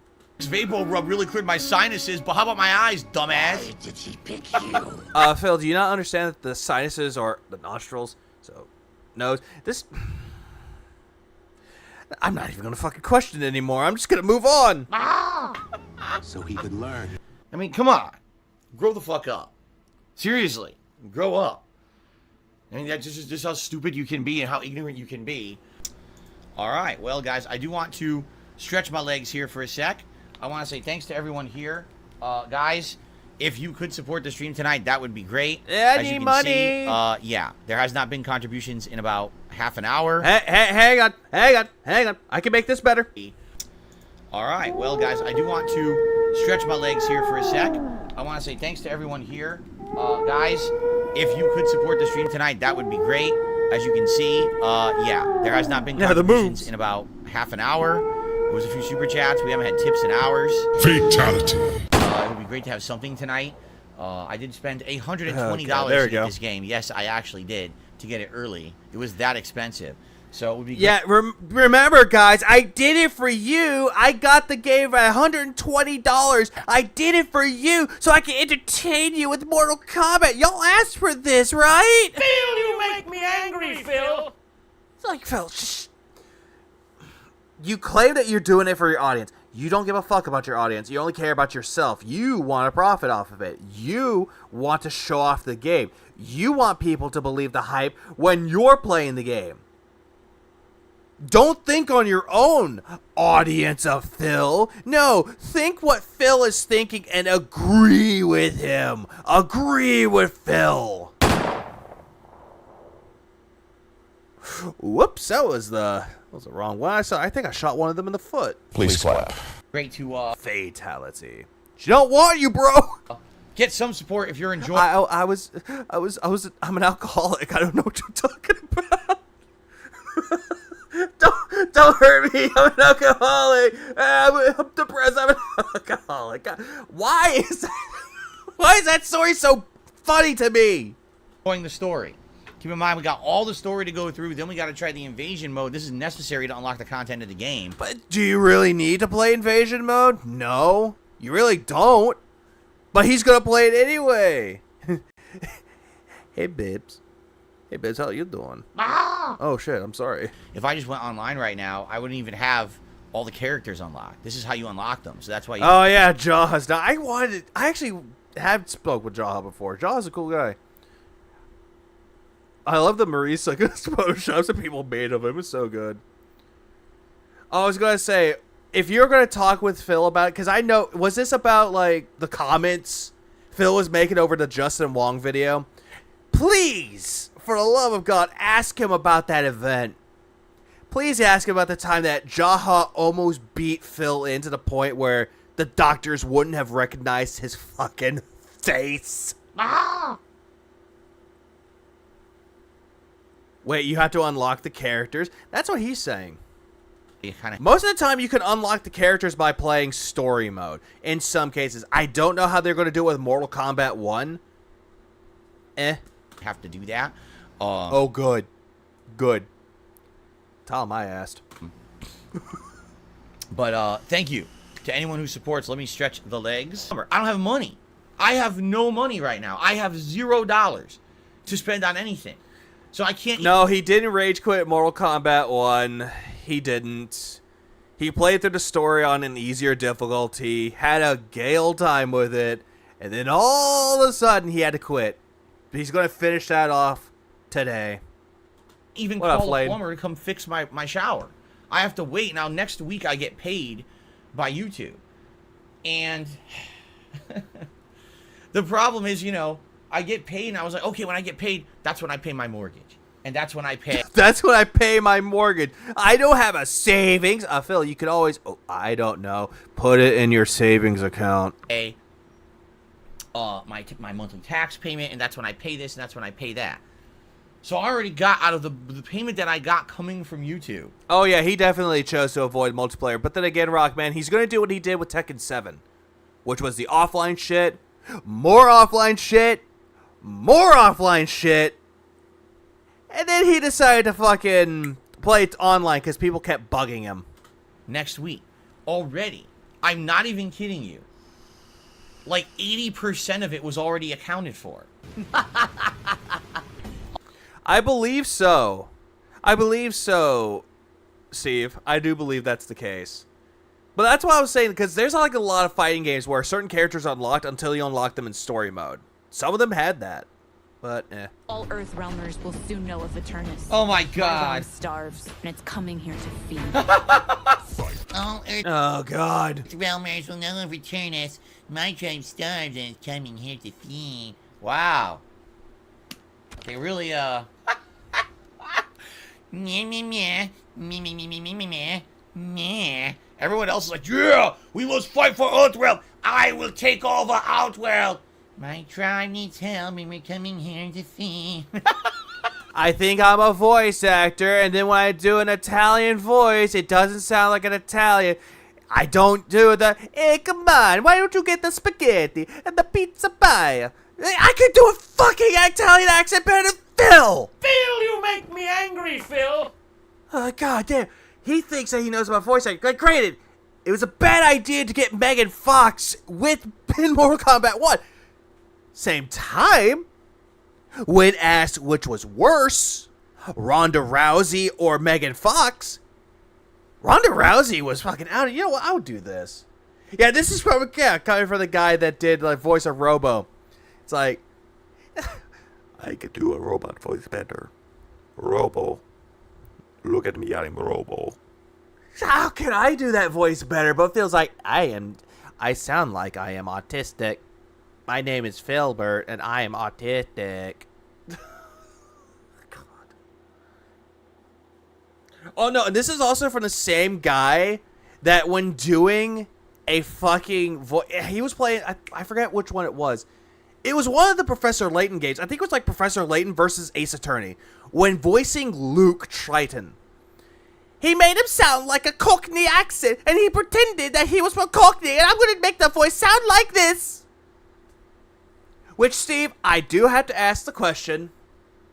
I think you've been asked this multiple times. How does it feel when Phil makes a British accent? Does it make you want to just grab the gun and just at his foot? At the gouty foot so it hurts more?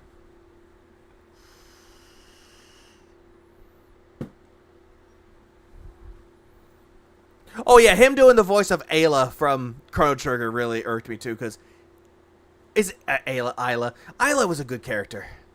He is a very good character.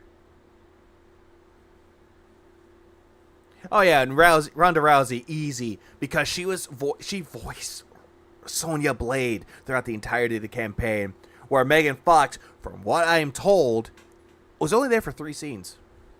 It's insulting on a national level. It makes me want him extradited to stand trial for crimes against humanity. Please clap. Oh, boo, Matt Bear, you ruined my fun. Anyways, let me continue. Let him giggle like a dumbass. If that is, if I can press the button. wow. Okay, then.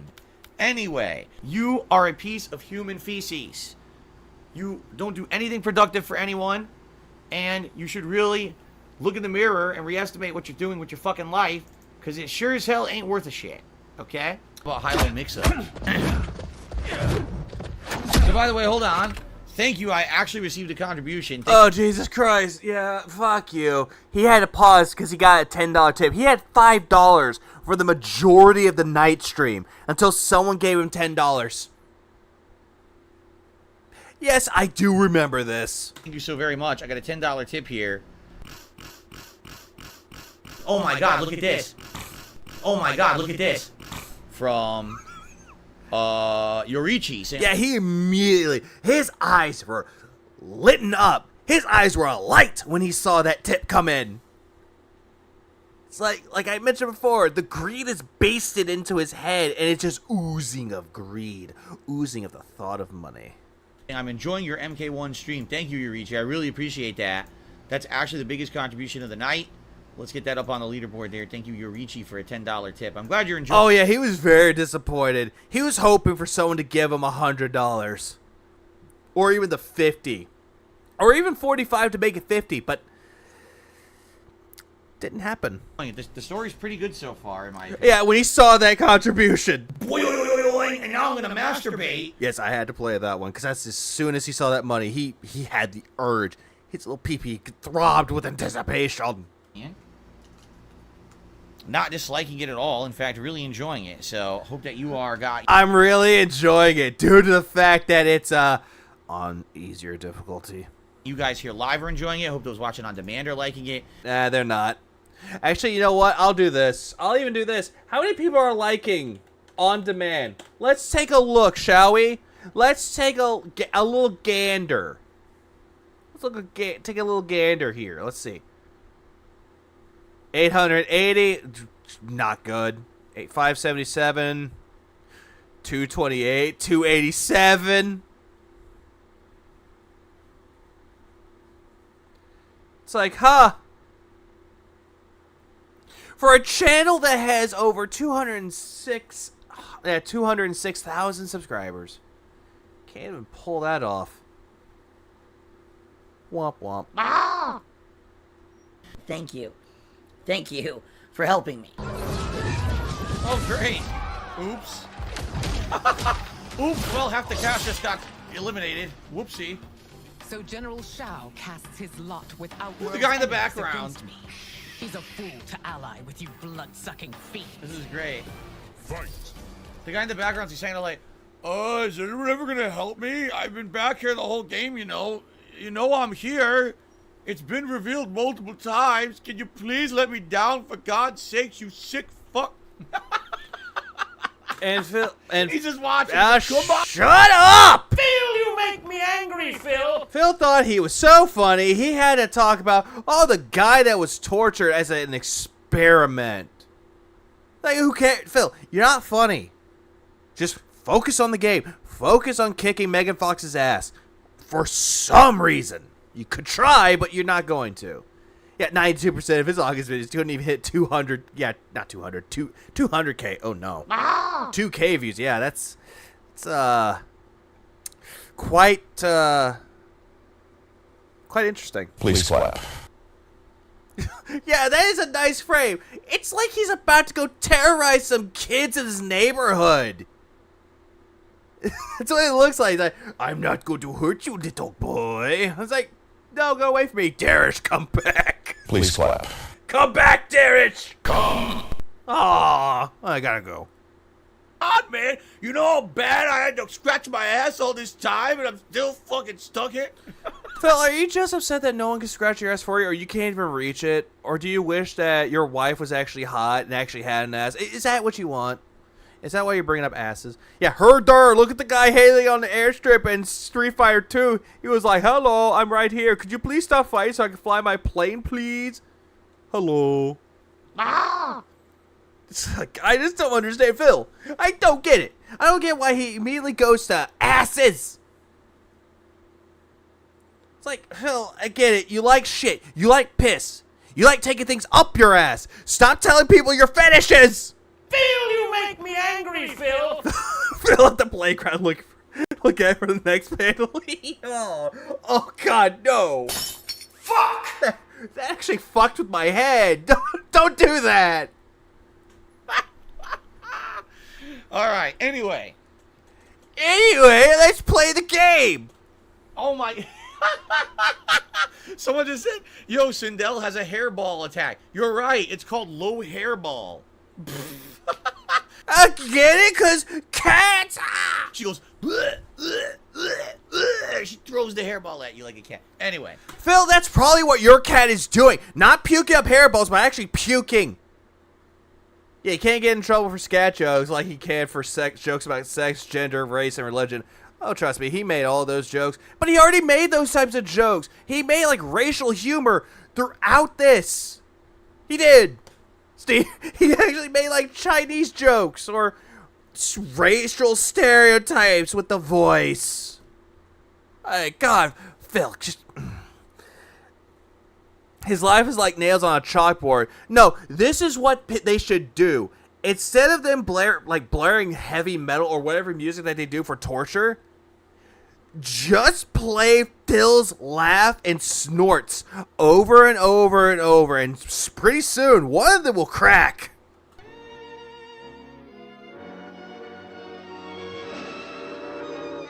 Monday night to play Invasion, and then go from there. Okay?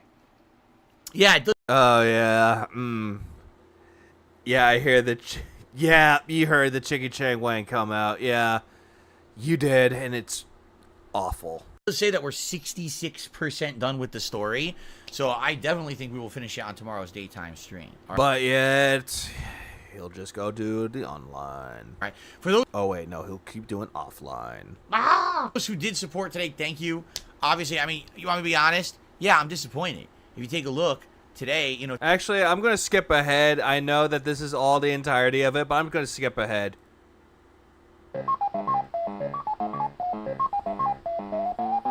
Support Aquateal. Aquateal makes really good stuff. Also, her Chrono Trigger streams are great too. That's it for tonight. So thank you all for a great premiere day of Mortal Kombat 1. I hope you enjoyed it, and I hope to see you tomorrow. Remember, tomorrow, the daytime stream will be the conclusion of this story. Tomorrow night on the late stream, we're finishing up Chrono Trigger. So that'll be the end of that playthrough. We'll see that, and Sunday, we're going to do the React stream on the day stream, you know, DSP versus the internet. The late stream will be Mortal Kombat 1, where we're likely will then try Invasion Mode and see what the heck it even is, because I don't even know. But you need to play it to unlock the cameo characters. Like, okay, I already mentioned this before, but for those that want to know what Invasion Mode is essentially Dokapon Kingdom. It's a board game with some RPG elements in it. That is all, but it's in the paint job of Mortal Kombat. But will it play exactly like Dokapon Kingdom? No. They'll do their own thing with it. Yeah, we do stand Aquateal. Hell, if it wasn't for Judgy. Fun fact, I actually made this for her because they're talking about Judgy. And yeah, I'm going to bring this up because I'll take full credit for this work.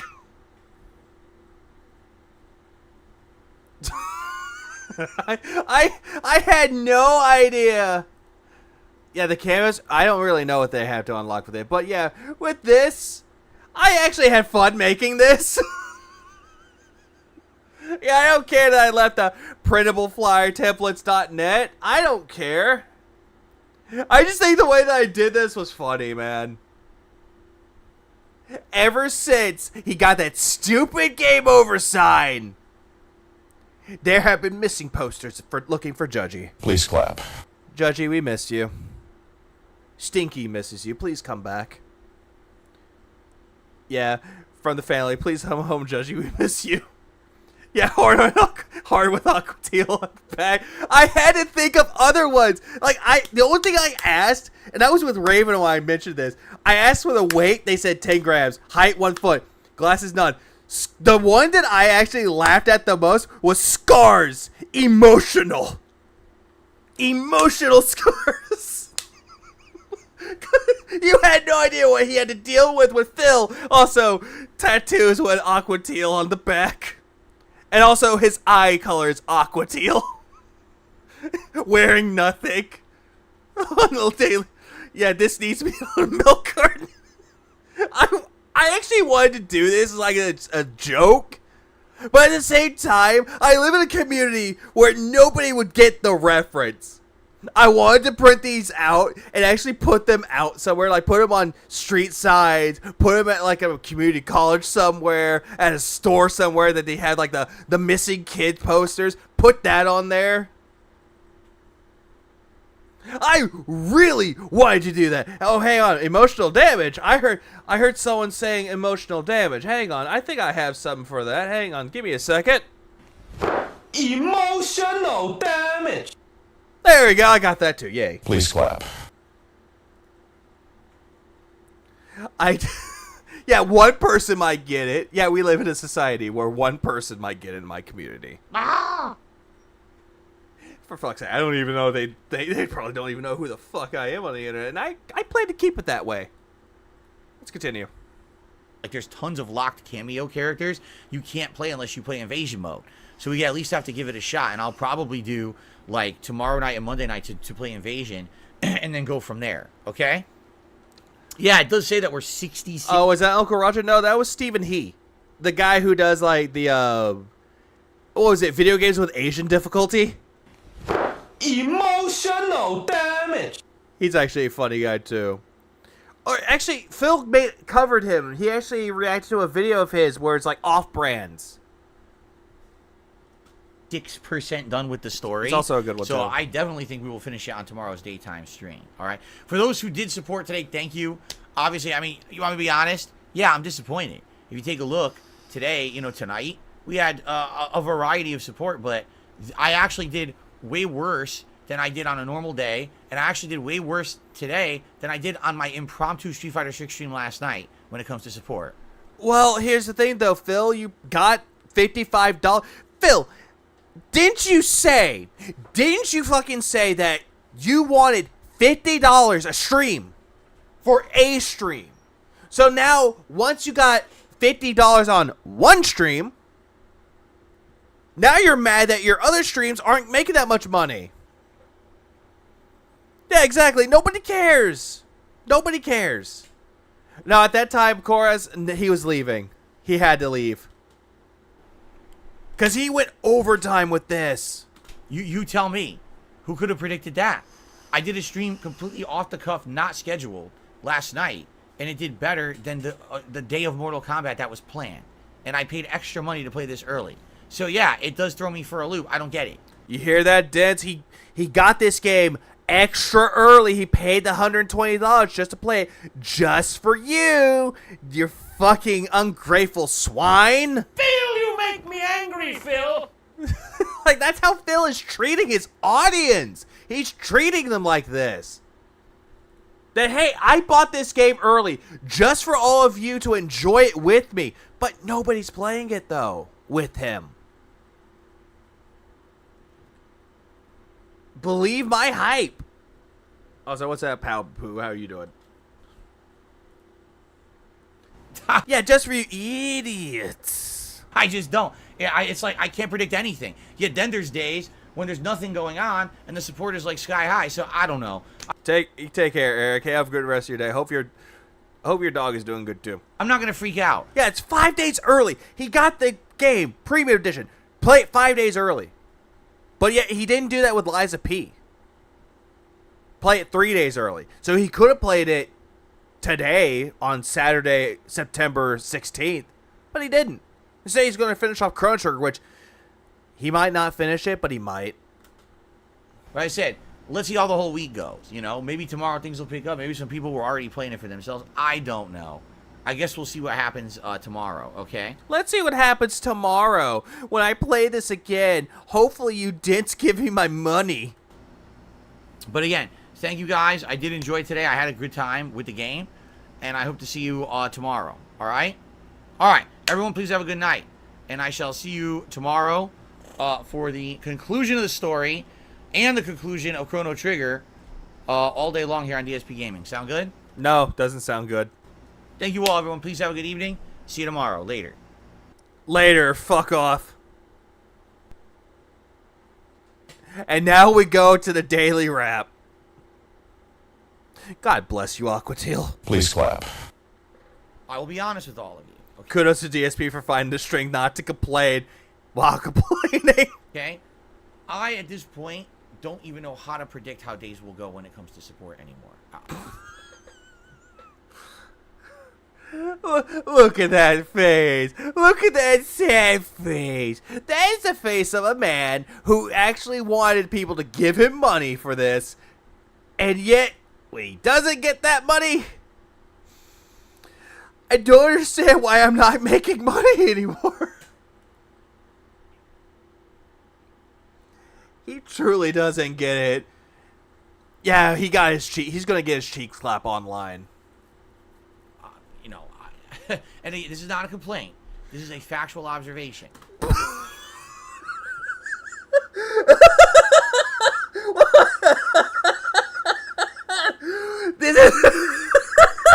This is not a complaint. This is a factual observation. No, Phil, this sounds like a complaint.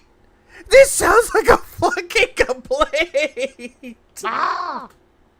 So this last week, I was playing Street Fighter 6, finishing Armored Core 6, playing Starfield, and playing Chrono Trigger. That's what I did in the last week. Phil, we got it. We know. We've seen your past schedules. We see your uploads. Who cares? Great. Yeah, that's his dirt.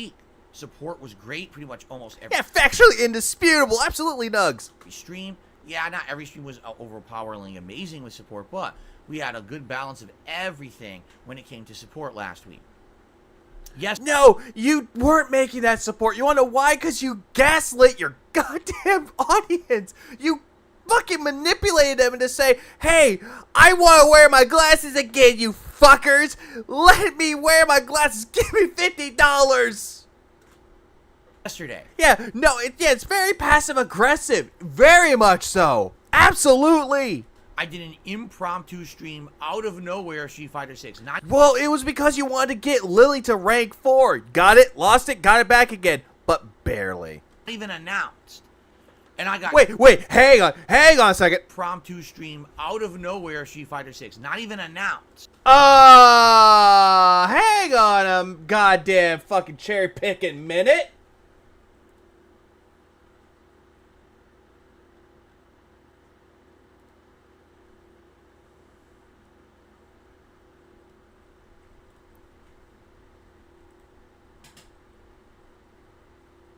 Not announced, huh? Phil, you make me angry, Phil. Not announced? You made a fucking post on Twitter announcing you were going to do it. Come on. Come on, Phil. Come the fuck on.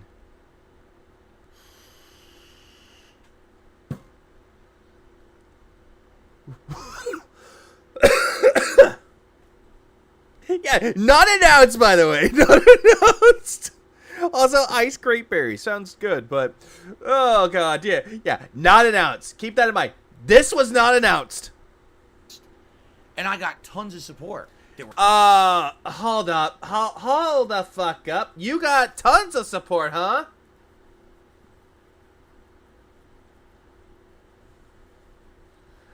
Let me pull something up that will discredit that, Phil.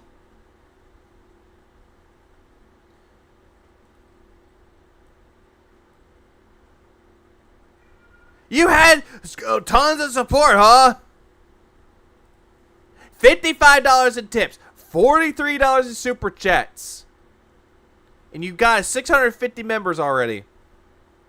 Didn't get support, huh? Oh yeah, 231 dislikes. Please clap. Absolutely great. Yeah, didn't get tons of support. Only made enough for $55. Made enough for like a pull or two on fucking WWE Champions. Absolutely. Absolutely the case. There were memberships, there were super chats, there were tips. I was like, wow, I wasn't expecting anything yesterday. Yeah, you were. You were expecting something. Because if you were doing it just to stream, you wouldn't have had your tips goal, super chat goal, members. You wouldn't have any of that on there. But you left it on there. Left it on there. Yeah, you got a $10 10 member bomb. Yeah, that's another $30. Uh-huh. Absolutely. Yeah, no Veste. Yeah, he presumes his viewers plan far ahead to watch his streams and donate. That's why he won't change games mid-stream. Yeah, pretty much. Today I play Mortal Kombat 1 all day long, an anticipated game that I paid extra money for to... Again, my cat's screaming, saying nobody cared. Unlock it early so we could do the story early, and the support was not that good at all. You got your $50 that you asked for, that you've been asking for. What gives? The first stream we did hit the tier 1 tips goal, and like you wanted. There were some super chats, and there were some gifted memberships, so that was good. The late stream was incredibly slow for a new release. Like, slower than any Street Fighter 6 stream I've done in weeks. Phil, I'm gonna tell you this. Maybe they're playing it for themselves. Maybe they're busy. Maybe they're doing shit on their own. They're not gonna put their asses in seats to watch you stream. Slower than any Starfield stream? Yes, slower than Chrono Trigger streams. I was like... it was a little bit faster than Chrono Trigger stream, but to each their own. What is going on? Oh, then again, Phil, it's because you switched the game's difficulty. You made it unfun. Now the thing is, maybe it's just a one-off. Maybe it's not a big deal, you know? But you're making it a big deal, Filbert. It's a big deal to you. Oh, and that's fine. But in the arms of a whale.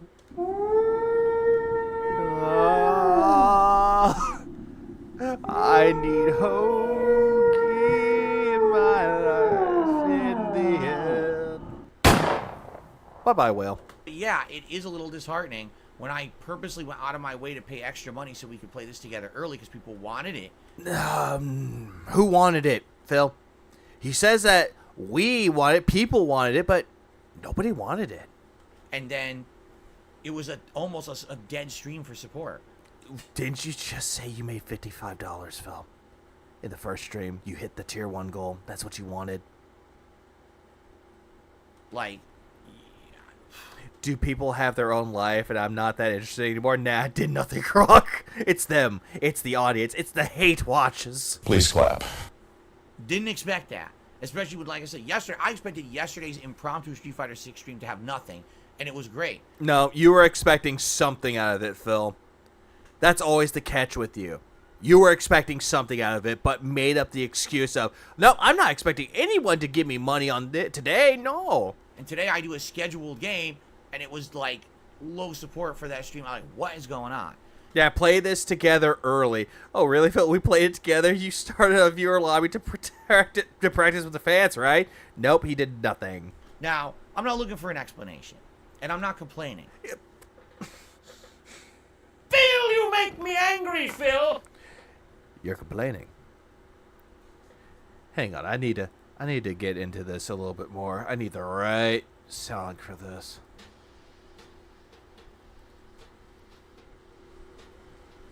Phil, you are complaining.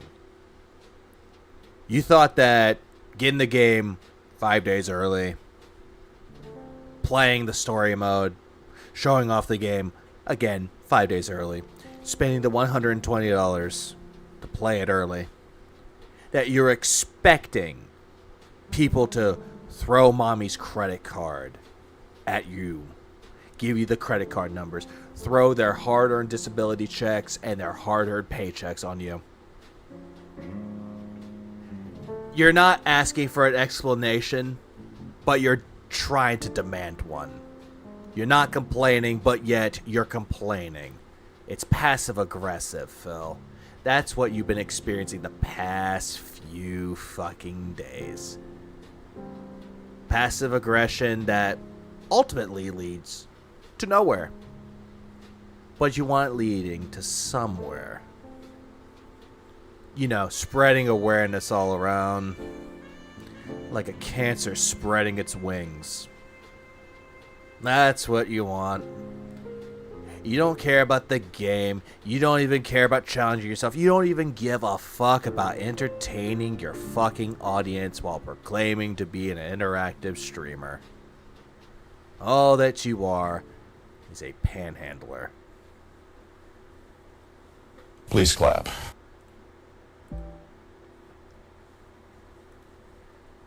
Thank you for our TED Talk. Let's continue. I'm just stating facts, okay? You stating facts sounds like complaints to me. What I would hope is that that's not going to be the case. Yeah, not looking for an explanation. Sounds like he's talking to employees or a sus girlfriend. Exactly. He probably did that to Panda Lee. Moving forward, that playing Mortal Kombat 1, people will actually show up and support it if they want to see it. You thought, you wished, and you begged, you even prayed to the fucking gout gods for all that you wanted, but it never answered, because all your prayers go unanswered.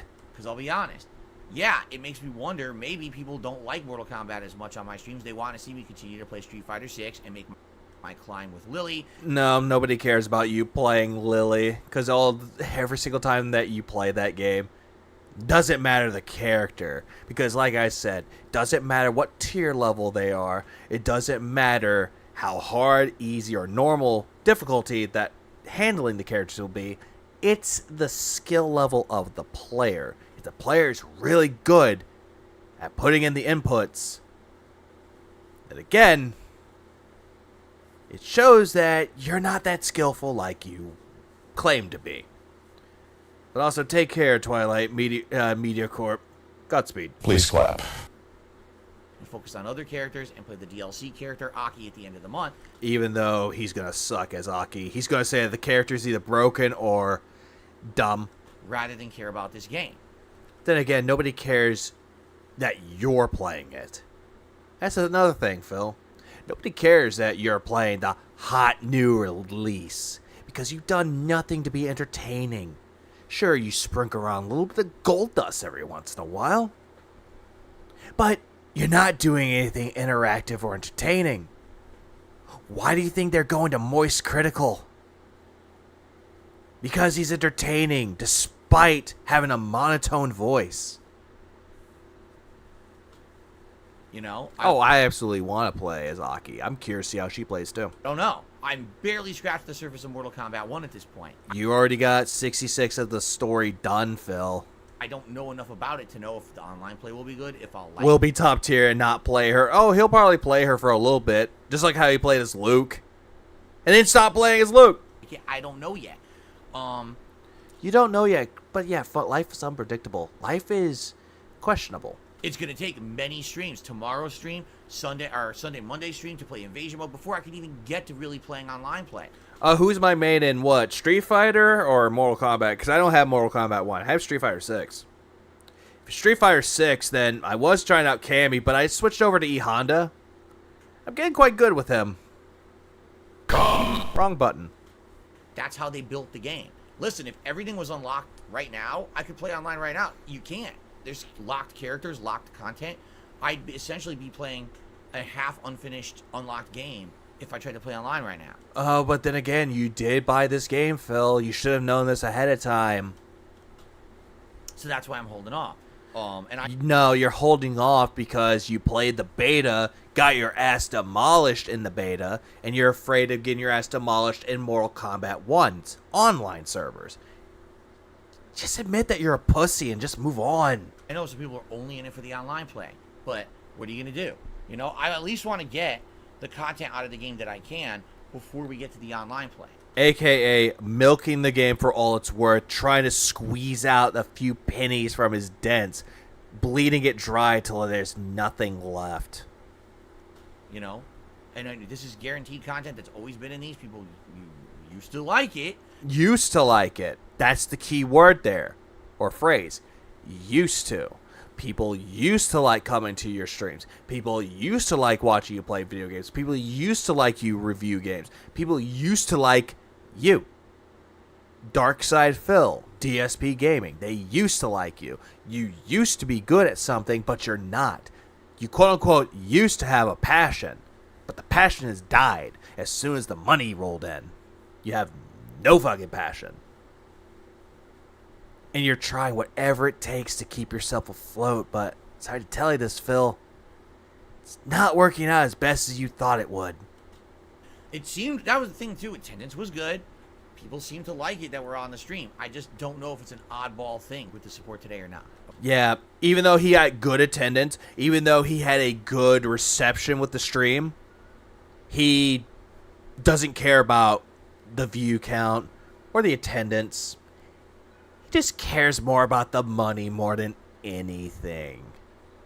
Yeah, getting to master is literally just the beginning. The difference is skill between low and high master, as like silver versus diamond. He's scared? Absolutely, he's scared. Please clap.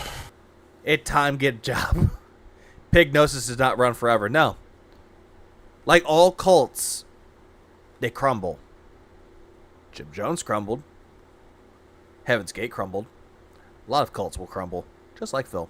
Okay, so let's see what happens tomorrow. Or vice versa. The conclusion of the story. Let's see what happens with those Sunday, Monday night streams and go from there before we make any kind of judgments or whatever. Even though you're making a lot of judgments right now, saying that you're not getting a lot of support and it's going to be dead in the water soon. All right. I had a good time. No, you didn't. Clearly not. You were complaining that the game's hard difficulty was kicking your ass like it was programmed to. Ah! Hold on, let me see. Did he say, I guess? Or not, okay? So let's see what happens tomorrow with the conclusion of the story. Let's see what happens with those Sunday, Monday I'm trying to see if he said, I guess. People seem to like it that we're on the stream. I just don't know if it's an oddball thing with the support today or not. Okay? Okay? So let's see what happens tomorrow with the conclusion of the story. Let's see what happens with those Sunday, Monday night streams and go from there before we make any kind of judgments or whatever. All right? I had a good time. I want to see how it ends tomorrow, and I'm looking forward to more streams of this game this week. No, you don't. You really don't. You just want to finish it as soon as possible, then drop it and go back to your precious Street Fighter. I hope that you are too. Okay?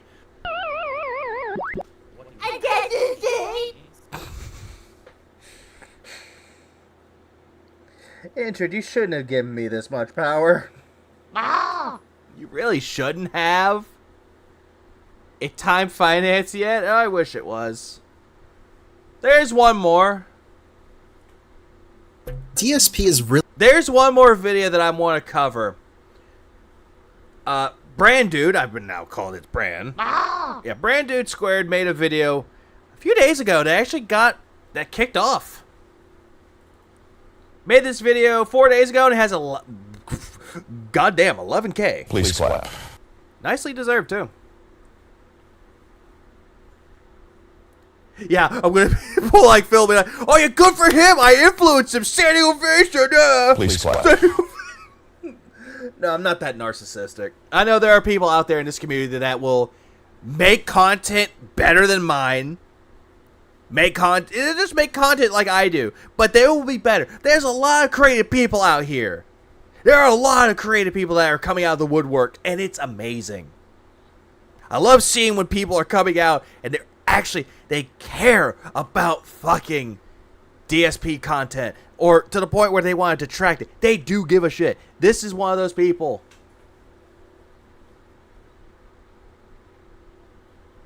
I edited this one too because you know what? Might as well watch it. I think I've seen some of it, but I didn't get a chance to finish it because I was tired and I had to go to bed. DSP is really lucky he isn't more relevant than he is. The things he can get away with are crazy. Remember this? What are you doing with your life where you have hours of time to watch Twitch? Can't believe you brought this part up. Please clap.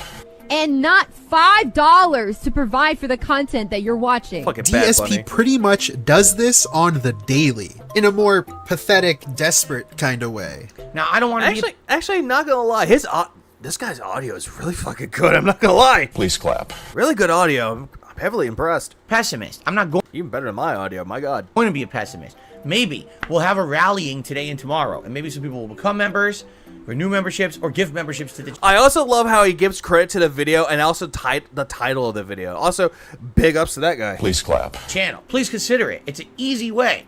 Under $5. God damn. To support this channel on a monthly basis. How about this? No, I didn't ask you to tell me the biggest fucking bummer news in the world.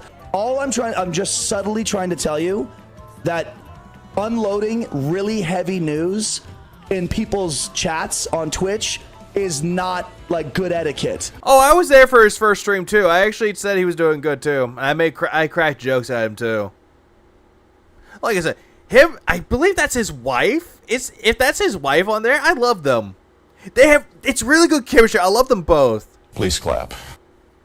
Like I said, if they are married, I wish them a happy marriage. He had this guy beat. He already pulled that one out. Of course, now we got to get someone in the stream chat who wants to turn their own... Yeah, the thing that kills me is people like Moist and Keem could do so much more to stop this, but refuse, and little creators are making waves of creation. Oh, absolutely. Oh, we all call her brand wife now. But I like those two. Those two have really good chemistry. Personal story into, derailing the chat, and I'm not going to put up with it. No one wants to hear you make this about how I'm in the wrong for being stressed. When people want to compare... Yeah, big ups War Dog Leader. He's a cool guy from what I've heard. Compare sufferings and compare life situations. It's like, wow, you're the king of suffering. Good for... I thought it was Indrid at first. I really thought it was until I think he said her real name. I was like, nah, that's not Indrid. Indrid, if it was Indrid, you would just hear this. And also, you would just hear a lot of toxicity he's like, vicinity of obscenity in your eyes. Please clap. For you. Terracotta pie. Go ahead. You know what? Officially for tonight's stream, you're the king of suffering. You're the king of suffering. Good for you. Even something like watching horrific 9/11 footage live on stream while putting ads on the video and accepting direct donations. Please clap. Thank you. That one is just gross. Well, today Please clap. Please clap. Please clap. Please clap. Please clap. Please clap. I am Please not clap. gonna Please clap. fucking Please stop clap. pressing Please this clap. button! Please clap. Please clap. Please Because clap. it's true! Today, I'm going to be showing you another moment where he potentially might have broken some rules, but of course, the cockroach that he is, he got away with it.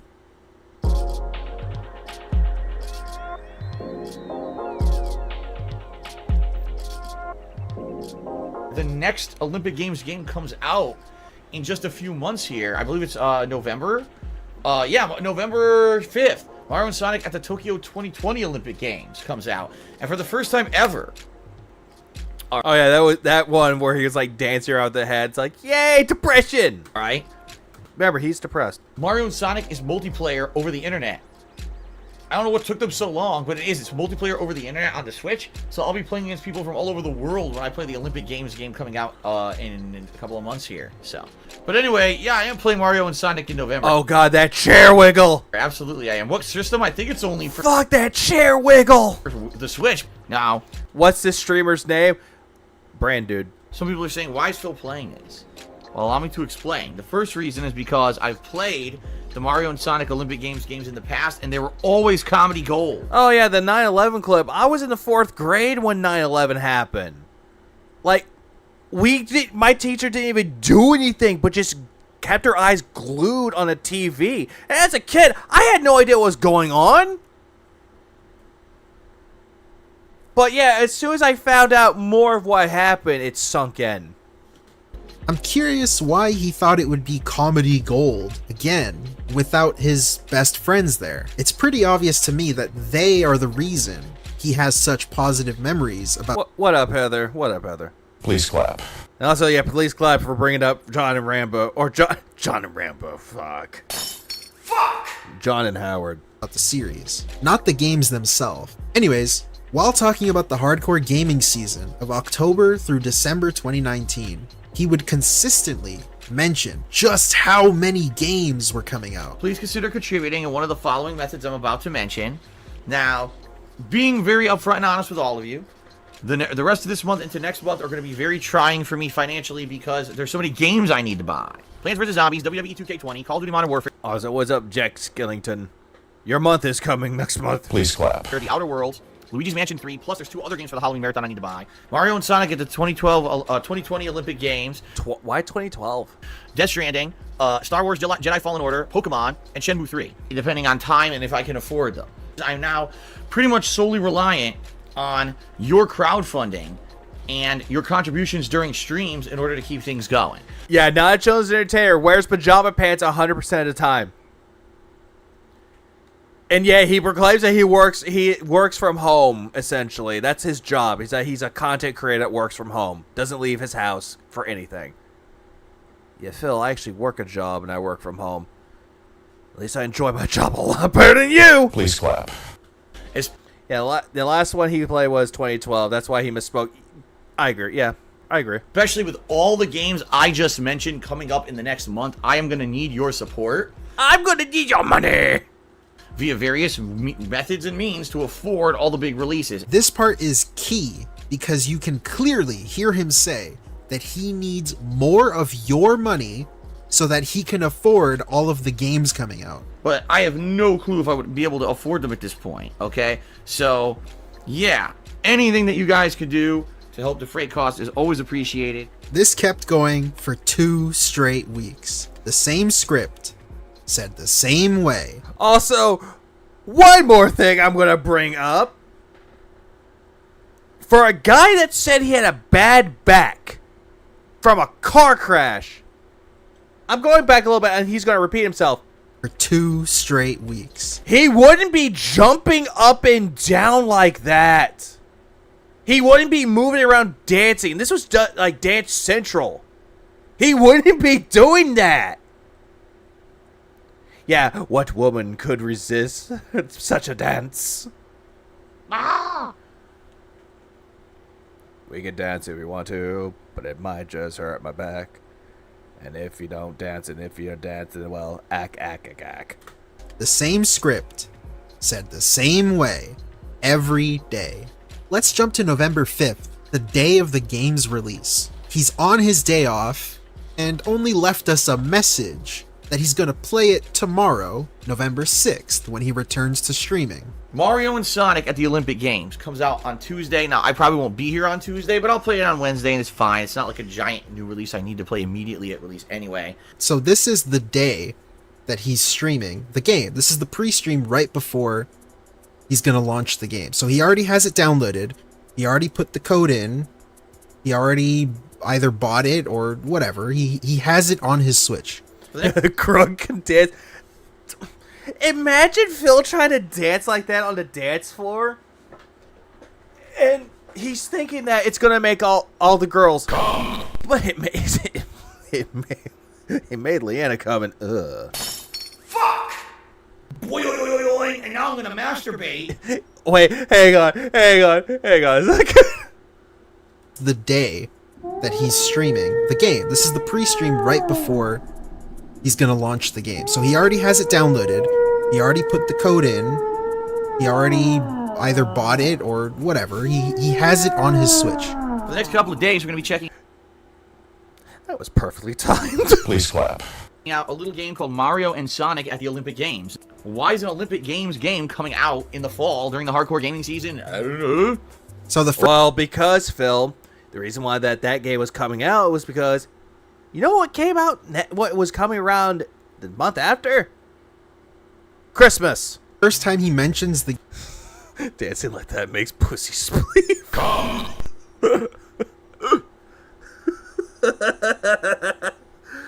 Goddamn Mythbear, you derailed this stream more than fucking Chad. Game. He doesn't actually say anything about how he got it or if fans helped. Yeah, and also the hardcore gaming season or the begging season. Hot Latinas grinding up on that. The big booty ones, yeah! Pay for it, or if there's some other special way he got the game. So just keep this in mind. It's very important. I've played these games in the past, and they are quite fun. Yeah, I would say he says keep this in mind, but at the same time, he actually does prove a point. Brandu does have a point, so keeping that in mind. He does say it quite a bit, but at the same time, he actually does make a good point. He's actually making valid points here, so that's the one thing I will give him that. The silly characters to try to do Olympic game, like trying to see Dr. Eggman do floor. Then again, I'm kind of, if I say for him not to do that, it makes me a hypocrite because I say the same thing. Fuck! Exercises, trying to see. Or pussy. I was gonna say pussy is one for the fish tank. I mean, say other thing. God damn it. You know, Sonic do something where he has to lift heavy stuff. You know, seeing the characters fail, but then also of course succeed. The other thing is, I also like how he has the transcript of this too. So he's going all out with this. Big ups to Brand Dude, I'm not gonna lie. Please clap. This game, for the first time ever, has online play, which is the whole point. Like, you want to do multiplayer, right? And if you don't have a bunch of friends to come over your house to play the game, then online multiplayer is the way to go. Well, does it really matter though? It's like you can play it local or online. Maybe you have friends that are, I don't know, if they have the game online. Understand the game also has a story mode. So if we try out online multiplayer and it doesn't work out too well for whatever reason, we could always go to the story mode. But I'm thinking online multiplayer is going to be pretty fun. What I'm hoping is the game has different modes. So he's pretty excited to play this. He's really selling this game. He's really... Yeah, he's totally not shilling the game. Exactly, he's totally not shilling it up, but he's shilling it up. Trying to hype up his playthrough, which he does with every game, to be fair, but... Yep, kind of nailed that one on the head. It's kind of weird for a Mario and Sonic game. Again, it's a game that he played with friends in the past. So you have to think that the friends were the reason he loves those games so much. He doesn't play Mario Party. He doesn't really play Mario Kart either, and that has online. Mario Party has online. So it's kind of weird that he's hyping up this Mario Olympic game. Keep in mind... Yeah, it is. Really good point. It is oddly weird. Because if it's a game that he has no interest in, he would not be hyping it up. He did the same thing. Well, then again, now if we're looking to the present, Diablo 4, He had no real desire to do it. He had no desire to play it, but he bought it anyway, hoping you get day 1 views. Armored Core 6 had no desire to play it till someone gifted him Armored Core 6. Changed his perspective immediately. Mario Golf Online mode. Yeah, there's another one too. He didn't play that either.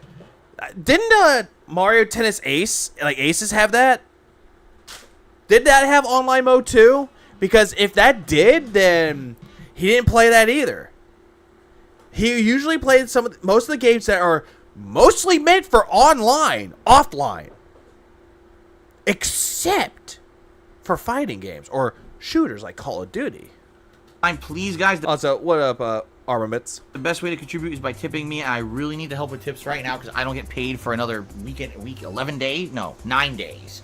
Yeah, but you can tell that he's mushmouth. You're like, 11, no, 9, no, 11, no, 9. So I really need the help. If you could tip me today, it helps me more, and I need that money for the games coming up as well as paying bills. So please, please, please, if at all you can tip me, please do.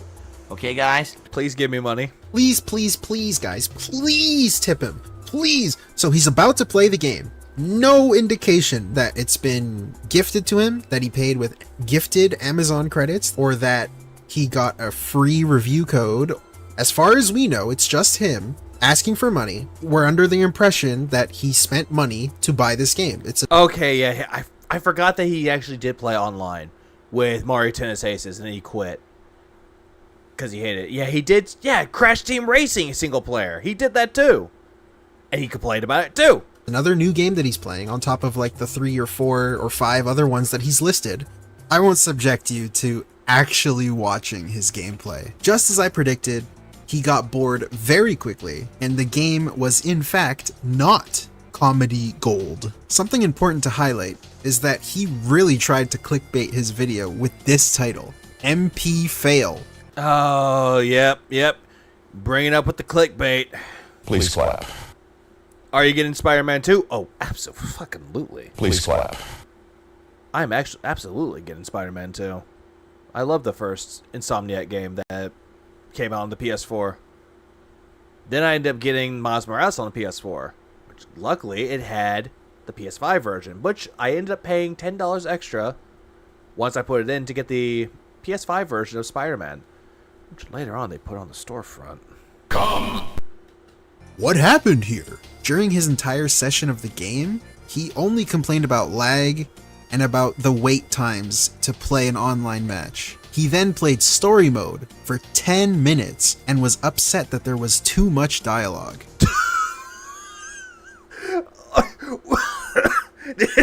This is also the same guy that played Danganronpa 1, 2, and 3. That game has a lot more dialogue than this. Oh my. Phil, you make me angry, Phil. And he decided to rage quit. Oh, that's absolutely understandable. The MJ parts, I love Spider-Man, but I hated the Mary Jane parts. I really did. And I was so glad that they got rid of that in Miles Morales. If they bring that back for fucking Spider-Man 2, I'm going to be mad. Ah! Alright, I'm done with this. I'm so bored, I'm not playing this anymore. I'm serious. This game is a total flop. This game is a complete waste of time. I'm gonna look up something really quick. The game's a flop for him, but I'm gonna look something. Mario and Sonic at the Olympic Games Tokyo 2020. What was the critical response? Mixed reviews. Praise on presentation and gameplay, but criticism for the lack of content for single player, multiplayer, and the story mode. 69 out of 100 on Metacritic. Come! 77 out of 100, 8 out of 10, 6 out of 10, 3.5 out of 5, or 7 out of 10, 3 out of 5, 6.4 out of 10, 12 out of 20, 7 out of 10, 8 out of 10, 9 out of 10, 3 out of 5, and 7 out of 10. So it had, overall mixed reception. It was only a flop for him. So the online play is worthless because you can't actually search for what you want. You can't do like a Well, then again, Phil, they had a lot of things wrong with the game. Personally, I never cared for the Mario and Sonic at the Olympic Games series. I never cared for it. a lobby where you do random stuff. Instead, it's just single match after single match, which is boring, and no one ever is going to play anything but the 100-meter ranks. That's the first thing there. The story mode's terrible. Phil, you only played for 10 minutes. That's not valid criticism. Yeah, 12 out of 20. I forgot to read who said that or said that. Yeah, to be frank, it did pretty bad. Absolutely. It does not matter. There's a lot of games out there. Even though if it has like high reception, it's the sales that counts. This game sucks ass. But then again, I never cared for the Mario Sonic game, so it's mixed bag. Oh god, his titties are jiggling! Yeah, it's one of the worst things. This game sucks ass. Hang on. The story mode's hang on. Hey. Shut up, Phil. Terrible. Look at that jiggle. Look at it! This game sucks ass. Ass! Yeah, it's... Titty jiggles in a tight shirt. I've ever played in a long time. They advertise it Breasts. like they'd improved it dramatically with the story Jiggle mode physics. and online play, and both are terrible. So basically, this is a complete ripoff. A ripoff? Unless you're gonna play this with your friends offline in a party mode, I would never buy this game and never play it. You know, now that Brandu called this out, the way that he's looking around when he said that he wouldn't buy this game. Oh, actually, hang on. Party mode, I would never buy this game and never I would never buy this game play it. and never play it.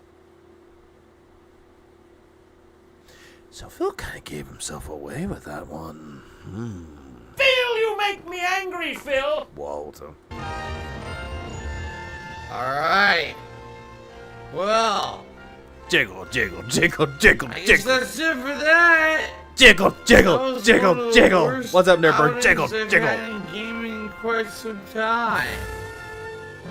Great. Okay. What? No! Fuck. Quite some time. That's great. Oh, perfect. He spent I came back at the right time. Yeah. 1 month hype. Great. I just had an idea for a YouTube short. I'm gonna be forced to look up Phil Jiggle clips. Officially hate you. Oh, I love you too. Please clap. Hyping this game up, only to drop it after 1 hour.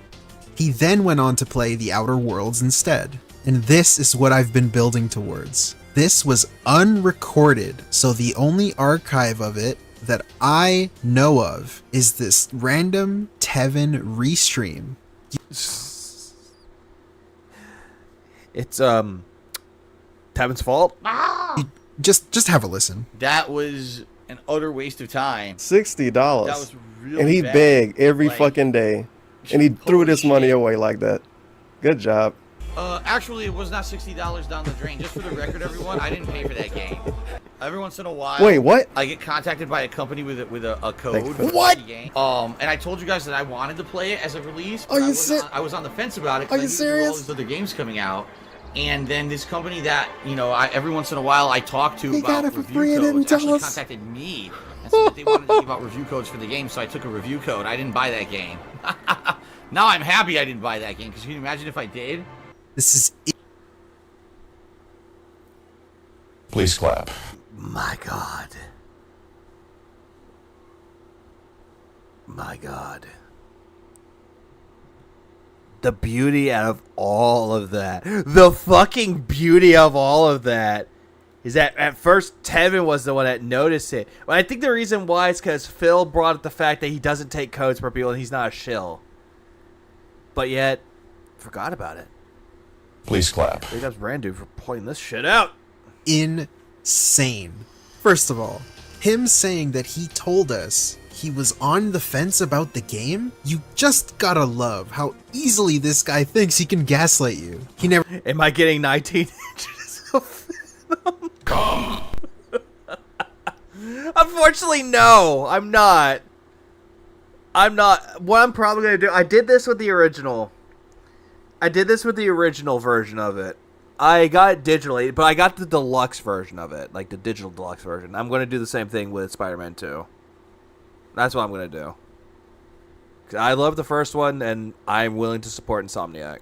Never told us that. He was actually the one. Pigtator. Oh, I don't. Yeah, is it what? Fuck! I got the lyrics of it. I got the lyrics of this song stuck in my head. Hang on, I gotta look this up. Scars on Broadway made a song called Dictator. Oh, I don't need a pigtator to control me. There it is, yeah. I don't need an invader to destroy me. Scars on Broadway, good song. No.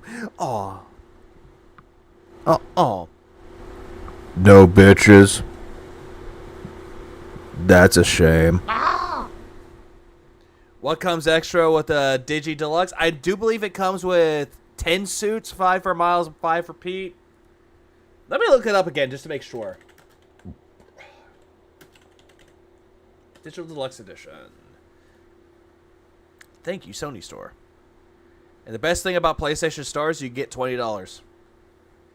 Okay, it comes with 10 suits, 5 for Peter, 5 for Miles, 2 skill points, pre-order incentive items, additional photo mode items, and the game. That's what it comes. Okay, here's what. Okay, and the incentive items comes with the Arachnid suit, early unlock, the Shadow Spider suit, early unlock, Web Grabber, early unlock, and 3 skill points. So in total, you get 5 skill points and 6 suits with additional items and a gadget unlock. It's not bad. Again, I'm still gonna get it because 19 inches of venom. Pushing the game onto his viewers. Second of all, he was begging. You saw the clips. He needed the money for games. He never disclosed the fact that he got a review copy until after someone mentioned that he wasted the money that he begged for. It's just like his ego was so fragile. He couldn't have possibly been fooled into buying this game. So on one hand I agree, but on the other hand, it's not the fact that his ego is too fragile about it. He wanted to like stroke his e-dick around. The reason why he said that he got the review copy is to try to say that, hey, people give me review copies all the time. People give me review codes. He's trying to say that as well. He was trying to like boost his own ego, saying that, yeah, I'm still relevant in the gaming scene. People give me codes all the time. Well, they don't anymore. he got it for free, and he revealed the truth. Is it even the truth? I mean, who knows, really? It's another, was he lying then, or is he lying now? Okay, I kind of take back what I said. Please clap. Situation. Oh, wait, hang on. Fuck! The amount of questions that yeah, it's a little column A, a little column B. Can just pop up in your head right now. How many other games has he done this with? Does he still do this? How often does he contact this mysterious company? I thought he was the honest guy, man. What the fuck? He told me he was being honest when he asked me for money to buy his games. I say that a lot. I'm going to be completely 100% honest with you. I also say I'm going to be transparent. These are mannerisms in my speech. When I say that, essentially what I'm trying to do is emphasize that what I'm about to tell you is a serious matter. It's not me joking. But some people over the years have misconstrued it as meaning other things. All it means when I say that is I'm about to tell you guys something really important, and it's meaningful to me, so please listen up. But then again, when Phil says it's meaningful to him, he later kind of twists this around that it's meaningful to everyone. Problem, it's not meaningful to everybody. That's the thing, though. He's only thinking that it's meaningful to him because that's how Phil operates. He operates very, very badly when it comes to that. So his mannerisms are kind of just very, very Okay. I must have misconstrued it, I guess. Apparently, saying I'm gonna be honest doesn't actually mean you're gonna be honest. It means I'm gonna say something meaningful to me. Okay, I'm sorry. Oh, I was mistaken. I'm so sorry. I thought being honest meant you were gonna be honest. or you were gonna tell the truth. I'm so sorry, DSP. I misconstrued it. I am so sorry. I know he was joking, but never feel sorry for that. Yeah, this one's kind of crazy. I kind of still can't believe it happened. Just the flat out begging for these games. This game specifically, it's a game that he dropped in an hour, and it's just like, oh, I had a review code the whole time, guys. So, what's up, Ludwig? Yeah, some people over the years have misconstrued that, saying that I'm going to be completely 100% honest means I'm going to say I'm being honest. How do senses form inside his brain? I don't know. I'm going to make you a mod. Fuck it. That's the one thing that makes zero sense to me. Is that this guy, he's trying to like think of something to make him sound profound and intelligent, but it doesn't. It really doesn't. It just makes him look pretentious. But at the same time, he's trying to like cover himself with it. I'm honest, guys. I'm transparent. I'm clearly transparent with you. You're not transparent with anybody. You'll say one thing and then say another. You'll do one thing and then do another. And you're saying you're not expecting something, but you're expecting something. All the time.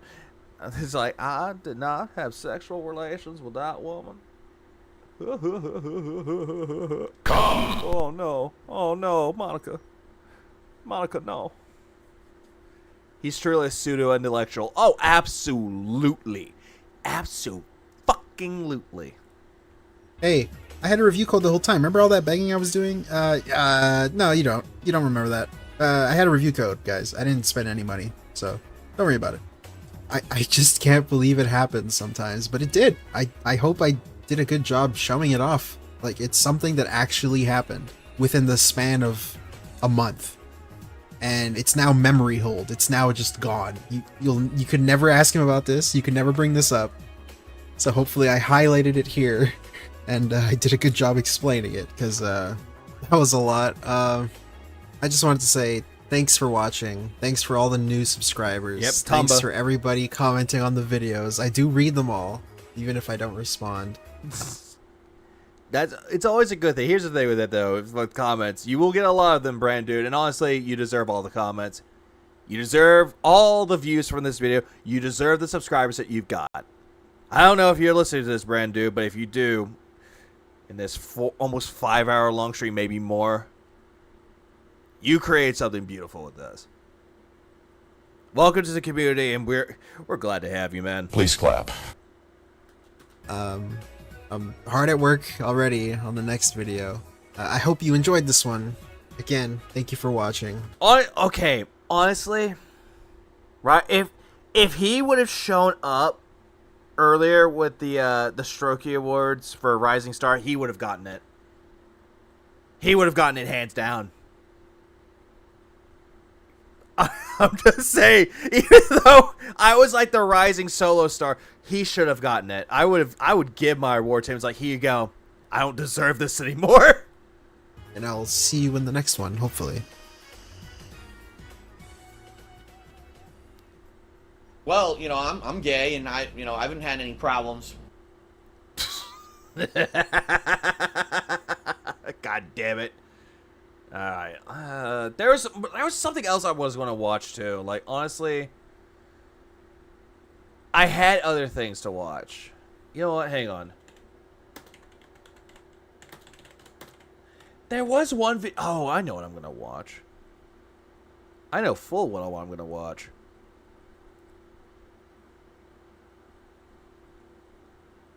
I know full. I wasn't trying to be a tournament. Oh, shut up. I'm gonna scroll back just a tiny bit more.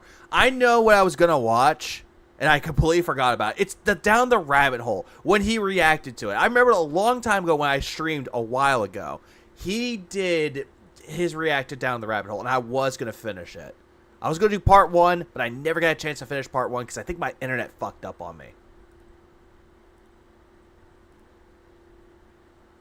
Yeah, he'll get next year. Oh, absolutely. Honestly, he makes good competition. I'm not gonna fucking lie.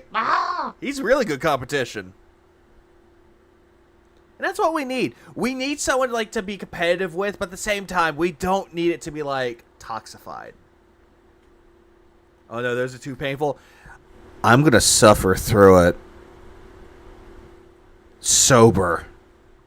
I know there's a lot of people out there that are like surprised that people who do this sober can do this sober. All right, I'm gonna continue this one a little bit.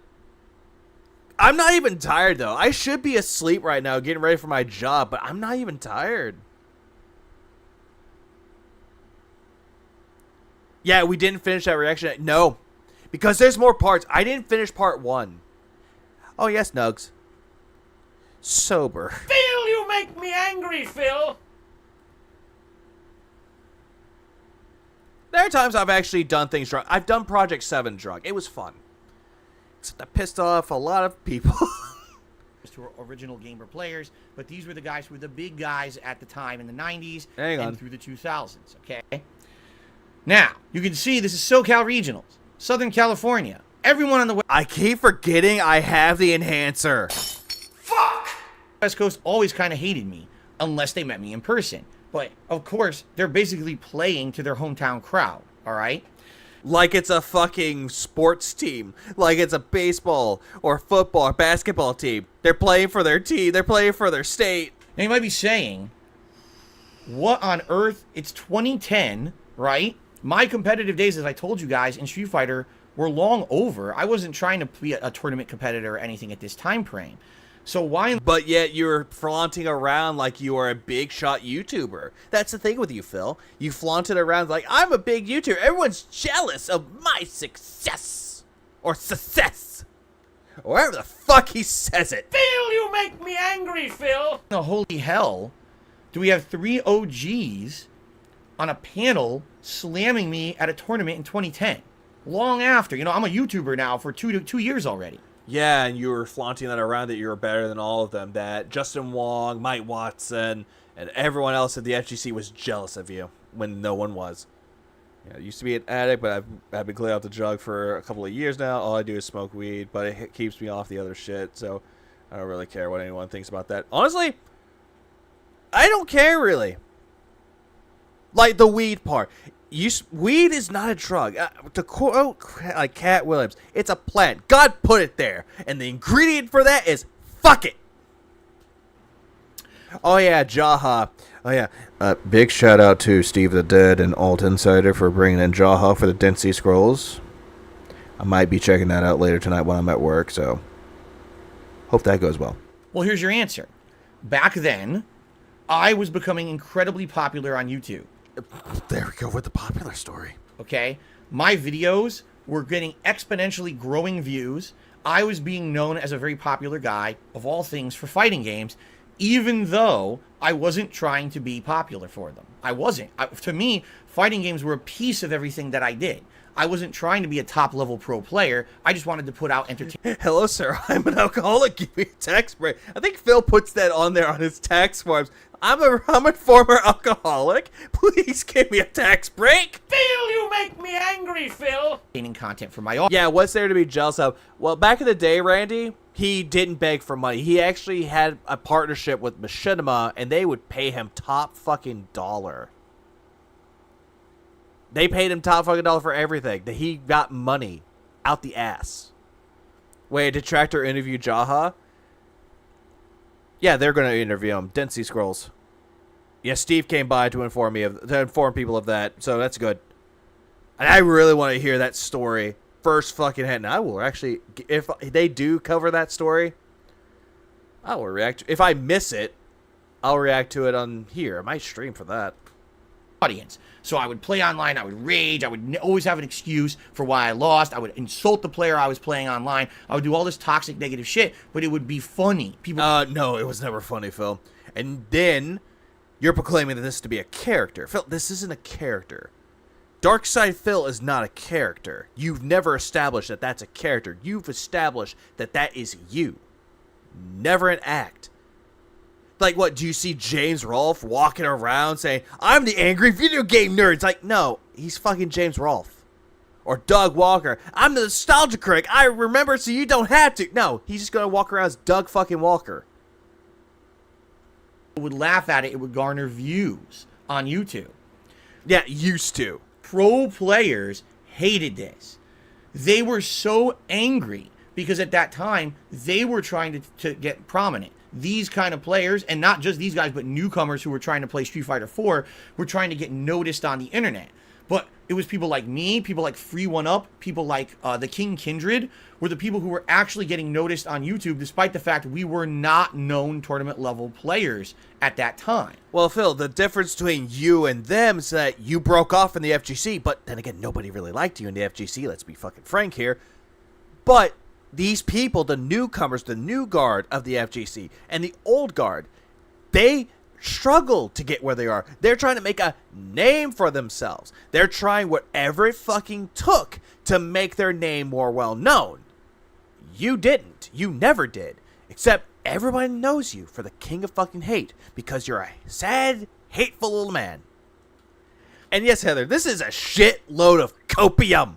So they got... Oh, actually, hang on. I have the right sound for this. Give me a second. There we go. Incredibly upset and jealous at our success. And so... Our success, he says. What happened is people would actually go to tournaments, and here they are at a panel, right? And someone asked Mike Watson, what do you think about Darkside Phil? He's really popular on YouTube for Street Fighter right now. And this is how he would answer, okay? Now... Well, yeah, because you're a piece of shit. I have history with Mike Watson, all right? Well, yeah, clearly. I fucking remember what happened. I derailed myself by watching the Raven video. That's what that's right, I remember that. I'm about to lay a story. What success? 4th place at Evo? To him, true, that's exactly what he thought was successful. He was the #1 player in America in 2005. 4th place Evo. With Vega. On you that you guys do not know. No one knows this story. I've never told it before. This is a first for DSP Reacts, all right? All right. This story. Phil, you make me angry, Phil. Fuck. This is the one that Pixar made the video on. Along with me being an asshole online back in the day, I used to be an alcoholic. All right? I've admitted this before that I used to drink way too much, okay? I've never really publicly talked about it in the context of Street Fighter. Oh, but everybody remembers, and especially Density Scrolls. Again, shout out to Density Scrolls. They actually covered Phil admitting to being an alcoholic and him cowering like a little bitch when it comes to interviews. All right? I would drink way too much. I would get out of control. And I would do things and say things online that either I regretted or sometimes I didn't even remember happened. Yeah, but you're using that as an excuse, Phil. You use that as an excuse. You used it all the time. I don't remember I'm an alcoholic. I'm an alcoholic. I'm depressed. I'm an alcoholic. Nobody cares, Phil. Because you use alcoholism, depression, that you're stressed. That's a crutch to you. It's a tool for you to garner sympathy from others or empathy. It's very fucking scummy. Okay. Yeah, if only you could decide if you drink alcohol. Yeah, true. Whale tail. There were people who I actually outright insulted, had giant conversations with, and then after the fact, like a day later, they'd be so pissed at me. I'm like, what are you so angry about? And they'd be like, why the fuck did you do that last night? I'd be like, what are you talking about? And then they would send me the log. And I'd be like... No, you wouldn't. You'd snicker and laugh at them, calling them dumbasses, Phil. No, you would call them other words. Other fucking words that I will not say. Oh. I'm really sorry. Holy fuck, I did that. There it is. It's evidence, right? And this was a running thing with me back in the day. This is not like a one-time thing. I was pretty bad at one point in my life. I love how he calls it a running thing. Like it's a running gag in the television series called DSP Gaming. Life, where I would drink and I would just do online shit that I didn't even remember and I didn't control myself, and it was very unfortunate that I did it. And now I can look back and say, wow, I'm a way more well-adjusted individual. Not even close. Not even fucking close. Right? But I'm really upset at how I used to be to certain people. There were certain people who I trolled for no good reason. No, you had a reason, Phil. You had an absolute fucked up reason for it. Who I really, really hammered in. Like, there was this guy called Shady K, who was a Marvel vs. Capcom 2 player. Exactly. Okay, Nerd Brew. Exactly. Convenient amnesia. Pretending to be amnesiac for the sake of... Oh, but guys, I don't remember it. Oh, hey, Steve. Yeah, exactly. Lol, no. I agree. Lol, fucking no. Phil, you make me angry, Phil. Oh, shit. And for some reason, I can't even really remember the specific reason. It might have been, I mean, as serious as stupid as it sounds, it might have been over a girl or something. Who knows, right? Steve, you can give your side of this as well. You can actually give your side of this. But no. Phil, you were trying to hit on a girl who was in a relationship. Essentially saying, ditch the zero, get with the hero. Let him slide, get with the dark side. That's what you were doing. And you tried it. You tried to get with this girl. You tried to slide into her DMs, slide your crusty, gouty sausage rings into her pants. That's what you're trying to do, Phil. No, it's all good, Steve. It's all good.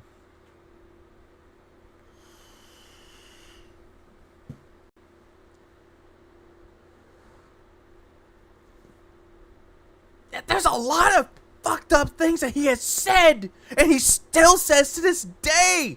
Yes, really. He did this, and he uses the I'm an alcoholic as a defense mechanism, because somewhere in his fucked up mind, he thinks that that's an A-okay thing to say when it's not. It really is not. Phil, you make me angry, Phil. But I hated... Oh, no, there is a Dead Sea Scrolls on it. There is. The fatality. On the guy so badly. I would constantly threaten him. Oh, exactly. Alcoholism is the truth. A drunken time speaks sober thoughts. It always does. I've had that happen before. It's never pretty, but it's happened. And do fucked up stuff, and I would make a joke out of it. I would drink and then do fucked up stuff. Okay? Now, to bring this back full circle to this. At one point, alright, I don't even remember when this happened. But as I told you guys, I was an internet troll. I would troll the... Yeah, Taco-chan. Yep. The fuck I think that was another one. These guys online. Me, aha, I'm the best player. I'm the best Super Turbo player. I played the best that year. Ha, ha, ha, ha, ha. No, Phil, you were gloating. You weren't making a joke. You were gloating. And you knew this pissed people off. Nobody likes a fucking gloater, Phil. Nobody. So apparently one night. Yeah, he's a functioning alcoholic. So the whole thing that he doesn't remember, bullshit. All right. I got so drunk that I actually just completely destroyed Mike Watson in an IRC chat. Okay. Yeah, completely destroyed. AKA, he just got into his chat and went. That's what he did. But then again, that's how most drunk people would type. But if you're drunk, but you could still type normally, then he's a functioning alcoholic that actually knows how to do things. MIRC is an old chat client everyone used to use to talk about Street Fighter Online. Like, I was on his case. I was like... Oh, yeah, exactly. That's the best word to describe Phil. Egomaniac. He's so hypermanic with his own ego, it's not even funny. It took him less than 7 months for him to piss off 7 people in the FGC after taking 4th place because of it. Imagine how insufferable he must have been at the time. Very insufferable if everybody in the FGC knew who he was and hated his guts. Like, from what I'm to understand, I don't know the actual context. I haven't seen the logs, but apparently I was like, haha, you old man, I beat your ass, and you suck ass, and you think you're so good, but you're just an old crotchety dude, and you can't play anymore. I basically, like, really talked shit to the guy while I was drunk. All right? Yeah, you suck, haha, everyone is better than you, lol, destroyed.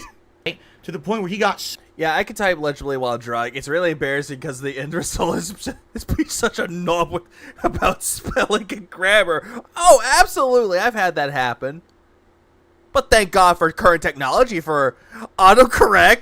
Please clap. But no, the case of Phil is like a Lamb of God lyric. Someone just stitch his mouth shut and solve the fucking problem. So upset that he actually private messaged me and he's like, dude, I'm gonna come beat your ass. Like, I'm so angry at you that I'm gonna find you and I'm gonna fuck you up. All right? Yeah, that's what happens for talking shit, Phil. You know, the age-old proverb. Talk shit, get hit. Now, at that point, I think I reacted. I was like, why don't you come find me? Here's my address. And I actually gave him my real-life street address. Phil, you make me angry, Phil. Duck autocorrect. Fuck, Phil. God. Phil.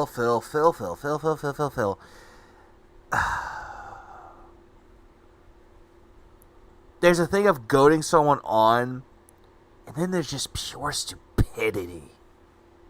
This is oh my God, my eyes just hurt from that, man. It's like, this is just pure stupidity. Oh, but he was drunk. Still stupid. And look at that derpy ass face. I got him good. He's not gonna find my address. What? Who's at that door? Mike Watson. Okay? That's how crazy stupid I was back in the day. So. Yeah, and he was hoping that people would defend it. He was like, yeah, Phil, you sure showed him. Oh, yeah, what a pussy bitch Mike Watson Jaha were. Oh, God. This makes me just want to go grab some alcohol. Apparently, this continued to escalate. The thing was, I didn't really remember what I had said or done, but people were like, dude, just so you know, Phil, if you go to like a tournament Mike Watson's at this year, this was 2007, all right? Like, dude, if you go to a tournament that Mike Watson's at, he's telling everyone he's actually going to beat your ass. Like, he's... Well, I wonder why, Phil. So angry with you, with what you said. He's gonna fuck you up. He's telling everyone behind the scenes, expect that Darkside Phil's gonna come back bloody. Like, he's doing all this. And I was like, you know what? Yeah, exactly, Steve. This is mad convenient. Damn, mad interesting. Madly convenient for that, isn't it? At that point in my life, I was kind of messed up in the head. Like I told you, I was an alcoholic. I didn't really care about anything. I had this happy-go-lucky attitude where it's kind of like, No, you had no happy-go-lucky attitude. You were an asshole to everybody when people didn't want to give you fucking rides. If you're just that ignorant with your arrogance, my God, dude, how the fuck have you lived this long? Yeah, that episode when he kept saying, I don't know what I did, I was mad drunk, you guys, was fucking infuriating. Oh, yeah, it made you do this. Phil, you make me angry, Phil. It is mad infuriating because he kept backing away from it. He kept trying to deflect and dodge the question. And he kept going I'm drunk. I don't know what you're talking about. I was drunk. What do you want from me? What did I do? Like he was being interrogated, which he was. But he looks like he was about to be waterboarded at any moment. Care. Let him do what he wants to try. If we fight, we fight. I don't care. All right? So, I'm about to tell you a story I never told anybody. All right? I went to an EVO qualifier in 2007 that was on the West Coast. It was held in California. It was... Okay. Yeah. Yep, I remember this part of the story. The same place where they were holding San Diego Comic-Con. And in fact, the finals were held at San Diego Comic-Con. All right? So I went to this tournament, and I was playing in it, and I was kicking ass. I was doing really well. If he does, he dies. Fucking Drago. I like that from Rocky 4. I think he was the best character. Yeah, I love how he keeps saying, used to be. Like he doesn't do it anymore. Yeah, that's his thing, though. Used to be. That's his big word. I used to be an alcoholic. I was a former alcoholic. used to, living in past tense. But yet, he's still doing it in the present tense. All right. Well, one day, I think it was the second day of competition, I dodged it like a rejected mailbag. Yeehaw! Please clap. Fuck, Christian. qualified to basically be All like, right. that wasn't the finals yet, but it was like the semifinals. So the next day I was going to play top players like Mike Watson and all of them. Okay. Yeah, other words, retcons. Creating more of a fake history on top of another fake history, on top of another fake history. It's like a multiverse of fake histories combining into one. Yeah, used to be an alcoholic, former alcoholic, $100 shot. If I get drunk on stream, you know how much I charge y'all? Nothing. I charge nothing because I do it on my own volition. I'm not going to have like a fucking little goal, a financial gain over me being stupid while intoxicated. Because I want to entertain my audience. I want my audience to see either the real side of me, which gets angry at bad shit, aka what Agent Proper showing off Darish, which I did not finish that video because Darish honestly pissed me the fuck off. Or you just see the goofy side of things. Yeah, Gugats. That's what I charge. Please clap. I charge Gugats. Because at the end of the day, I interact with my chat. I give them what they want. I make them happy. Sure, some people don't like me. Some people might have different opinions about me. But hey, that's what makes life beautiful. You'll have discussions where people can agree, disagree, or agree to disagree, or disagree to agree. Neither or. It does not matter. It happens. That's how life works. It's a beautiful thing, but it's also very unpredictable. Okay. So, basically, I played, I did really well, and I was framed. All right? Hey, hang on.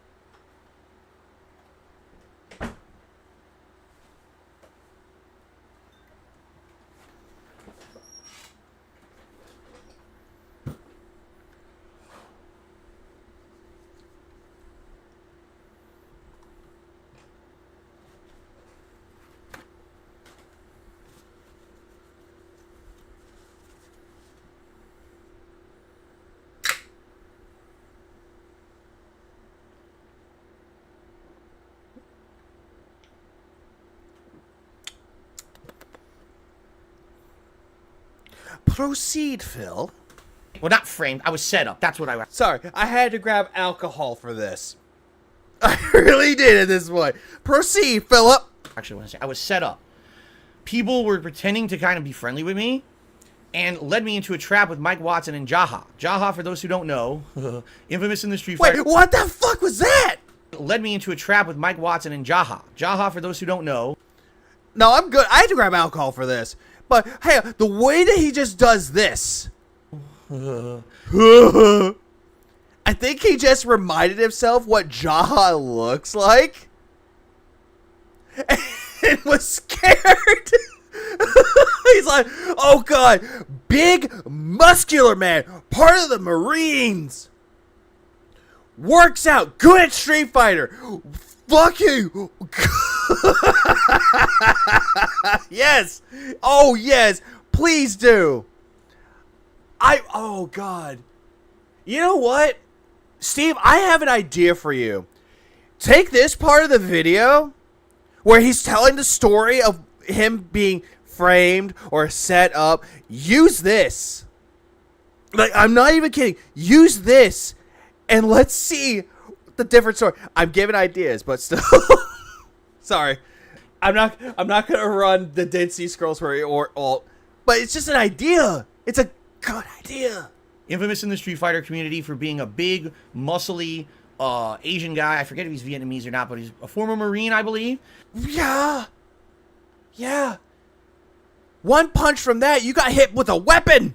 And a lot of people know of him because he makes a lot of threats, and he's done a lot of unsavory things. In this day, I believe people don't like him anymore, and he's basically kind of been like blacklisted from the community for physical altercations at Street Fighter events. I'm calling massive fucking bullshit.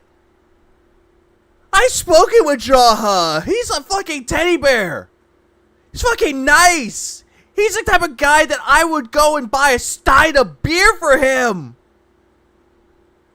No, it's all good, Steve.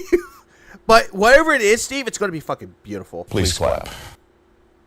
But Steve, well, not Steve, but Jaha is fucking, he's a nice guy. I fought with him in Street Fighter. I played up against him. He kicked my ass a bunch, but I learned from Jaha. Jaha is not that bad of a guy. He's the best. He knows how to play Street Fighter, especially with Marisa. Yeah, he's the softest dude. Like I said, he's like a teddy bear. But piss him off. He looks like he could turn into fucking Kuma. He will fuck you up. All right. But back in the day, I wish Jaha was here. I wish I would. Actually, I would wish to hear his side of things. He was known as kind of the tough guy of the Street Fighter community. Phil, just because they have the look of a tough guy does not mean it matches the personality. That's the thing. Like, hang on. Give me a second.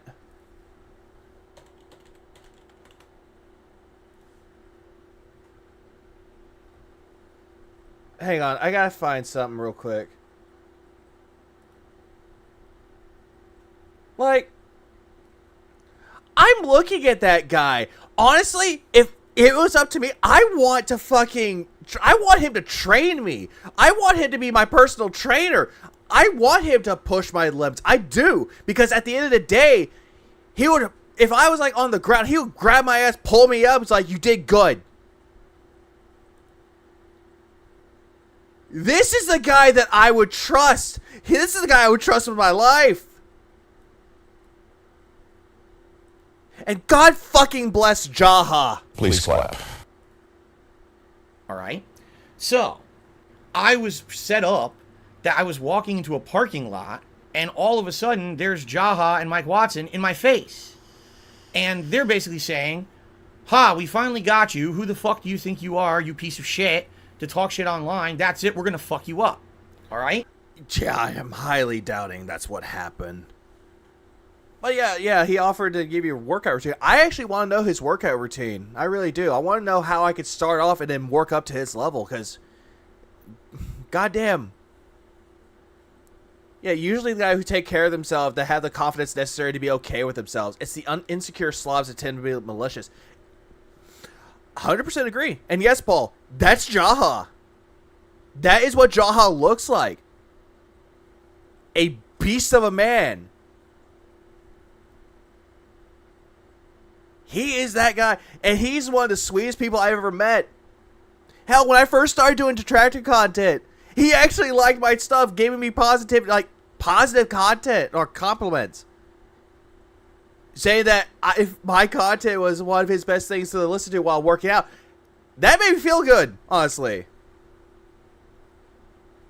It's always good to hear things from Jaha. And I miss talking to Jaha, or with him. Yeah, that is the example of a real fucking man. Jaha is a man. And I'm going to tell you the entire truthful story, because the story's been spun a lot of different ways. Okay, so first off, Phil, we could tell that you're lying about this story because you keep saying that this is the truthful story, that you're being honest with people. It's not the truth. If it was the truth, Phil, you would not have said a word about being truthful or how honest you are. All right? At that point, I was... Oh, if Jaha took that shot, there would be more than just a dent on fucking Phil's head. Please clap. The one thing that you would hear, it would feel like this. To the face. Staring right at Mike Watson. And I'm like, dude, I'm going to be honest with you. I actually have no idea what I said to you because I just have no recollection. And he's like, you're full of shit. And if this is the case, I would agree with Mike Watson. He is full of shit. He's like, I don't believe you. You're, you know, I'm going to beat your ass. And I was like, no. I put my hands behind my back like this. And I said, you got to do what you got to do. If you feel like you're going to make you feel better to hit me, then go ahead. I guess I deserve it. No, in that case, that would not be fucking Phil. Phil would be the kind of guy that starts screaming and yelling. He would scream and yell until something gets pushed a little too far, then he cowers like a pussy. Then again, from what we've seen of Phil, from what we know of Phil, he is the type of guy that would talk shit to you over the phone, on the internet, and he expects no one to come after him and whoop his ass. But as soon as confrontation happens, he'll be pissing his pants. Or shitting himself. Makes sense why he likes that. Phil, you make me angry, Phil. Yeah, it's not what happened.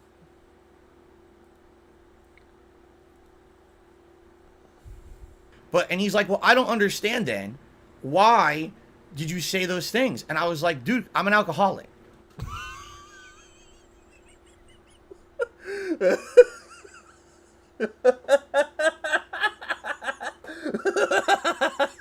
Phil, you make me angry, Phil.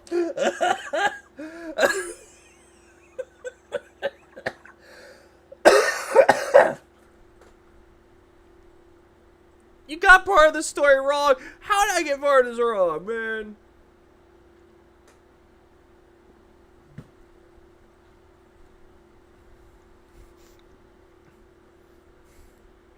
Oh my god. Pardon me. But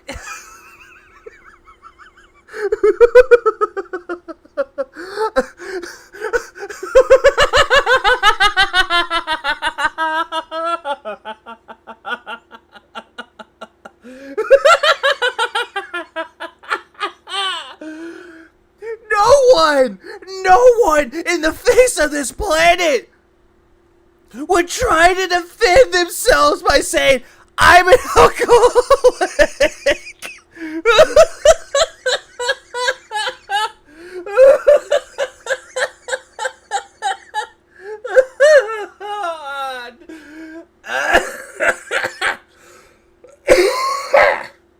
Ow. Fuck. Phil, you make me angry, Phil. God damn. Okay.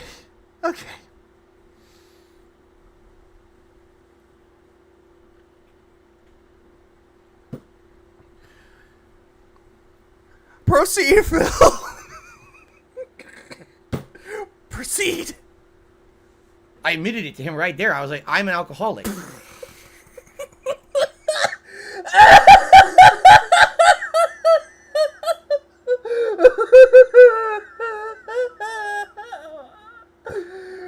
Phil, quit it.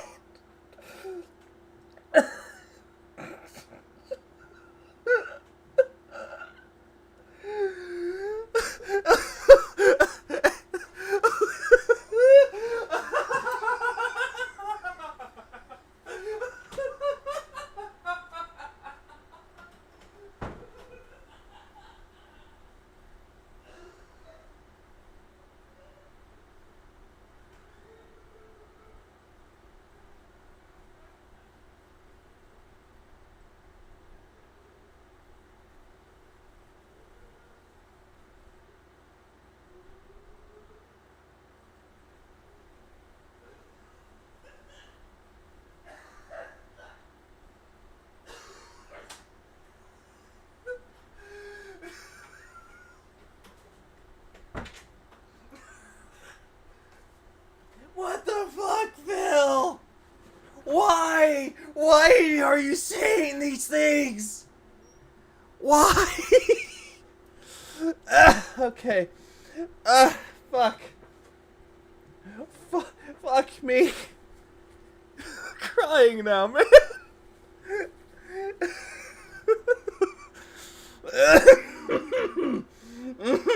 Okay, proceed. I drink too much all the time, and I just can't control myself when I do it. And I, at that point, well, then again, Phil, as Steve provided it, you just abuse the alcohol, but you let the alcohol consume you. You let it consume you that fucking much that without it, you cannot function. You just can't function without it. Phil, you make me angry, Phil. And it's become like a pattern with you. Every father-fucking time, it's going to happen. You're just going to keep bringing up alcohol. I'm a former alcoholic, $100 shot, give me. That's all you do. Oh, I forgot about that part. Hang on. Let me find the actual part of that. Oh, pardon me. Fuck, man.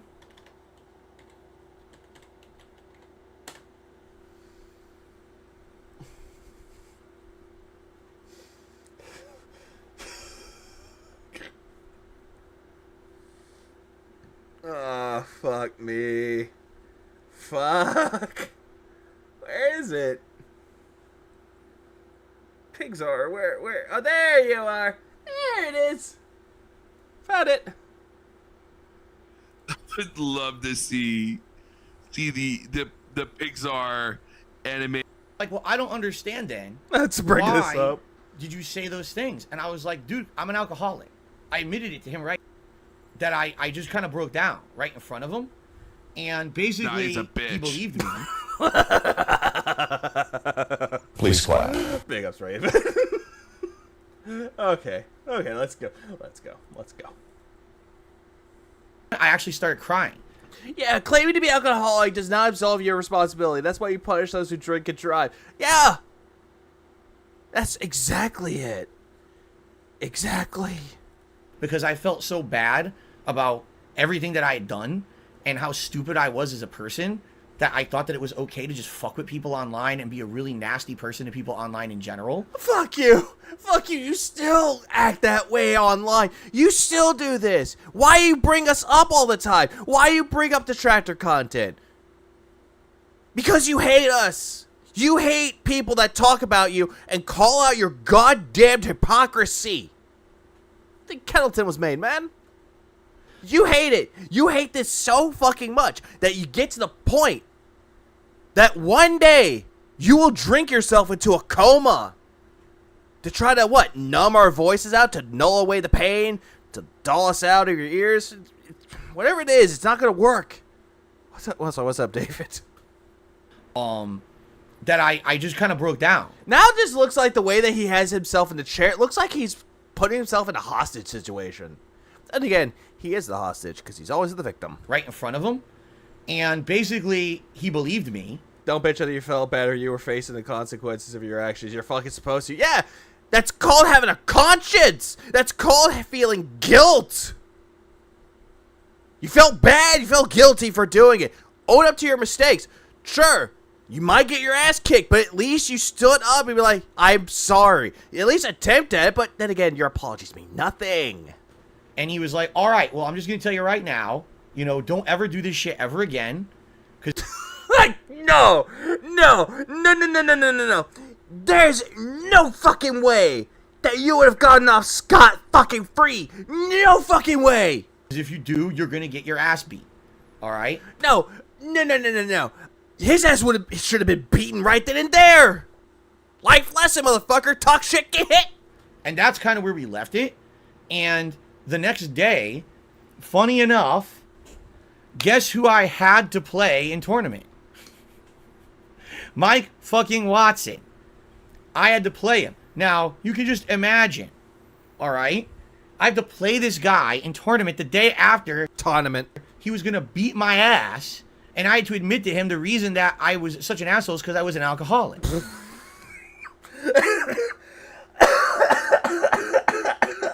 No! Quit! Phil, stop! Phil, you make me angry, Phil! Stop saying this! It's not gonna be less funny!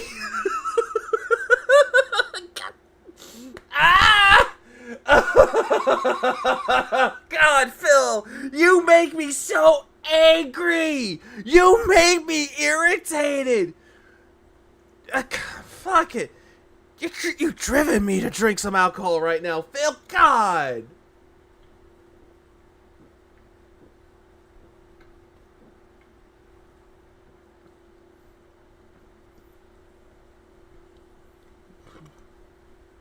Oh, I absolutely agree, Steve. I 100% agree with you, Steve. I really want to know what happened. I want to know. Right? He was the only person I'd ever admitted this to in my life. My parents didn't. Oh, Vanguard, you missed it. So apparently he talked about Unity again, said that the CEO of Unity deserved to be, like, sent death threats and bomb threats. He deserved, even though he said he doesn't support or condone it. Got cucked by his wife to play Xbox. Phil Spencer spread her legs open and went to town. Played fucking Street Fighter. Played Mortal Kombat 1. Went down to lower difficulty. And then bitched and complained he didn't make enough money. And now I'm doing Down the Rabbit Hole. Sounds about right. Please clap. Didn't even know. Okay? So, I have to play him in the tournament. I'm like, oh boy, how's this gonna go? The tournament. Right? Holy shit. Tournament. So, I pick DJ. Now, most people know that DJ is actually one of my competitive characters. Who you know what? I've compared this. I think when it comes to fucking this, when it comes to Indragon, I guess we'll see. I've become worse. My mind just went from normal functioning capacity to nothing within a span of an instant. All you had to do is just say, Phil said he is an alcoholic, and you play the clip, I'm gonna die. I use in Super Turbo, but he's known as a mid-tier character. That means he's not a high-level tournament character. Well, thank you so much for explaining what a mid-tier character is, Phil. Thank you so fucking much for explaining it. My dumbass autistic brain could not comprehend that. Mike Watson. Duh. Oh, my controller batteries. I'll have to fix that. Mike Watson picked God, man. his main character, Balrog. Okay? Yeah, imagine what's going on through his mind after all that. He sits down at the cabinet next to DSP. Oh. Probably held a knife, held a knife in his pocket. He's like, I'm gonna get that son of a bitch. Ah! I beat him. I hope they turn out well, Vanguard. I hope they turn out well. Convincingly. It wasn't close. I basically, beat him. And you could see how fucking upset he was when I beat him in the tournament. I call extreme fucking bullshit. There's no way in hell that he won on a, I wouldn't say a technicality, but there's no way in hell that he would have won. And he's like, oh yeah, imagine how pissed he was that the guy that he was going to kick my ass, apparently when I told him I'm an alcoholic, he cost it in the match.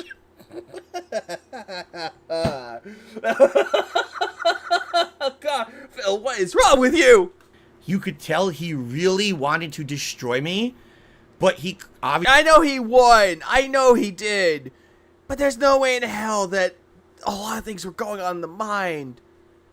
The guy, oh my God. Obviously wasn't going to. I had apologized to him. I had admitted to him the reason why I was such an asshole online. Oh, don't say it again. And basically at that point... Don't say it again. It was kind of like, not that he certainly didn't like me, but I almost feel like it was respect because he knew that I was man enough to admit it. No! No! No fucking way! No goddamn way! No! No! No! Phil, you make me angry, Phil! I refuse to believe this! Then again, I do not believe it! I just fucking don't! And not to try to do something or fight him, but to admit that I was wrong and that I was fucked up and I had problems. You have more than just problems. My God, Psych Ward should come and analyze you! And he basically, that was it. Like, after that, after we had played, actually, we kind of respected each other. No! Respect is earned, not given. Say that you were an alcoholic. and you broke down like a little bitch. That doesn't earn respect. Not at fucking all. Not that we had big conversations or whatever, but I saw him at tournaments, and like I saw him at EVO Finals that year, and we actually had a little bit of conversation, camaraderie. Camaraderie. Ow. And there was actually a big money bet that year.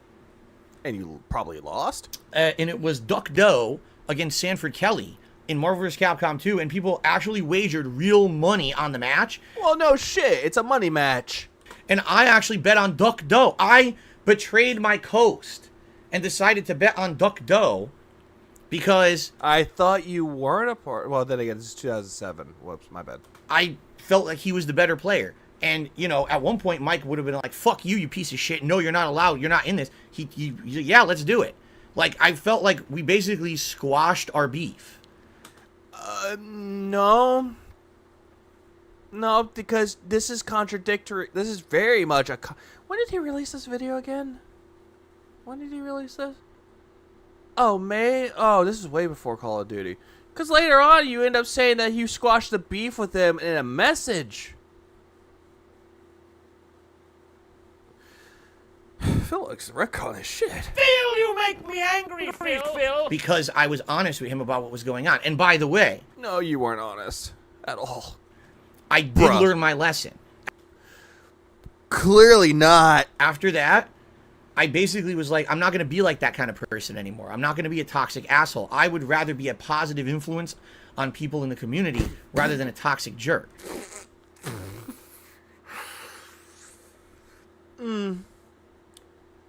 No. No. You're still a negative piece of shit. You're still toxic to people. You're in no way, shape, or form a positive influence on anybody, man. And I did my best to change my online attitude and not be that kind of person anymore. I was running tournaments. I was trying to be a positive person in the community. But then again, you didn't even know how to run a tournament. You didn't. You had someone else do it for you. At that point in time, okay? I've never told this story before. Well, you should have not told this story.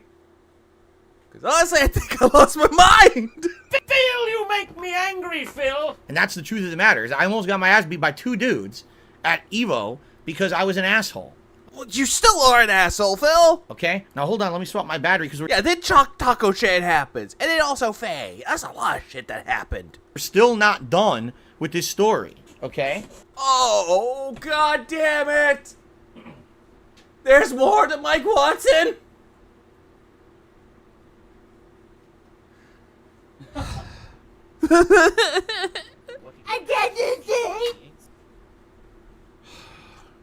Phil, quit it. Okay. So. Oh, he had to switch batteries because his Xbox was dying. Mom, I need batteries. Get it yourself. Okay, mommy. If this is the case, and if we squashed our beef in 2007, right, and that was the end of it, and I really, after 2007, I retired from competitive Street Fighter for 2 main reasons. Number one, I felt like I was so burnt out that I had spent 3 years of my life spending all my time and money and efforts in it. And after 2007, I felt like I was wasting my time. I was like, even if I win EVO, what's the big deal? I win a couple $1,000. What up, Drums?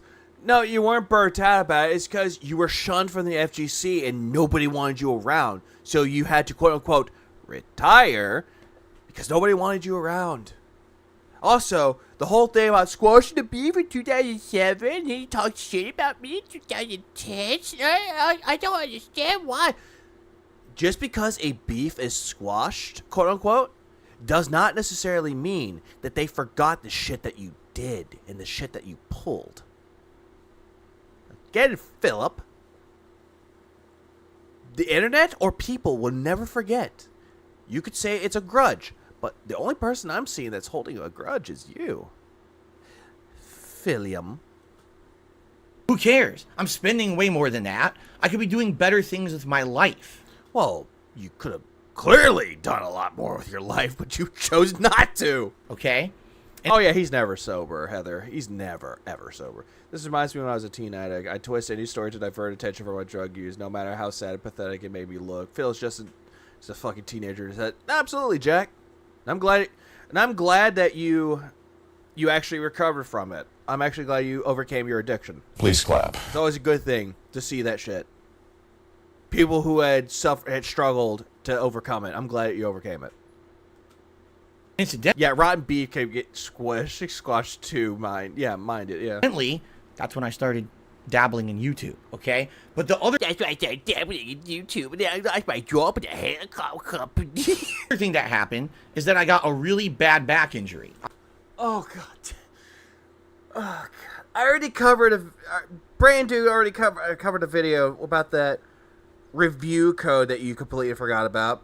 And there's a part where you're dancing. For someone with a bad back and you had a back injury, you shouldn't be dancing. You shouldn't be hopping up and down like a jackrabbit.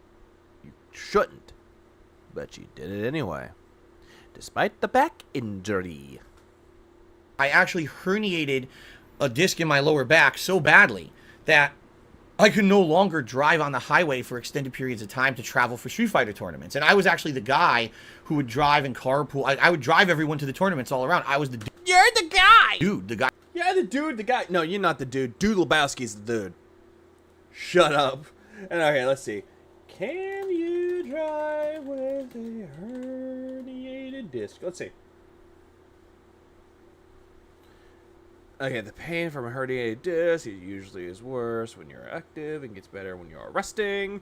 Coughing, sneezing, sitting, driving, and bending forward may make the pain worse. The pain gets worse when you use when more pressure's on the nerve. How do you drive a car? So you could Huh.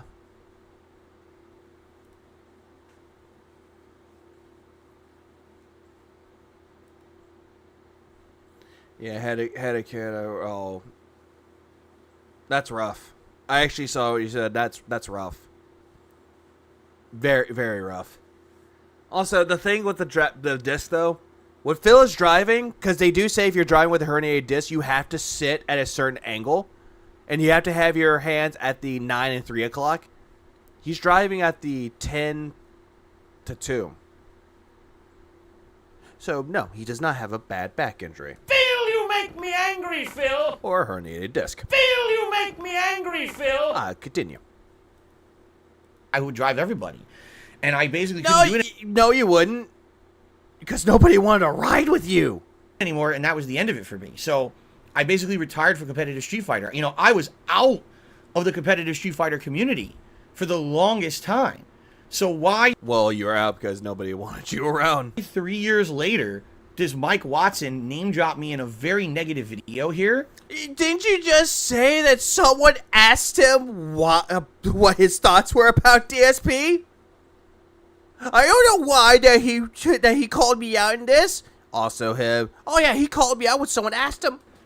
Well, I was just as curious as you guys. Oh, no, you're not. And I actually got my answer. All right? You got your answer in the form of a Frederick Knudsen video. I got a private message back when private messages still existed on YouTube. Yeah, back when those existed. From Mike Watson. It was about a week after this had taken place, this video. Because when this took place, all of a sudden people started messaging me online. And they were like, Phil, did you hear what Mike Watson said about you? Why would he say that all these years later? Did you do you guys still have beef? And I always responded, no, I don't have beef with Mike Watson anymore. Now, I didn't tell this full story at that time. Yeah, because it's too stupid to believe. But I basically said, no, to my knowledge, there's no beef. I don't know why he would be slamming me. And I kind of left it at that. I said, maybe there's still sour grapes because I beat him in tournaments back in the day. I don't know. No, it's because of the shit that you pulled. That's exactly what it is, Phil. All the shit that you pulled, all the shit that you ever did. People can still remember it, Phil. And I always left it at that, all right? So Mike Watson. Also, yeah, I saw what he did with his mouth. Phil, you make me angry, Phil! Private messages me on YouTube. And he says, I just want to contact you and let you know I apologize for what I said at that tournament. I got caught up in the whole YouTube thing. And, basically, he wants me to know that there's no beef between. He literally said this in the DM. He's like, there's no beef between us. The only reason why he's bringing this up now is because there's nothing to back it up, unless there is a way to back it up, maybe the Wayback Machine. But again, there's no message. He's just making himself look like the victim and the victor in the end. You know, everything's fine.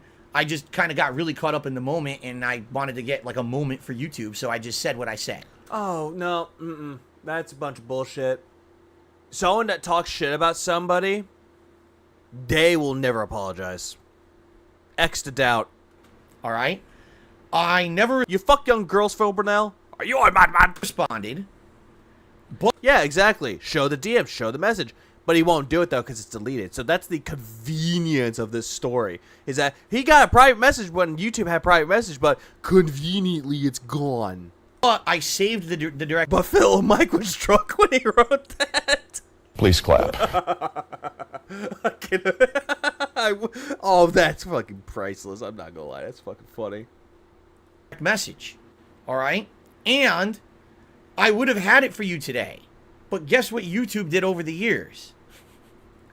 Oh, hey, hang on. Hang on. I had a face. Would have had it for you today. But guess what YouTube did over the years? That face. Like I said, conveniently gone. It conveniently disappeared because YouTube deleted it conveniently. Exactly what it is. No message, no proof. So, source, made it the fuck up. They deleted all the direct messages. In fact, I remember the day I got it, John Rambo had come over. John Rambo was my former friend who I used to do co-op gameplay with once a week back in the day. He also was a competitive Street Fighter player like me at one point. He came over. Yeah, but he probably got burnt out by it. And he said, I showed it to him. And he said to me, in his wisdom, you know, you should really save that. Either do a screen capture or do something. Save it, because one day you might want to reference it again if anything ever happens between you and Mike Watson. Yeah, why didn't you do that then? And I was like, you know, I have absolutely no intention of being competitive in Street Fighter again. When am I ever going to need to bring this up again? If someone keeps asking you about it, then yes, bring it up. But no, he was so fucking arrogant. It's like, no, I'm not going back to it. I don't need to save it. And all of a sudden, hey guys, I'm going to tell you a stupid fucking story about how I almost got my ass kicked by Jaha and Mike Watson and told them I was an alcoholic, and they believed me and let me go. Phil, you make me angry, Phil. So much bullshit. Here we are in fucking 2022, and now I'm punching myself in the gut, saying, why didn't I save it? Because no, you needed to get hit in the fucking gut with a bat, not punched. Then again, if you punch yourself in the gut, you put like the little pussy tab, like, oh, it hurts. It hurts my fucking stomach. Would have thought back then YouTube would actually remove. I bet one Goutfoot Rambo never said this. On one hand, I don't believe it, but on the other hand, out of everybody that Phil has interacted with, everyone was smarter but Phil. The entire fucking direct message system from YouTube. I have tons of direct messages from back in the day that are gone for good, and they were interesting interactions. I used to talk to people like SSOHPKC and people. I used to talk to Leanna. Behind the scenes, great conversations. I flirted with my fangirl who was 16 at the time. Gone. Completely for good because you banned. God, forever. To remove the whole system and never had even opportunity to archive it. Oh, God, Phil.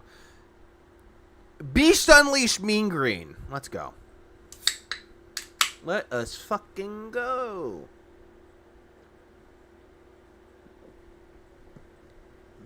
Tastes just like a monster, too. So... Oh my God, I'm drinking gin. It is what it is. That's the full story of my history in competitive Street Fighter. That's not the full story, Phil. Because it's all bits and pieces to make yourself look like the victor and the victim. Literally, this whole segment of the video, sadly, is pretty incorrect. I don't blame Frederick Knudsen. Yes, you do. I blame you. You should have got the story right. Because there is no actual factual basis to corroborate what I'm saying. But then again, nothing you say can corroborate with anything. Nah. There's no evidence, there's no video of that time period. This was a very different time. Today, everything's documented. Right? Well, there's also pictures of you. There's pictures of you in the past. Right? There's nothing from that time period to say. You can completely disbelieve me. I can't say otherwise. I mean, I can't prove the stuff I'm saying because there's nothing. Oh, trust me. I disbelieve it and I discredit you. Because due to the fact that there's nothing to back up this evidence. You said that Mike Watson sent you a message. You don't have it. YouTube conveniently deleted it. Oh, I just told Mike Watson I was an alcoholic. Put my hands behind my back. Got on my knees and begged for my life as Raven's Dolphin walked around and just said, Emotional damage. Fuck! I thought it was Raven singing that he's a bitch, but fuck me. No one documented anything back in the day. So you yes, some people actually documented things, Phil. You know, websites existed. Fuck, you had a website, for God's sake. Saying that your mom was a whore. Don't really know the truth. All I can tell you is what I can tell you. That is my perspective. That's what happened. Okay, if this was your perspective, you would not say, and that's what happened. You think that this is like a fucking silver screen movie. That you could just say, and that's what happened. Just cross the arms. Believe it or don't want to. Am I free to go, officer? And Officer Sanders looks at her with complete disgust. Just... Bye. If you think I would lie about admitting to being an alcoholic and a troll... Yes, you do! You lie about being a former alcoholic your entire goddamn life! You do! The truth is, you lie about everything. And an asshole back then, I mean... You're still an asshole now! Go right ahead, but that's the truth of the matter. Yeah, emotional damage. Classic Raven's Dolphin. Please clap. He will probably say it, but oh, god damn it. At least as far as I can tell, alright? As far as you can tell. As far as your fucked up brain could tell you. Or the lies that you tell. That sounds ever so convenient to you. That's the issue with you, Philium. Is that you bring this up as a form of convenience. Phil, you make me angry, Phil. And hang on, give me 1 second. I will be right back. Bear with me 1 second. This will probably take me about probably a minute, but I'll be back. Bear with me. Ah! Oh my god, look at this. Ah!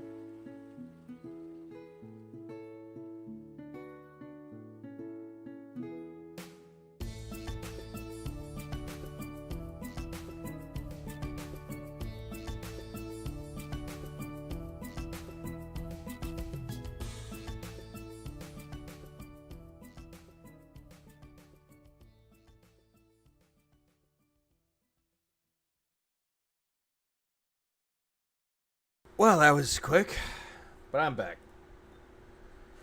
Oh yeah, we needed Stardew Valley for that. It was actually quite needed. Anyways, let us proceed forward a little tiny bit more. It's tropical. What I need to do is get some like fall jams because it is September after all. So let's end the Street Fighter segment because I believe he's about to move on and talk about the rest of the stuff. With his controversy fading, he too faded from the competitive scene. That is true. And one final thing I actually want to say as we're moving on. Oh, great. Yeah, you were controversial in the Street Fighter community. Yeah, or the fighting game community. We already know this.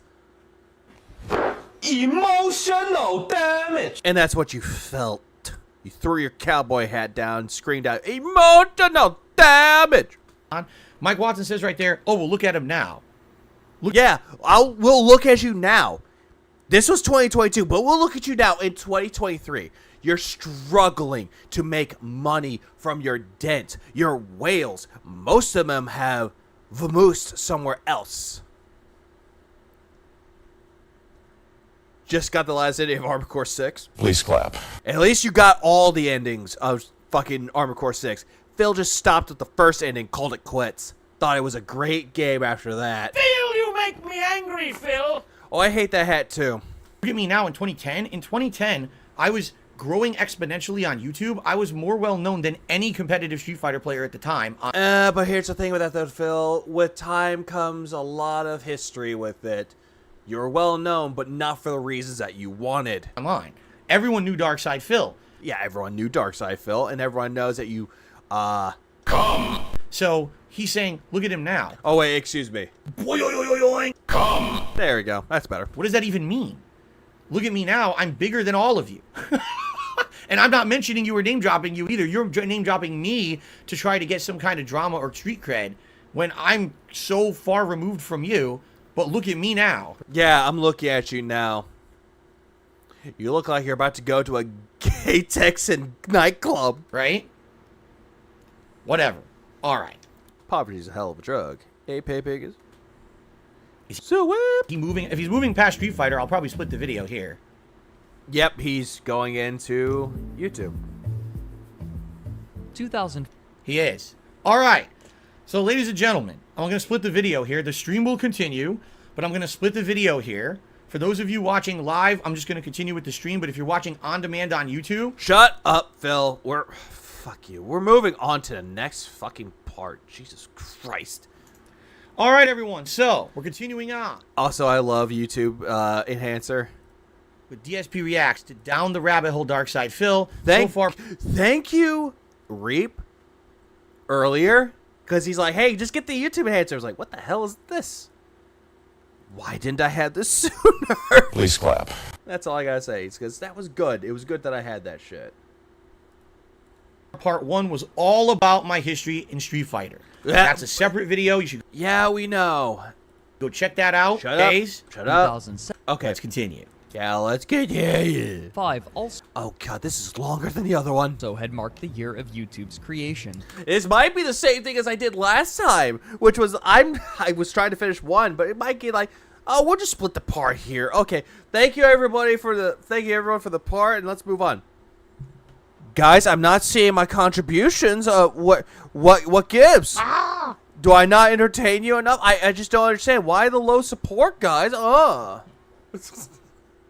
Like dumb shit like that, man. That's all that it is.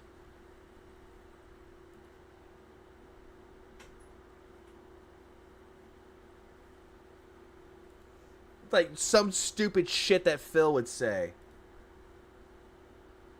Because yes, Phil is stupid.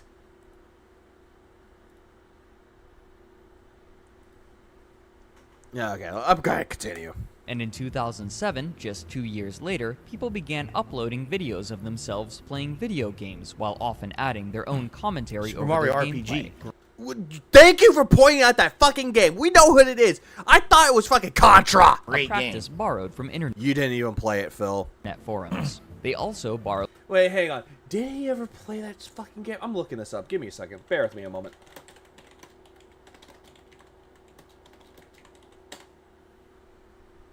Oh. He did. 4 years ago. It took him 15 parts, but at least it took me less. Or it took me longer, but it was like back to the time where YouTube's videos were kind of eh. Oh, God. I am not looking forward to him playing Mario RPG Remake. I am not. The name, Let's Plays. Discovering this medium, Philip began posting his own videos onto YouTube by pointing a video camera at his television screen. Yep, those were the days. Then uploading the files onto YouTube on a channel under his Oh, he is? I had no idea. I thought Mike Watson kind of dropped off the face of the earth, but at least he's still around. typical pseudonym, Darkside Phil, in all undercase. True and false. Half. What? True, half false. I'm sorry, I pulled a Phil here. What? Yes, I started recording with the video camera. Yes. I pointed at the TV. It was I called it a very guerrilla style of content creation because I knew it didn't look good. Phil, I'm gonna tell you this for a record. This was like back before, like some cases, back before capture cards were a thing. Before Dazzle was a thing. I'm gonna look this up. Hold on. When did Dazzle... Like, shit, I hate when it does that. When did Dazzle release the first capture card?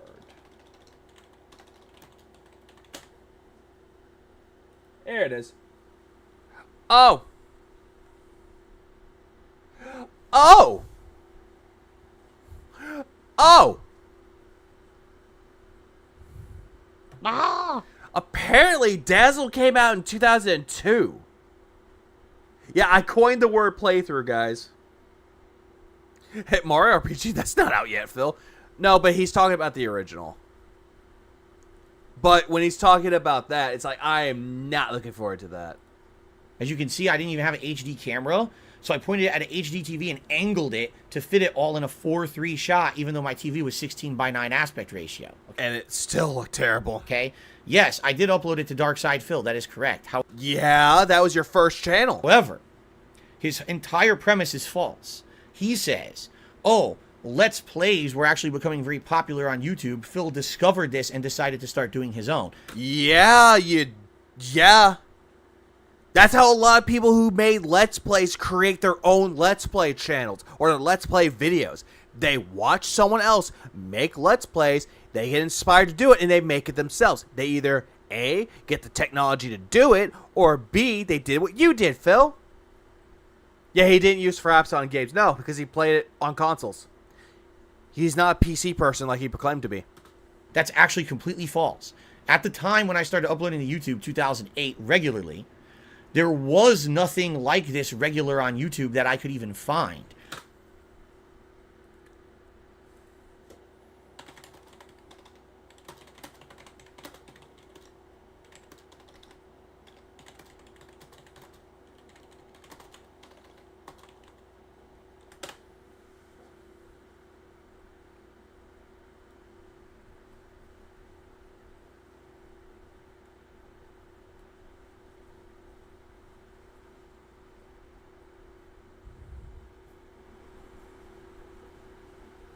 Uh-huh. When I was playing a certain game, I've mentioned this over the years. I was playing a game called Lost Odyssey. It was an RPG, JRPG, very challenging one. And I was looking... Uh-huh, sure. But when was... Hold on. When was Lost Odyssey? Was that 2007? Yeah, it was 2007, but he probably played it later. Looking for insight on how to beat a certain part. All I could find was... Also, big ups to Slow Beef, a.k.a. Retsupre. Please clap. Walk through videos with no commentary on them whatsoever. I couldn't find anyone who was playing the game and commenting on how to win. There was a certain super boss fight I wanted to win, and I couldn't figure out how to do it. And the video was showing someone do it, and it took like 45 minutes, and it wasn't the party build that I had, so I was like, I can't do it this way. Oh, perish the thought. Other people play the game their own way? What? And they weren't commentating, so there was nothing to add to it to make you understand the fight. It was very confusing. All right? At the time, I wasn't watching you. Okay, for Temo, Slow Beef was a creator that made the first Let's Play. And I can look up that history for you really quick. Bear with me 1 second. He played what... I forgot what the game was called. But the way that he described it, how Slow Beef discovered it, was he was playing a video game and commentating over it. Best way he described it was, imagine this is like a DVD commentary, but instead of a movie, it's a video game.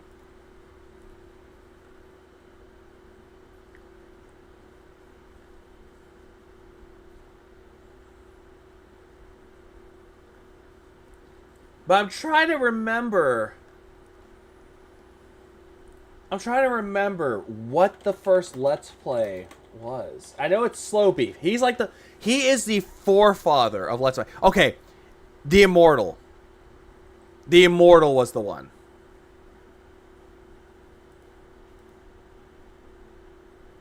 Yeah, I saw the search. Okay. Yeah, it's at the speed of sound snorting. Ah! Yeah, they used to be written down before YouTube, aka Something Awful. You had other people on there that made YouTube content. Yeah, Proteus, well, slowly Proteus, Chip Cheesem, Proton John, Diabetes, Psychotic Eyeball. There were many other people that made Let's Play content. But then later on, when it became on YouTube, then you got people like Chunka Conroy, Nintendo Capri Sun. You had many other people. What was it? HC Bailey, Quadraxis, the 15. You had a lot of people that were on that were doing Let's Plays. Way before Phil ever did Let's Plays. YouTube content at all. So on a whim one day, after having injured my back, knowing that I was done in competitive Street Fighter, I was trying to get back in the years of... Yeah, keep in mind, Phil said that I could find. We all know he's really bad at fucking finding things. Yeah, agreed. He absolutely agreed. Please clap. He sucks at finding things. He's trying to find things that he wants, but he'll never get it. At all. That's actually all that I got. This is all I got for that part of the video where it's like talking about Let's Plays. That's just all I got for it. Late 2000. Didn't you have to be invited on Something Awful to post? Don't remember, because honestly, by the time that I started doing YouTube videos, I had no idea what Something Awful was. I knew who Proton John was, but I didn't know anything about Something Awful. That's what it looked like. It was like an invitation, I believe. That's the only thing I do remember, but I don't remember much of Something Awful. Yeah, Slow Beef is still on Twitch. Same as Diabetes, but he doesn't do much. And then most of 2008, I was trying to get back into being a gamer again. Instead of being all about competitive Street Fighter, which now I consider to be my past. No, it's still your present due to the fact when Street Fighter 6 first came around, you played it competitively.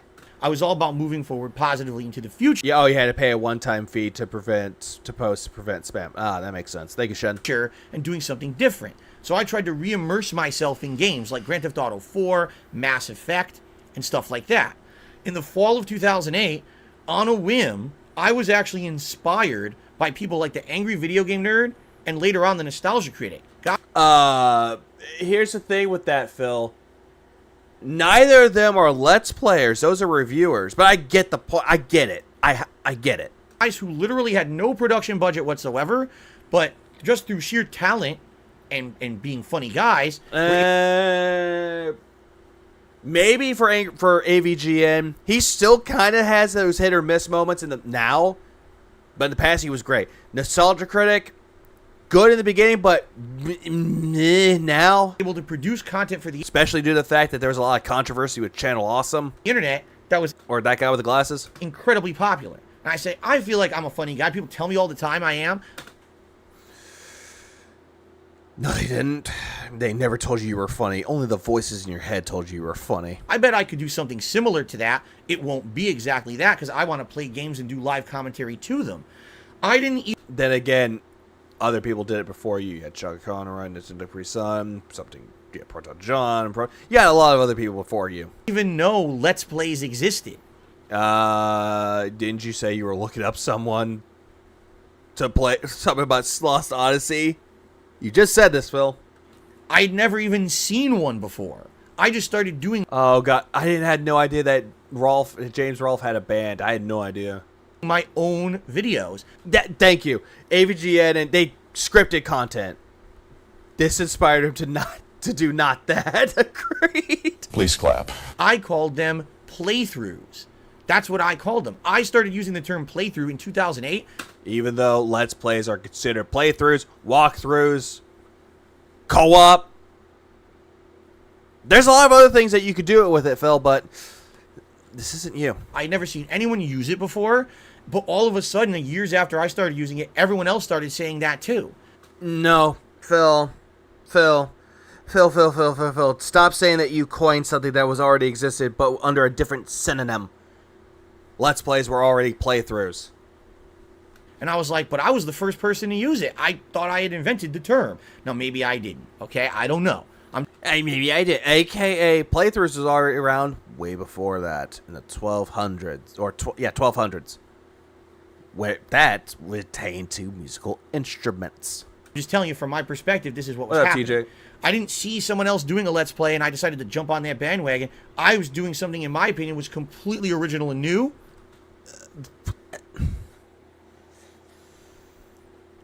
But it's not original and new, because it was already a thing. And the rest is history. Here we go. And the rest is history. Phil, you make me angry, Phil. Alright. Obviously, he's a pretty bad driver, but apparently they're all drunk. My god, early Phil. 2008 Phil definitely sounds like he would have been on the chopping block for Retsupre. And for those that don't know what Retsupre is, it was a collaborative of effort with roast beef. It was with Slow Beef, Diabetes, and Proteus. All three of them got together and they riffed on video games. It was like Mystery Science Theater, but with video games, and they would tear any person that made a Let's Play apart. It was harsh, but it was funny. Yeah, he was the first one to jack off on stream. But then later on, there are other people that got caught having sex on a stream, but yet they got banned, but for a little bit. Side note, during this time, there were 2 acceptable practices for recording gameplay footage for a Let's Play.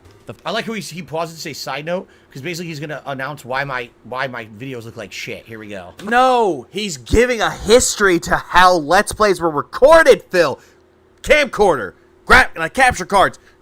Most people went to the capture card. First was to use what's called a capture card. Yeah, but some of them don't look like that. That's for internal capture card, but the other one, like the Dazzle, that was an external capture card. That's what everyone else used. The Let's Play sub forum was awesome. It was something awful. Thank God you know about it, Steve. Please clap. Device that allows video and audio to be recorded directly. I think Steve also knows who Retsupre is. I hope you do, Steve. Onto a computer from a video game and I hope everyone else knows what Retsupre is, but if you don't, I now told y'all. Console. A similar process could be done with a camcorder. The second was to simply point a camera at the screen and use the built-in microphone to capture voice and gameplay. Of these options, the former was far preferable, but viewing choices at the time were limited, and so some Let's Players used the latter method and found some success. Here's the thing with that, though, and Phil's gonna say something stupid with it, but I can give a best reason why. Due to the fact that capture cards were kind of expensive. Kinda, at the time. But then later on, you had things like the Dazzle, the Hodgepodge, which later on people started using Elgato and Avermedia. There's a lot of capture cards out there, but the best one to use, in my opinion, Elgato. You cannot go wrong with an Elgato. But Phil does not have that because he doesn't play on Windows. He plays on Windows 8.1. Phil, you make me angry, Phil. It was the reason it wasn't widespread back then is because it was expensive to do to get a good capture card that would work with multiple consoles. Again, Phil, there was also external ones. The Dazzle, whenever I got it, was like less than $100, and honestly, that was shitty. It was very shitty. and you Elgato needed a really good PC to handle the processing of doing it. It sounds stupid because you're like, I'm playing NES and I need a good PC. No. Here's another way that Frederick Knudsen forgot to mention. There's also capture software, like OBS. OBS can do that. Or Fraps, Hypercam. There are other things out there that you can record emulators off of it. That was the other method that Frederick Knudsen did not mention. But people preferred either the capture card, or they heavily preferred the fucking, like, capture software. That's all they use. Like I said, Handycam and Fraps was the other one. And yeah, Fraps, and Hypercam 2. And there was others. Bandicam. That was the other. Yeah, unregistered Hypercam 2. Thank you. Please clap. That was the other one. My Elgato was $150. Yeah, Elgatos are pretty pricey, but they're good. They're best quality. Yeah, back then you Oh, thank God Steve knows Red Spray. Please clap. actually did. So it was easier to just play any game, point a camera, and just fuck around. But it's not the best quality, though. It really is not. But surprisingly, and I'll give Phil some credit, he actually did okay with it. Like, the quality, like, visually, it wasn't the best, but it wasn't that bad either, and the sound wasn't all that bad. That's the only credit that I'll give him in some cases. I wasn't taking it seriously. For me, this was just a silly hobby to do. Well, then again, that's how everyone did Let's Plays, but some people got lucky, and that became their career. I'm enjoying games. I'll just film a few videos, toss them on the internet. I never intended that they would get popular. I didn't think anyone would watch them. But, man, did it turn out different. That's for sure. Okay. Oh, yeah, it definitely turned out different, Phil. Now, people don't even know who the fuck you are anymore. Philip originally began creating videos for Spider-Man fun, Web of but he Shadows, found I think. inordinate popularity. Though he was I love how Phil remembers the game. admittedly terrible at many of the games he played, Yes. he often would play this off in a way that his viewers enjoyed. Very debatable, Frederick. Off-color humor and a cocky personality. And some people liked it, some people hated it. These viewers would often cite his authentic reactions as a reason for enjoying his content. Many others, however, considered his laugh grating and his humor obscene and dull. Oh, abso-fucking-lutely! I'm on that fucking ship! Among other things. So, let's hear the clip. Oh, come on.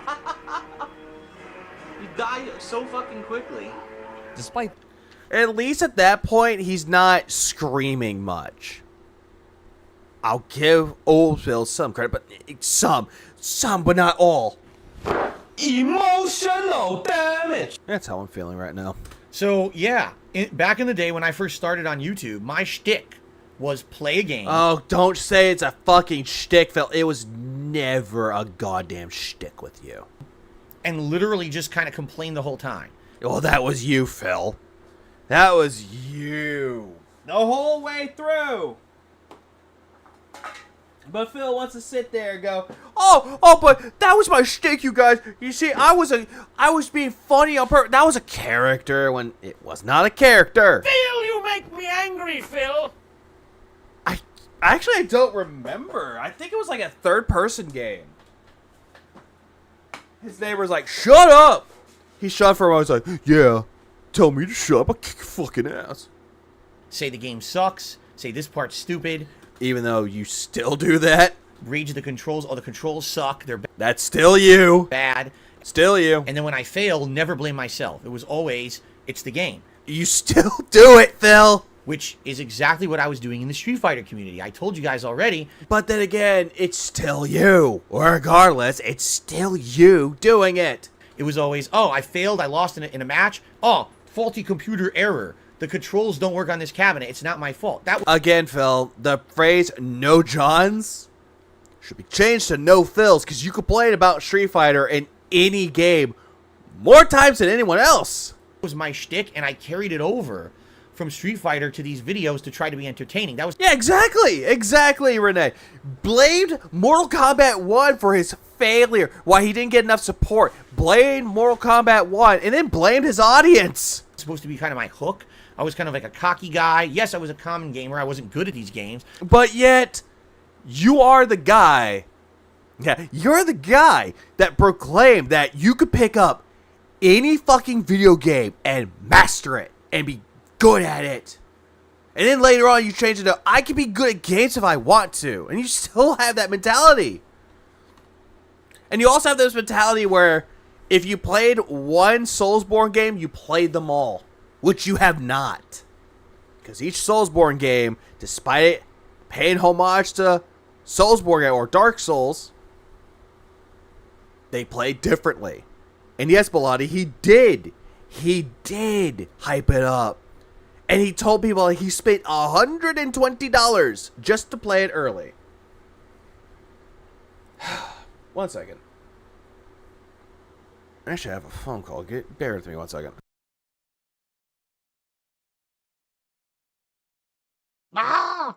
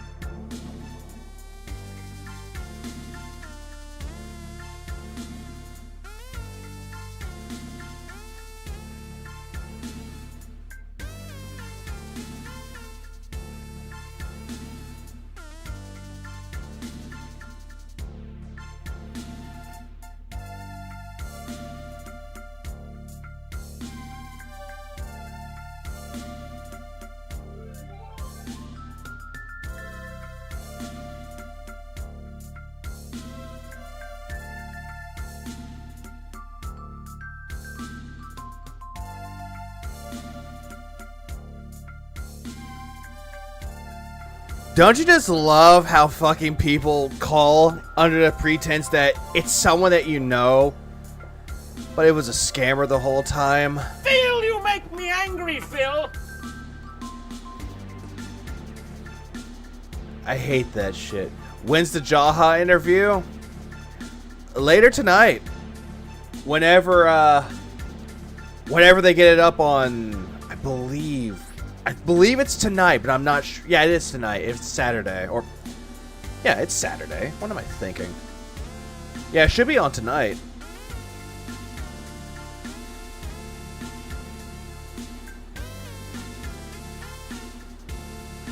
And I know that tomorrow, that being said, is going to do something special. I don't know what they're going to do special. But they always do. Please clap. They pull something off. Anyways, let's get this show on the road. I actually want to eat a peach, actually. They sound good. But I was cocky and always infallible, and it was funny to watch me fail and laugh at my reaction. That was Phil, but no one was laughing. Only you. What I was going for back then. Some of his videos would receive tens of thousands of views, a very high number especially during that time, and he would regularly appear on the front page of YouTube with footage of new games. That's why. That's the reason why he got that attention. Because if it's a brand new fucking video game that nobody has, he was the guy out there spreading out the fucking footage of the new hot releases. That was him.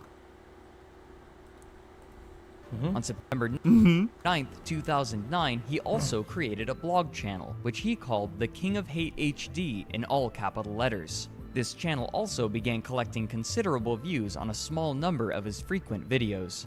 Philip's pattern for video production was mostly consistent. He would play games in blocks of several hours, recording his playing session by placing a camera on a coffee table near the screen. Once he was finished. Or when I still lived with my parents, it was on a tripod in front of me, between me and the screen, blocking half the screen. So I'm trying to play a game and I can't even see because the camera's in the way. And it was a tiny, sweaty, closet-sized bedroom that would heat up and be so stuffy because I had all this electronic equipment in there. I'm so glad that I got out of there within about a year of making content. I moved out and got a condo that was much better. Playing How would it be stuffy and hot? Was it because you were sweating the whole goddamn time? Oh, this game's kicking my ass, huh? Phil, you make me angry, Phil! He would chop up the videos into approximately 10-minute segments and upload each of those segments onto his gaming channel individually.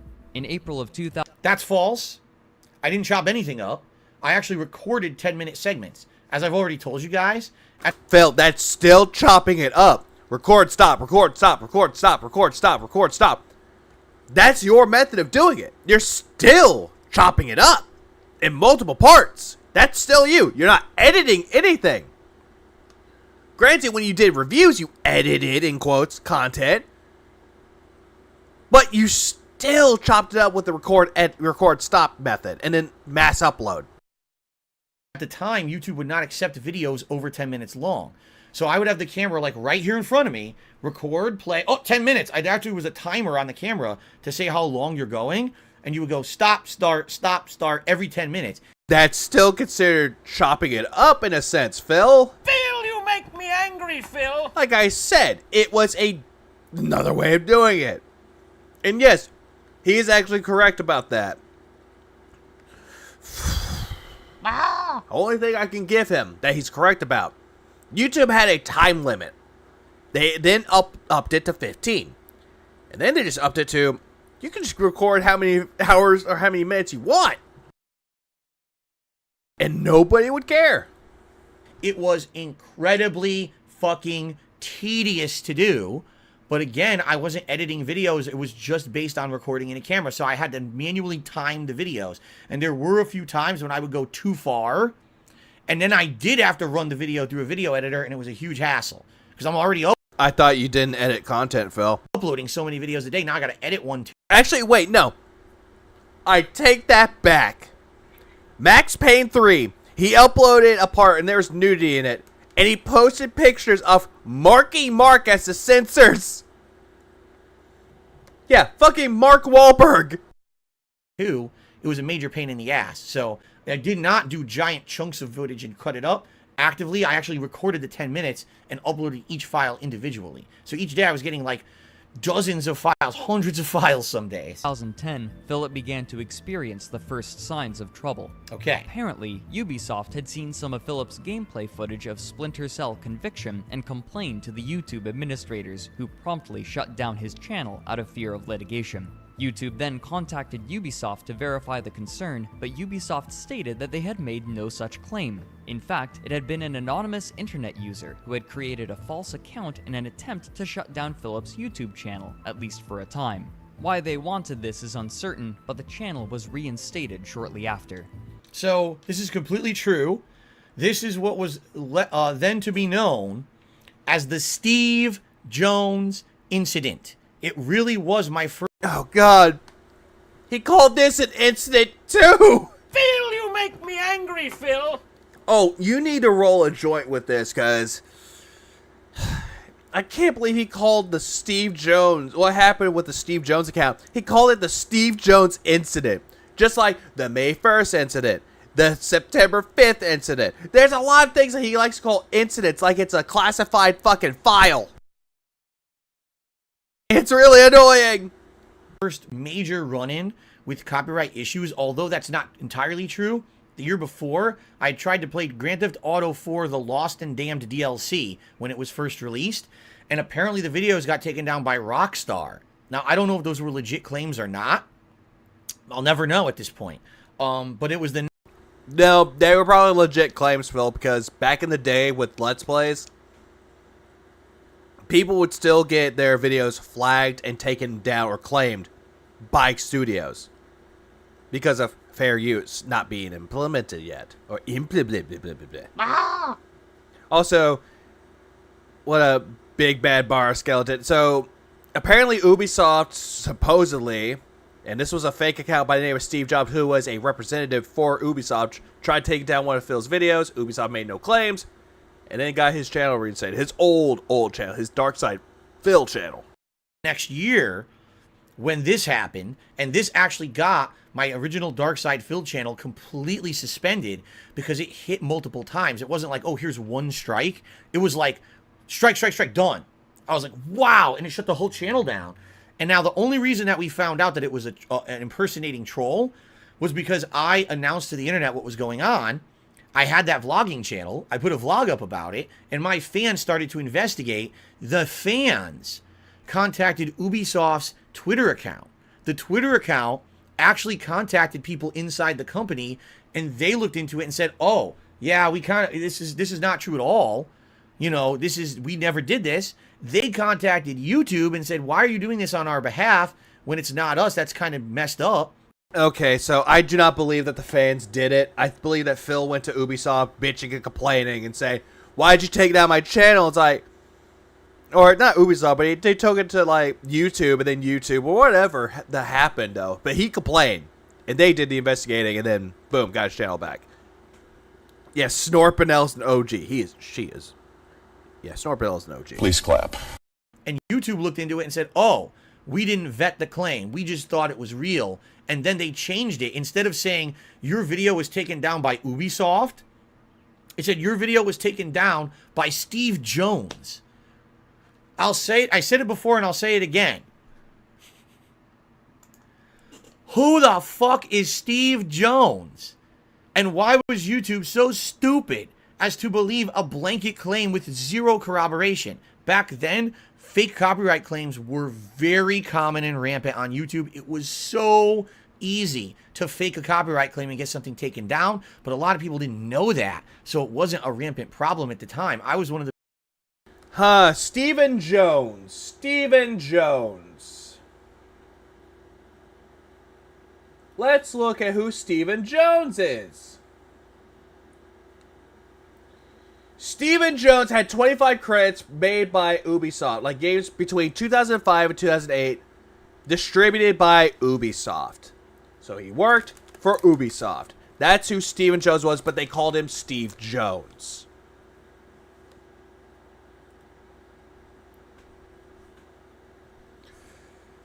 At least I told people who Steve Jones was. People who was first starting to see these issues, okay? So yeah, Darkside Phil got taken down because of this, and now he's going to talk about what happened as a result. As time went on, Philip uploaded more and more videos until he was reliably uploading over a dozen videos a day. Near the end of that year, he was laid off from his job, and so he established a... What up, J-Danks? And yeah, we're going over the rabbit hole where he's like giving his retcons again. Google AdSense account. He already, first of all, skipped a whole part. When that Steve Jones incident happened, I created DSP Gaming. That's the channel I'm on right now, and I've been since. So for 12 years, DSP Gaming has been the major source of my content on YouTube. I basically abandoned the Darkside Phil channel because I was afraid it was never going to come back. Luckily, it actually did come back, but I never really had a use for it after that. Okay? No. This is another retcon that he did. So what happened is that he tried, when he got AdSense, he told people, "Hey, click on my ads. Click on my ads, please, and give me views, give me money. It'll help me a lot." Phil's an idiot. So he did kind of gloss over that. I don't know why. It's kind of important considering DSP Gaming is my channel now, not Darkside Phil, but okay. Anyway, he's about to say some stuff about AdSense that's also completely wrong. So let's go back and restart this. More and more videos until he was reliably uploading over a dozen videos a day. Near the end of that year, he was laid off from his job, and so he established a Google AdSense account to start monetizing his videos. AdSense is the system that Google uses to distribute advertisements and pay content creators for their views and the number of times someone interacts with an ad or the video itself. Along with this, he started a new series on his blog channel in October of that year called DSP Tries It. Oh god, DSP Tries It. Ah! That's terrible. Yeah, didn't he make different channels for each game he played? Yeah, he made one for Street Fighter, I think it was like Red Dead, Final Fantasy 13 even. I forgot how many channels that guy's made. Hang on, I think they have a list of them though. It's sad that Darkside Phil has a wiki page. Let's see, what does he have? Oh, good lord. Red Dead DSP, which was terminated. Darkside Phil, Final Fantasy 13 terminated. King of Hate HD, which was defunct, but later became, what was it? It became DSP Reacts, DSP Street Fighter, which is defunct, Darkside Phil, his original channel, is defunct, KO Gaming, which is inactive, and then DSP Gaming, which is now. So he has 2 channels that are already active.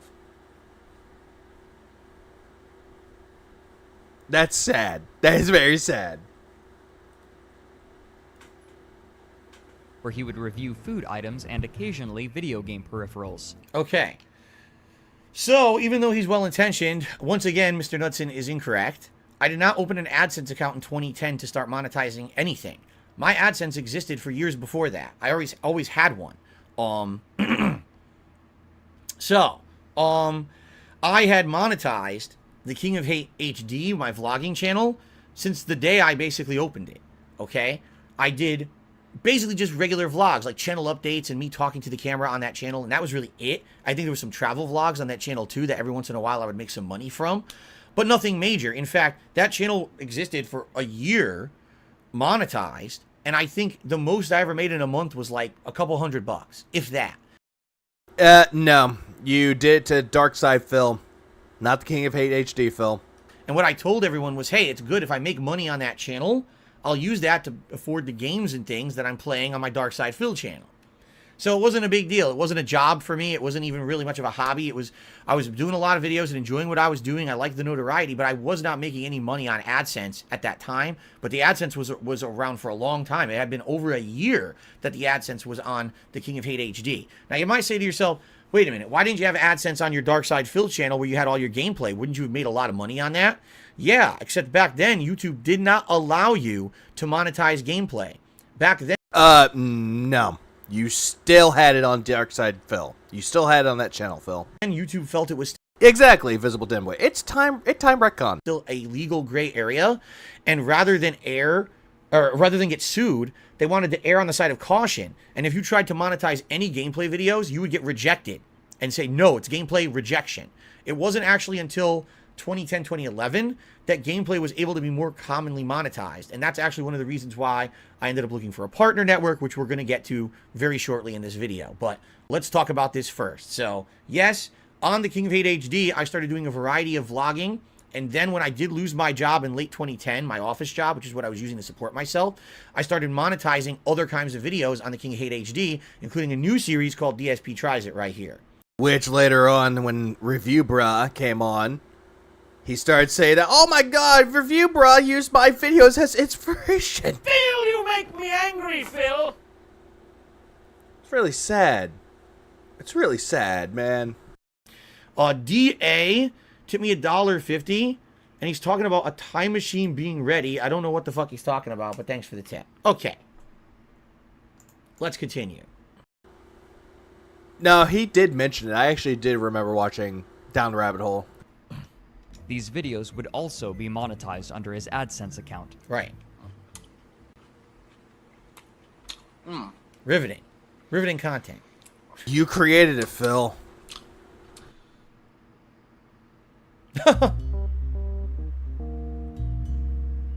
But Philip would not have this revenue stream for long.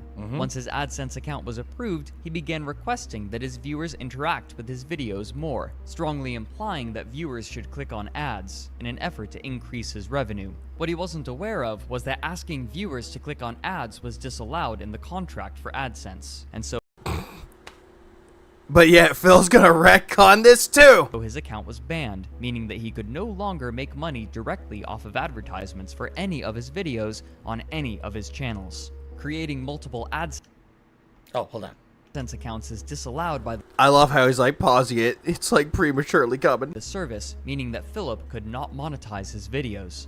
Unemployed and without income from YouTube, Philip began uploading his videos to Blip.tv, a competing video hosting service, and Okay. That is only half-truth. Okay? So, here's what really... Oh god, half-truths. This is just a nugget of truth. happened. Okay? Let's go back a few frames here. Go to this. This is a good place to pause, I think. Okay? So, here's what really happened. It does look like something you see on a serial killer.